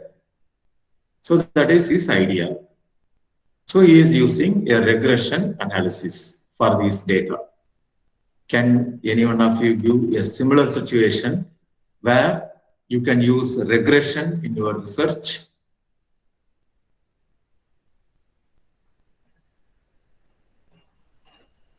In salary, sales, marketing, organization, the amount of money earned, salary versus how much business can be generated for the organization. Yeah. So salary people, more the salary people, whether there is a possibility for housing loan or something, they can check. Salary, housing loan, salary versus income, salary versus insurance, salary versus housing loan, new housing construction, salary versus personal loan, salary with credit card or debit card, number of debit card they wanted. Yeah, these are all the things I need. Sales in one column, number of credit card or number of debit card, etc. in the second column. Yes, I can do a regression analysis. Any other example? Purchase of electric vehicle, function of battery changing stations availability. Yeah. So people generally, if they nearby, there are, say, similar situation happened in gas. So when the gas was introduced, gas vehicles were introduced, people were little hesitant to buy gas vehicles because gas availability was very limited. So then you have alternate fuel, still you can use petrol. So then people slightly comfortable and started using the vehicles. Yes. 2 columns, you can consider number of nearby stations availability and the things. Occupancy rate and profit of a hotel. Yes. Number of tourists visiting a location, Pondicherry. The recent times I have seen Pondicherry, lot of people, tourists on Friday, Thursday evening, Friday, Saturday, lot of vehicles are coming. And traffic is very heavy on Pondicherry. So I know that when the traffic is very heavy, most of the hotels on ECR, near university area, they're all full. Yes. Sales of cement also gives trends in construction. Yeah. So how much steel sales will be there, or utensil sales will be there, or tile sales will be there, or electronics spares, wire, pipelines. Yes, you can use this for prediction. So one data will be used for predicting another one. Okay, quickly let us take one more analysis. It is analysis of variance.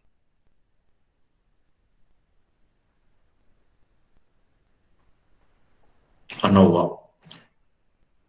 So that is the situation I started. Say I found there are certain network. People spend more. So let us assume there are 3 networks. So we have one network Jio, second network Airtel, third network, let us assume BSNL. So I organize the data in terms of 3 columns. So I take from my class how much they will be recharging. So customer 1, he is using data per month, 2 GB or 4 GB data or 40 GB data per month. Another person is saying I'm using 25 GB data per month. Another person is saying I'm using 20 GB data per month. Another person is saying I'm using 30 GB data. Another person is saying I'm using 45 GB. Another person is saying 60 GB. So this is the data for Jio. For Jio, the average, let us assume to 75 GB per month. Airtel, I take a similar sample. Let us assume here N1. A lot of people are there, Jio user in my class. I have taken 100 people. So Airtel, similarly, I have data. I found out X2, which is 55 GB. And let me take a sample of, say, 50 people. BSNL, again, a lot of people are there. And X3, which is coming to, let us assume 25 GB. And the N3, which is assume 110 people. So I can have different samples, different sample sizes. Now I have to compare 75, 55 and 110. So my X1 bar 75, my X2 bar 55, my X3 bar 25. That means if there is a difference, real difference, then I will conclude Jio users are heavy users and BSNL users are light users. So for this comparison of means. So ANOVA, analysis of variance.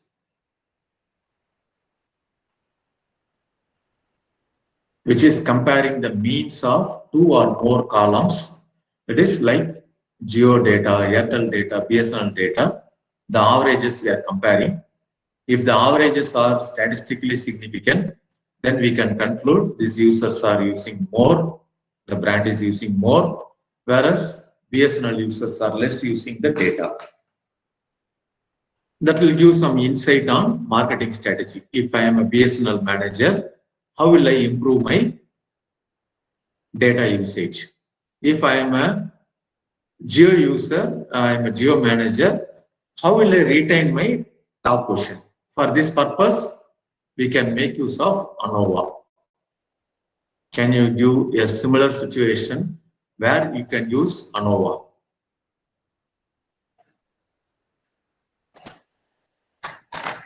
A similar situation where you can use ANOVA.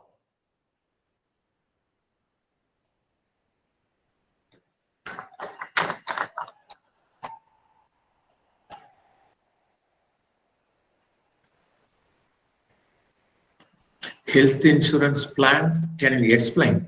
I have given you a table, a structure.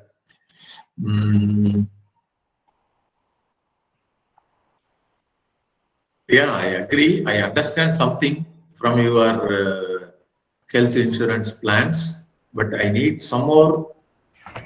Yes, sir. I'll explain, sir. So when we take into account the health plans and a particular age, so they will give the similar kind of facilities or claims, but again people move from one plan to other plan, and few plans or few company plans give a higher advantage. Like when I say star, I'm just giving a study purpose. Let's assume is having more claims. That means it also gives that number of people taken plan is more. Okay. And age. Yeah, age is one where we can keep a constant, and we can go for the number of claims.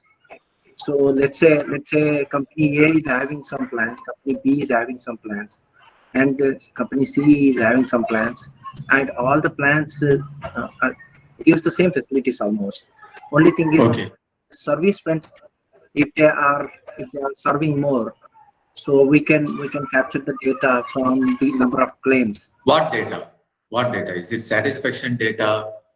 Yeah, number of claims is one factor, where one parameter where we can take, and then the service is one parameter where we can take number of. Satisfaction on service you can consider. The inside, I can consider satisfaction level. Yeah, and the network of the hospitals. Yeah, you can consider the data. Then health insurance plan. Second one, plinth area apartment is different housing projects. Okay, for cost comparison purpose, I can take say what you mentioned, housing project, say project 1, or it may be, instead of saying project 1, it may be the company 1, company 2, company 3. What is the square feet rate in different projects? So square feet rate by company 1, one area he will be saying 2,000 rupees. Another area he will be saying 2,500 rupees. Another location, another project he will be saying 4,000 rupees. So average, what is the rate? Company 2 is having some 4-5 location. The projects are going on. So the company 2, what is the average rate? I can consider, or I can take city 1, some projects are going on. City 2, some projects are going on. City 3, some projects are going on. What is the price square feet rate in different cities? I can compare. Amount spent on different institution as a fee. Yeah, student fees they spend, I can consider. So city 1, city 2, city 3. Instead of that, I can consider college 1. I can consider college 2. I can consider college 3. How much the students are spending for food or fees or something, internet fees or something, you can consider. Gold prices, yeah, you can consider gold prices for different month data. You can consider whether it is increasing or decreasing. Okay, so we come across some situations where we need to how to proceed for data analysis. So I'm not entering into the formula, etc. I have given you only the situation. What are all the situations you can use data analysis? So another very important statistical tool, often many people will be using, called the chi-square. So very powerful and very popular statistical tool. Say for example, I want to have 2 categorical variables.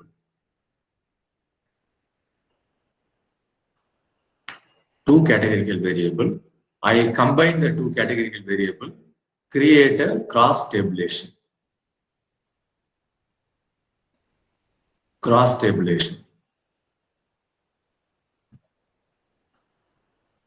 What is cross tabulation? For example, gender. In my data, I have only male and female. So my data organized, say first person, male.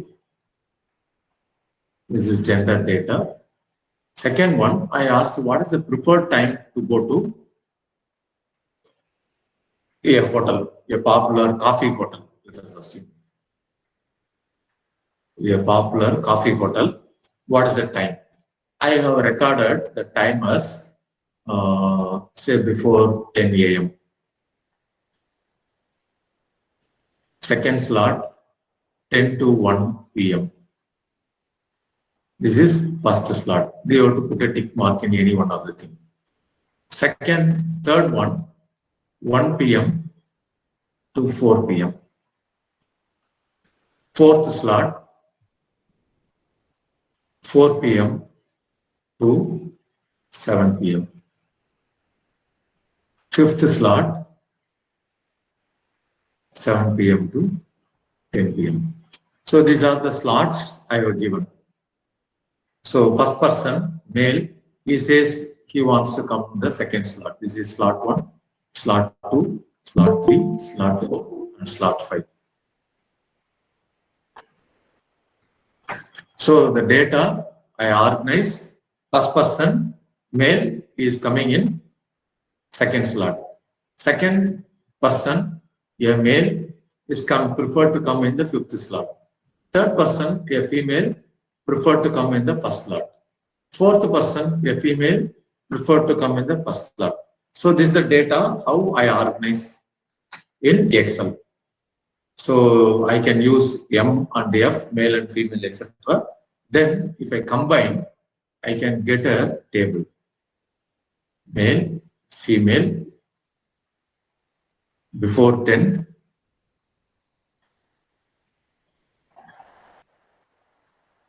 to 1, 1 to 4, 4 to 7, 7 to 10. So I can get the table. If I organize the data this way, this is called a cross tabulation.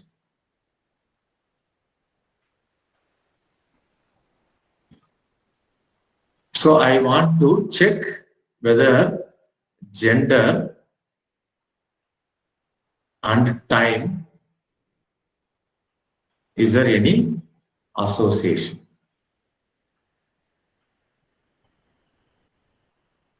If gender and the time association means, say for example, whenever I go to the coffee shop, most of the time here, if 100 people are there, 80 people will be in 7 to 10.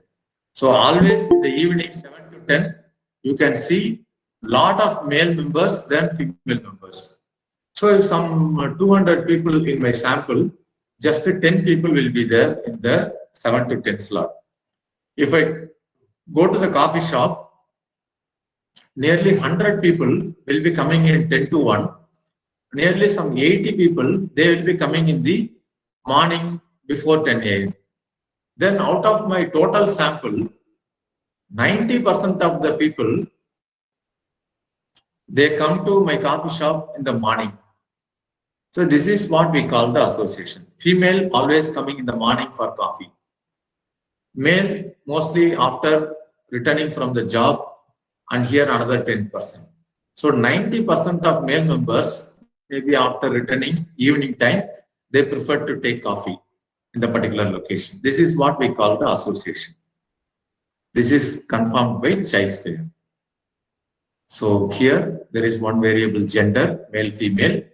This is another variable time. Both are categorical variable. So to find out, we use chi-square. Can you give a situation very similar for chi-square?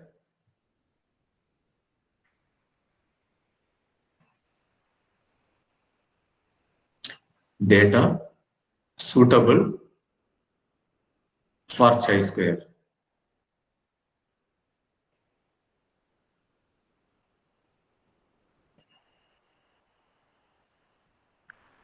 Anyone?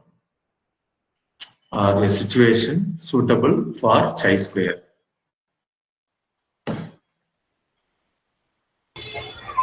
Traffic on highway can be.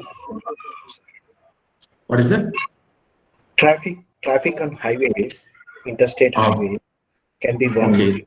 If we take night time, generally, if we divide into time slots, like 6 o'clock in the evening to morning 6 o'clock, like 6 to 7, 7 to 8, 8 to 9. If we divide into slots. The traffic density. Yeah. And then if we see number of vehicles or the type of vehicle. Yeah. You see. I understood. Yeah. Traffic density. I put a generic word, density. Yeah. So in general, say for example, density, car means they consider 1 unit. If it is lorry, they consider as a 2 unit. If it is a container, they consider as a 3 unit. Okay, 3 size of a car. Okay. So density you can consider generic word. Traffic density and time slot. Yeah, you can use the data for chi-square. Time slot and traffic density, whether they are associated or not. Less than 20% density, 20 to medium density, 20 to 50, 50 to 80, very high density, above 80, very severe density or severe traffic jam. You can qualitatively divide category and you can do it. Okay. So, given you. We can frame after that, let's say one example which most of the cities already in use is before 10 o'clock, no heavy vehicles can come into city. Yes. I just gave an example. Thank you. Yes, you can use it. So, I have given you a set of situations suitable for various analysis. So I thought the first part, let me cover one issue on analysis, because it is not possible to do everything on the statistical note using formula, data set, not possible. So as a MBA student, you should know the first one, the situations suitable for analysis. If you remember the situation, then more than 90% of our real application oriented issue will be solved. Examination, still it is different story. I generally don't cover from examination angle, because most of the time when we do a project, we need to do all these things. Then a quick summary, I wanted to cover these points. Generally, it will be touch and go. Report preparation. When it comes to report preparation, most of us, we take it very lightly. We don't do it in the organized form. This is where we fail. So the title page, you check whether the title page is properly printed, whether it is having a clear communication to the people. Because most of the time you are communicating to the company. Your title page, if you use jargons, academic jargons, people will be finding difficult. And also, if you are a bona fide student of a college, if the company is giving you authorization letter, so these are all the things which are saying you are doing an authentic work.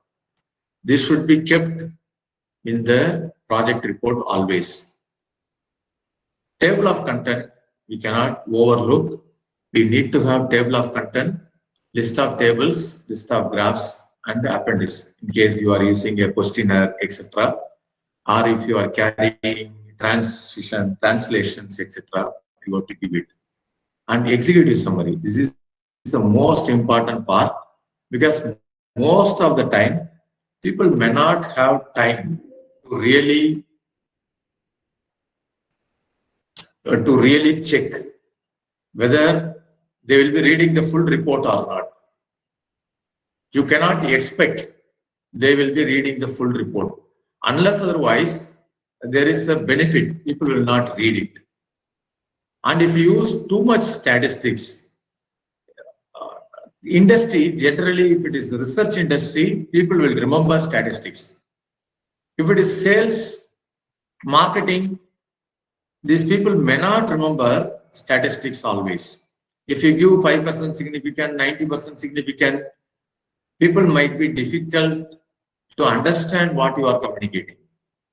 And your conclusion part, what you have concluded from the research work, and what you are giving as a recommendation. Very clear recommendations are expected from your report. Don't say that we have to increase advertisement, the company should give more promotion. If you give this kind of findings, people will be literally laughing at. Then, background of the problem.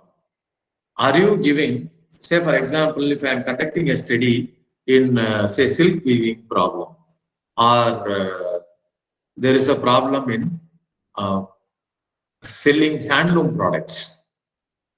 People are not buying handloom products because it is slightly costlier.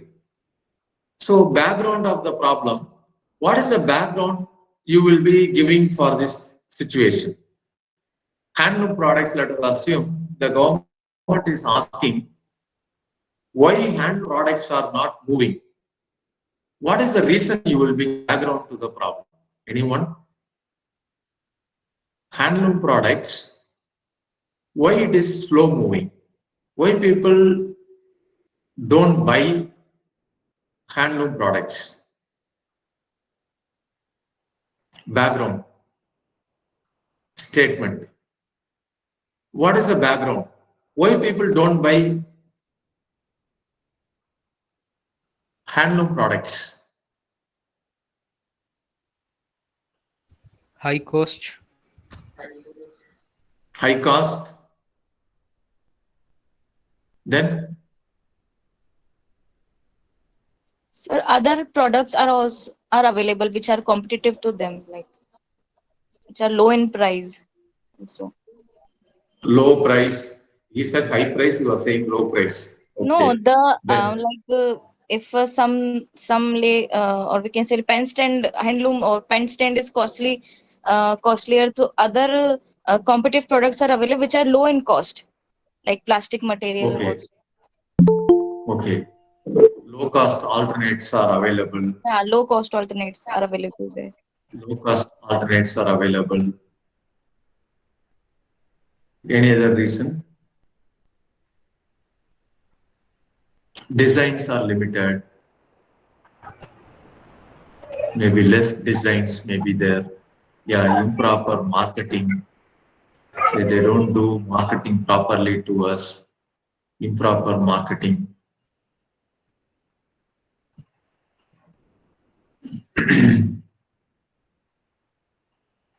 So these are the reasons you are supposed to provide. Suppose if you feel these are the reasons, background to the problem, you mention very clearly high price. So generally, if say for example, a Ramraj, which is coming to say 400 rupees, whereas a handloom product which is coming around 450 rupees or 550 rupees. So you say that from the sample data available, products, many products, handloom products are priced slightly higher, and low cost alternates. Many brands are available in the market with a lot of designs and color, etc., and improper marketing. Even social front, I would be like to buy, but I don't know where it is available. So the locations or marketing in the shops also, they don't say that. Whether it is handloom products or something, if they give a separate shelf for handloom, maybe I may be motivated to buy handloom products. So you have to tell very clearly what is the research problem, you are background to the problem. Then, in case if you want to study, if you want to address, what is the issue you will be addressing? What is the research you will be taking now?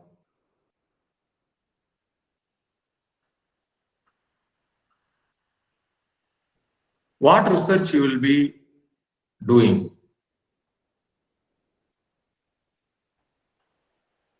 Less sales for handloom.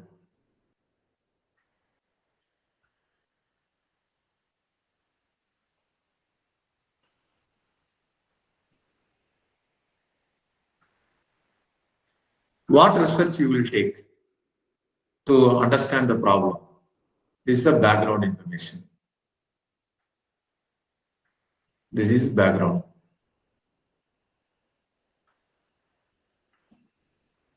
This is the issue. What study you will take? What study you will conduct? Anyone? Cross section.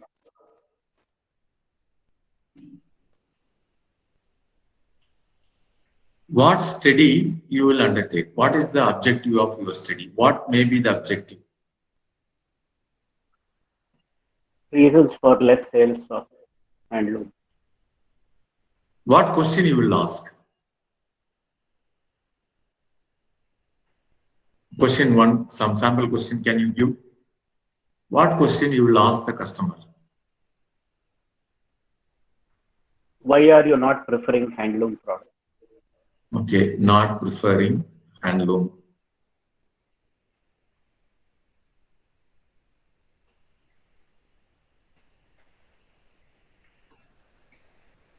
Then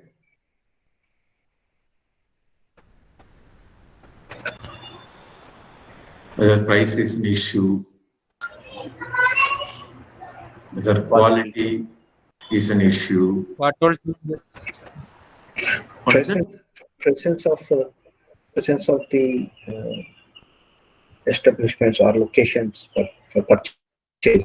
I don't know what the right word to use, but presence of the shop or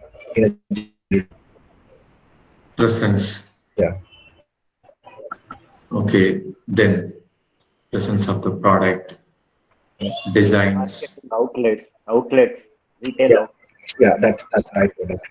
Whether the number of outlets are there, distribution, whether the product is available freely in the market, outfits.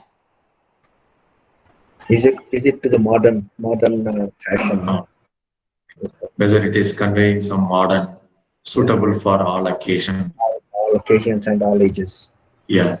So whether it is giving a traditional look or modern look, can we use it in different occasions? So all these questions will give an idea on the statement of the problem. So the statement of the problem, one reason you are studying whether it is free. Second reason, that is objective 2, you are studying whether the quality case is okay. Third one, you are studying whether the distribution side is okay or not. Fourth one, it is usability you are asking. So these are all the things which you will be making as a, say, study objective 1. I want to know whether handloom products are preferred by people or not. Second question I will be asking whether research objective. That is my statement. Second aspect, I will be studying quality related issues. Third one, availability, how they do marketing, design part, etc. Fourth one, I will be making a study on whether it is suitable for modern or is it traditional outlook, what kind of maintenance related things, etc. So these are all the things I will be covering. So I have to give a clear heading to communicate things faster to the people. Okay. So these are all the things you are telling what is the research you are undertaking. If you don't tell the information to the people, then they will be getting confused by your report. Still, we are not covering any statistics. Okay.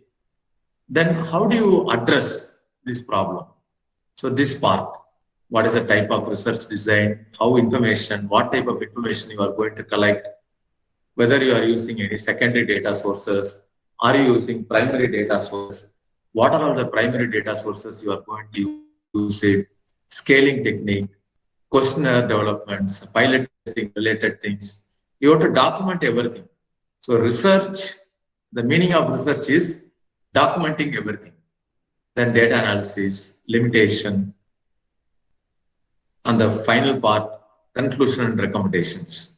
And any limitations you come across, and what are all the dangers of your research. Then finally, the exhibits.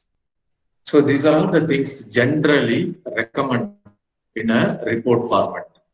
So whenever you are preparing a report, you are supposed to provide the details from the title page to the last part of the report, that is exhibit anything, questionnaires you are carrying, statistical outputs. So some statistical outputs you can keep it at the last part to affect without affecting the flow. You can provide only result.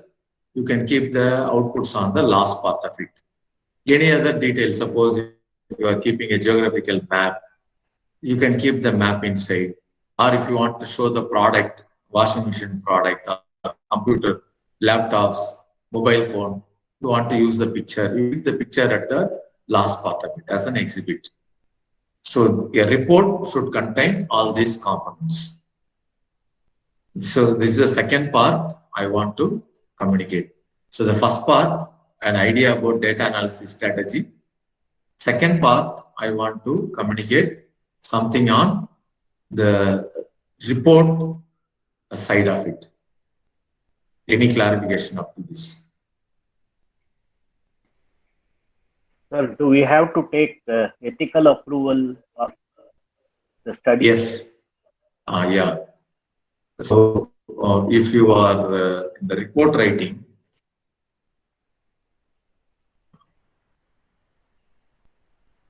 this is report, then study part.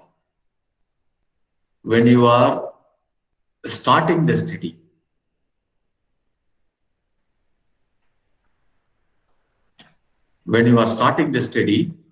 if you are using generally human elements for your study,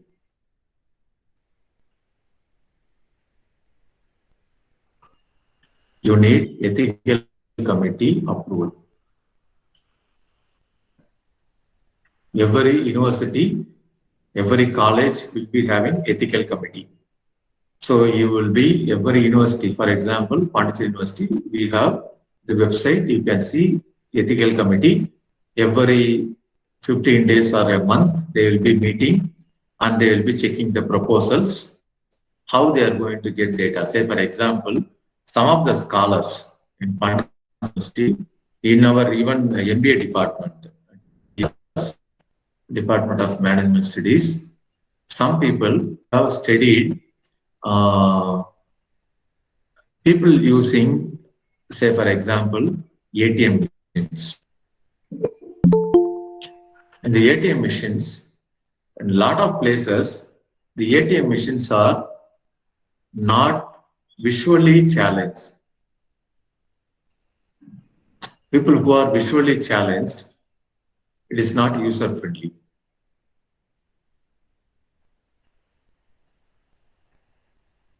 So I want to check the visually challenged people in my study. So what are all the problems they are facing? The ATM machines, user-friendliness, what are all the issues they are facing? So naturally, I will be asking some personal experiences from them.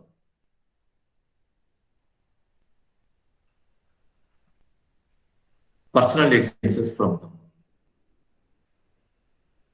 So this personal experience, sometimes it may be bringing some kind of uncomfortable for them to report. So if they feel don't report, we are not supposed to get the data. So naturally, whenever we are dealing with the patients, say for example, if you are a social science students, you want to ask how much money I'm spending for medical expenditure. So this is my personal data, okay? So I may request you, don't put my name or don't disclose a disease. Say a person is having a disease, he will say, sir, don't tell the disease. If you still report, that is an offense. So many research work where you are using some personal information, you have to get ethical committee approval. Even journals also asking, some of the journals, if you publish in US a Scopus Index journal, they are asking ethical committee approval when you are writing research papers. So be careful. If it is consumer studies, no issue. Whereas if the study is patient, study is visually challenged people, physically challenged people, So if you collect data from the people, personal experiences, if you are collecting from these people, medical related things you are collecting, disease related things they are collecting, be careful. You have to get ethical committee approved.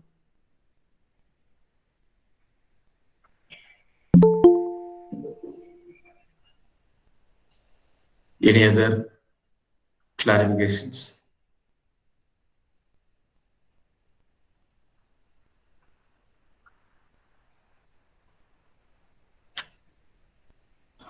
We have to start only in 4th semester, or you can start now also, sir? You can get the approval in 10 to 15 days time, not an issue. You can get it immediately. I'm saying we can start the project now only, or we should wait till 4th semester?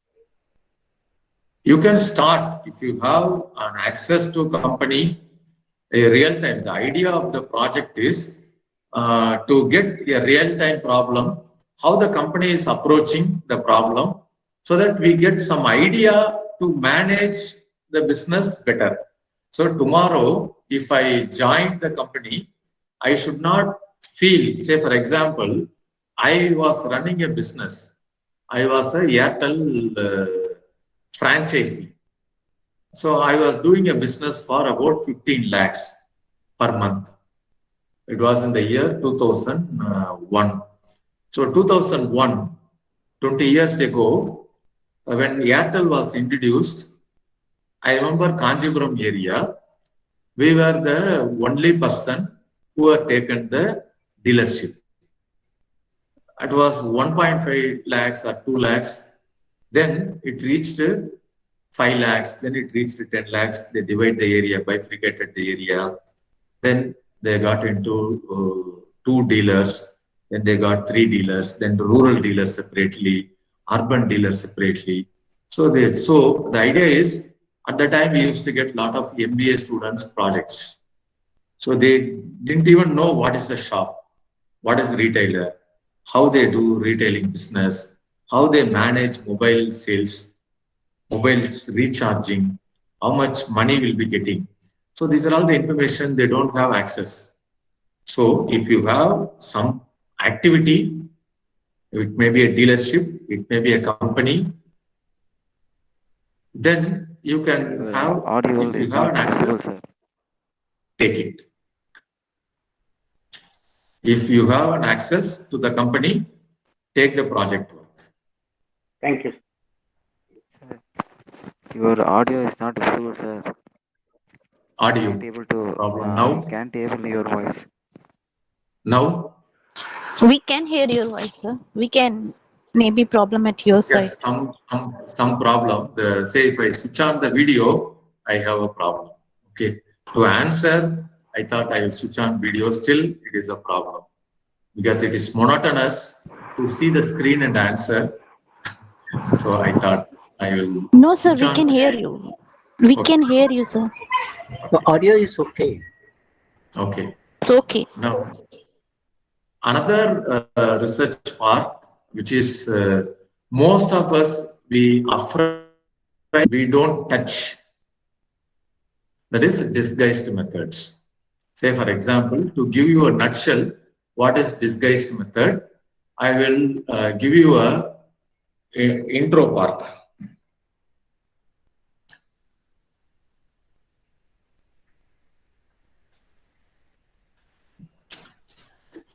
I hope you can see the PPT.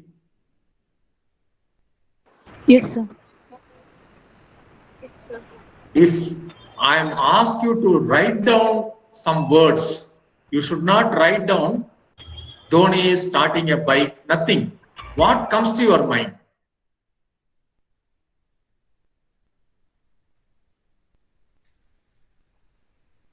If you jot down, what comes to your mind?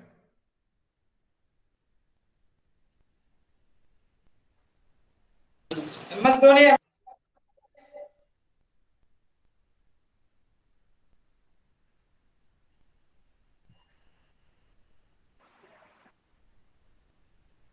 He's a person. Okay. So I have shown you a set of data on Dhoni. Now I show you another set. I thought you will be having some words with you about some words you would have recalled. Now I show a different set of pictures of Dhoni in which he was appearing as a brand ambassador.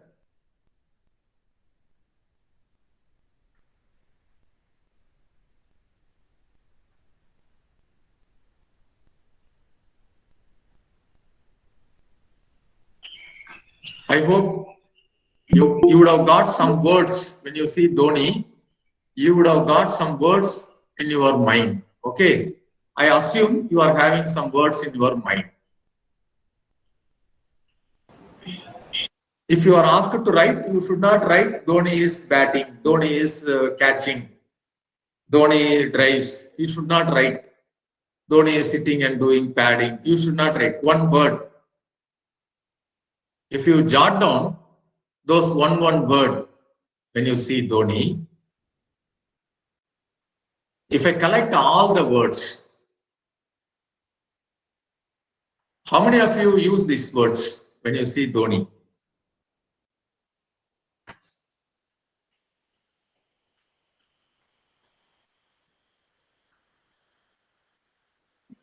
Whether any of these words come to your mind? Yes, sir. Yes, sir. Most of us? Yes, sir. Lot of words repeated in your mind. The data set which I show, are you getting the same lot of words from this set?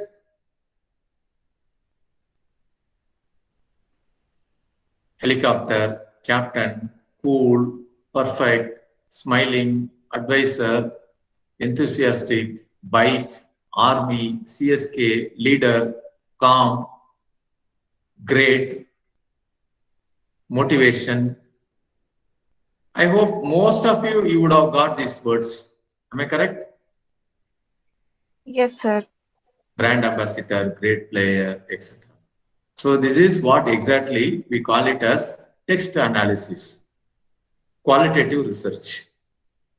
So I need 3 sets of PPT for you to show, to create 3 different classrooms. I can get the words. If I compare the words, mostly I will be getting the same words. I just tried and both the classrooms, where one classroom I showed this PPT, off field, another classroom on field, I showed the third PPT, on field PPT. So both the occasion, you could see lot of words are repeated. So that means if I want to use Dhoni in my advertisement, I have to use Dhoni only as a cool character or captain character or leader character or cool character, visionary character. Only these are all the things which are suitable for Dhoni. If you make Dhoni as a subordinate, it will be difficult for you to accept. You can accept him as a leader, you can accept him as a trainer, advisor, so many things.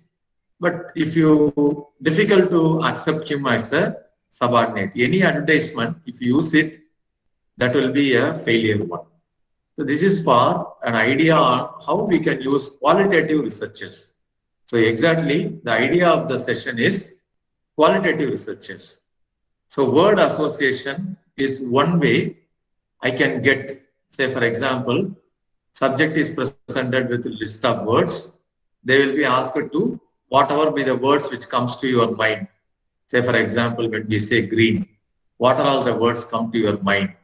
When we say money, what are all the words come to your mind? Eggs and ham, what are all the words come to your mind?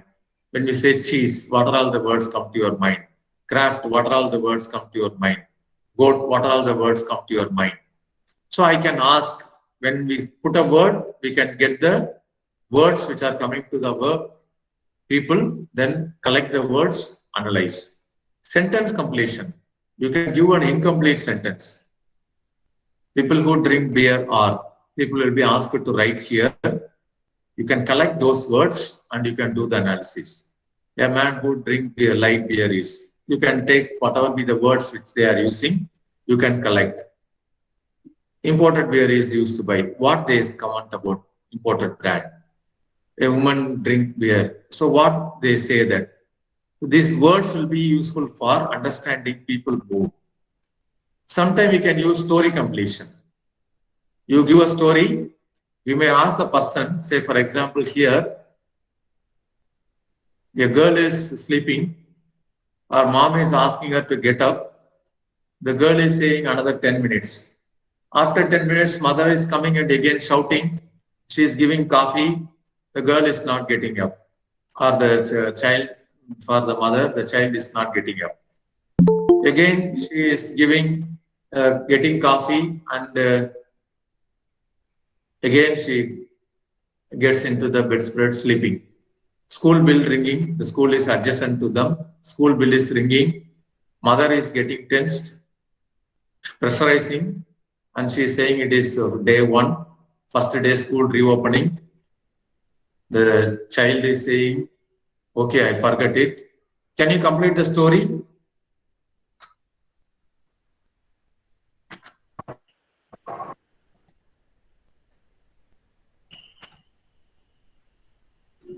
Can you complete the story?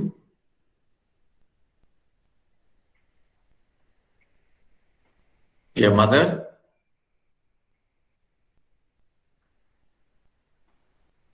A story is there.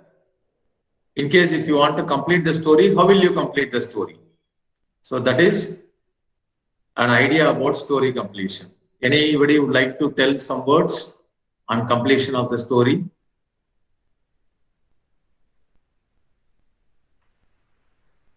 A mother, the child is not getting up.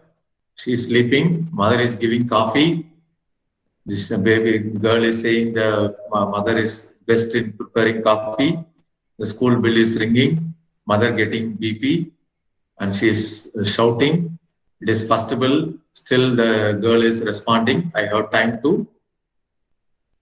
And there's a prayer. You should be there for prayer. It is school reopening. Then the girl is responding, or the daughter is responding. I forget, mom. Can you complete the story? Any one of you? So we may Few complete the lines. story with a positive message, like the mother telling the importance of education, or like Okay. that So we can. that tells something about you. Okay, you also. Okay.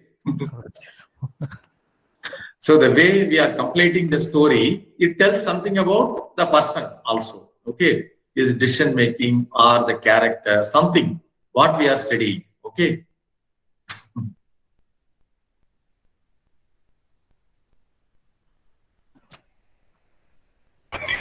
Basically, the words used in the story completion gives the Yes. character of the person, sir. It's that. Yes. The words That is a and purpose. the tone. Oh, okay, got it. Thanks. That is a purpose. Say, if I ask you to tell something about you, you may find polishing words. Okay. Yeah. Whereas if I give you a story, ask you to complete the story, you are using the story as a kind of shield to protect you, and something comes from your inner. That feeling is converted as a word. That is what they are analyzing. So that is the logic of all the indirect method. These are all the studies called the indirect methods, where you can use it. Still there is a scope. People are using. Nowadays in MBA level, PhD level, people are using story completion, sentence completion. So these are all the methods people use.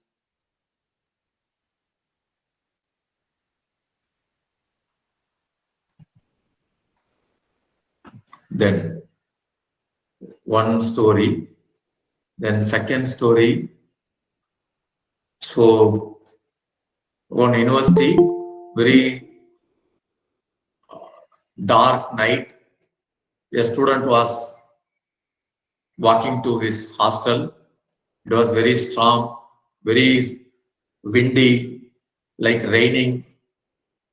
So there is nobody on the road. Suddenly he saw there is a car which is slowly coming and which is stopped. Then he, since it was very cold, it was very dark and rainy, so he was just got into the car and sat in the car. Then only he realized there was nobody in the driving seat. Then again the car was slowly started moving. So the person got jittery. Then there was a turning. From the outside through the window, a pair of hands came and it was touching the steering wheel. It take the car in the right direction. Then the hand went out. The guy who was inside the car, he was very jittery. He was crying. Then he saw some light on the pub where his friends were standing. So he rushed to the pub. He said he saw ghost. His friends were shocked. The guy was sweating like anything, breathing like anything. And the friends noticed he was not drunk. Can you complete the story?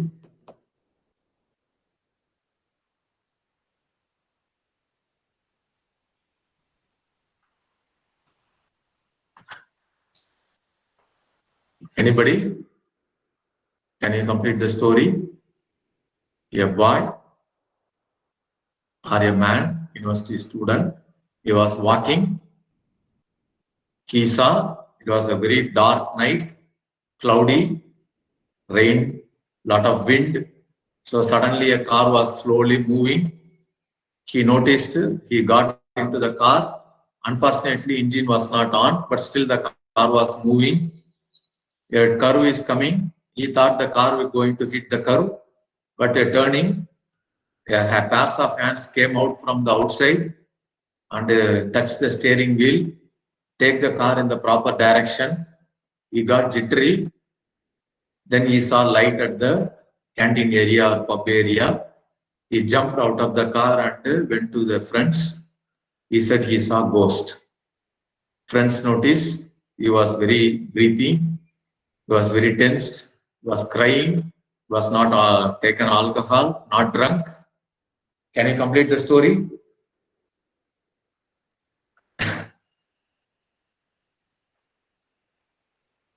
One or two lines. If you want to complete the story, how will you complete?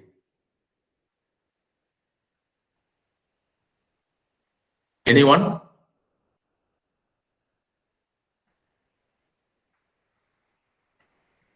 It's an illusion for him. Illusion. Okay. Then he had a dream. Yes.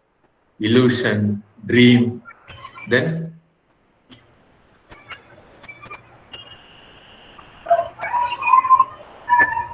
probably he read ghost stories.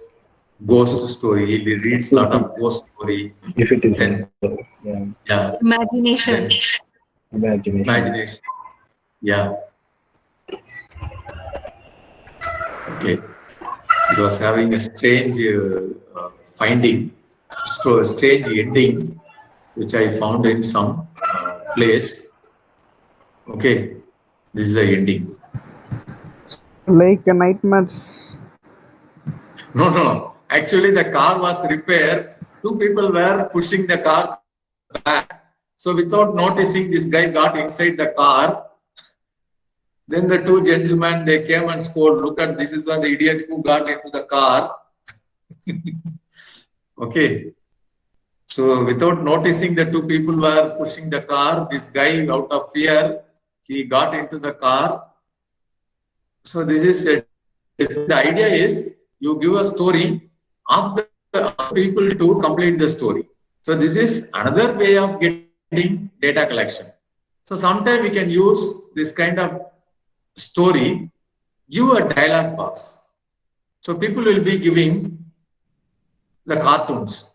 So if you give one picture, ask the other person to complete, he will give you the comments. So give a picture, AC picture, and this will give an idea, emotions, and people will be giving few sentences, and you can analyze those sentences. We call it TAT, thematic apperception test, cartoon test, etc. We can use it. Okay, so there are a lot of methods for doing research. It is not that always we should carry a questionnaire, we should carry only primary data, interview, telephonic interview. There are other methods which are available for doing research. I hope I have touched almost all the content part, which are major part in the syllabus point. I hope it will be some usefulness to you during your projects time. Okay. Thank you for your listening. We'll stop here. Permits. Thank you. Thank you for patient listening. Thank you, sir. Thank you so much, sir. Thank you, sir. What will be the weightage of numerical problem? Thank you, sir. Thank you. Thank you all. Numeric problem, you can check. I have given you the course material, and I will try to put the problems also, sample problems also. Thank you, sir. Thank you, all of you. Share the general queries you can ask me, and with this we are concluding today's sessions and concluding PCP sessions also. This is today is the last day and last session. You have any general questions, general queries, you can ask me. Thank you, madam. I stop here. Thank you, sir. Thank you very much, sir. So all the sessions PPT has not up in the website. So can you please update that? It will be given shortly. Yeah, already it is. So, sir, what about the numerical problems and everything related to that? Pardon?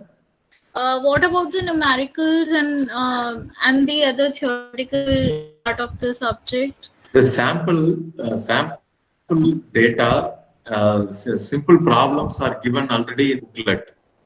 You can practice. Beyond that, there will not be any scope. So problem solving, statistics part, the mean median mode itself will take another 2 hours time. Statistics part, correlation 2 hours, regression 2 hours. So it will be a practice session. You can use some videos, Google videos, YouTube videos are available on regression, correlation, etc. And the numerals in the textbook itself, we have solved the problems. You can see. Okay. So if we talk when in the exams, is it like situational based questions will come, or the like a subjective ones like that? So I have given you the details, question paper pattern and all. You have to see the booklet. It will be containing what is the theory portion, what is the numeral portion, what is the combination of questions. Those things will be there for every subject. You check it. Okay, no issues. Done, sir. Thank you so much. Sir, is that possible to have your number as well, so that if anything comes up? Yeah, it is there in the Department of Management Studies website, DMS, the MBA department, Dr. Venkatesh Kumar. Okay. DMS. Okay. Thank you so much, sir. Anytime people can contact. Thank you. Thank you. Have a good day, sir. Thank you. Sir, as the syllabus is over, why we will studying? Hello. Madam?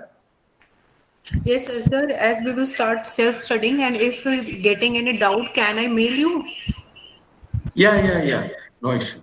Say the mail ID, English 1316 official mail ID, as well as phone numbers are there in the website. DMS, Department of Management Studies, MBA department.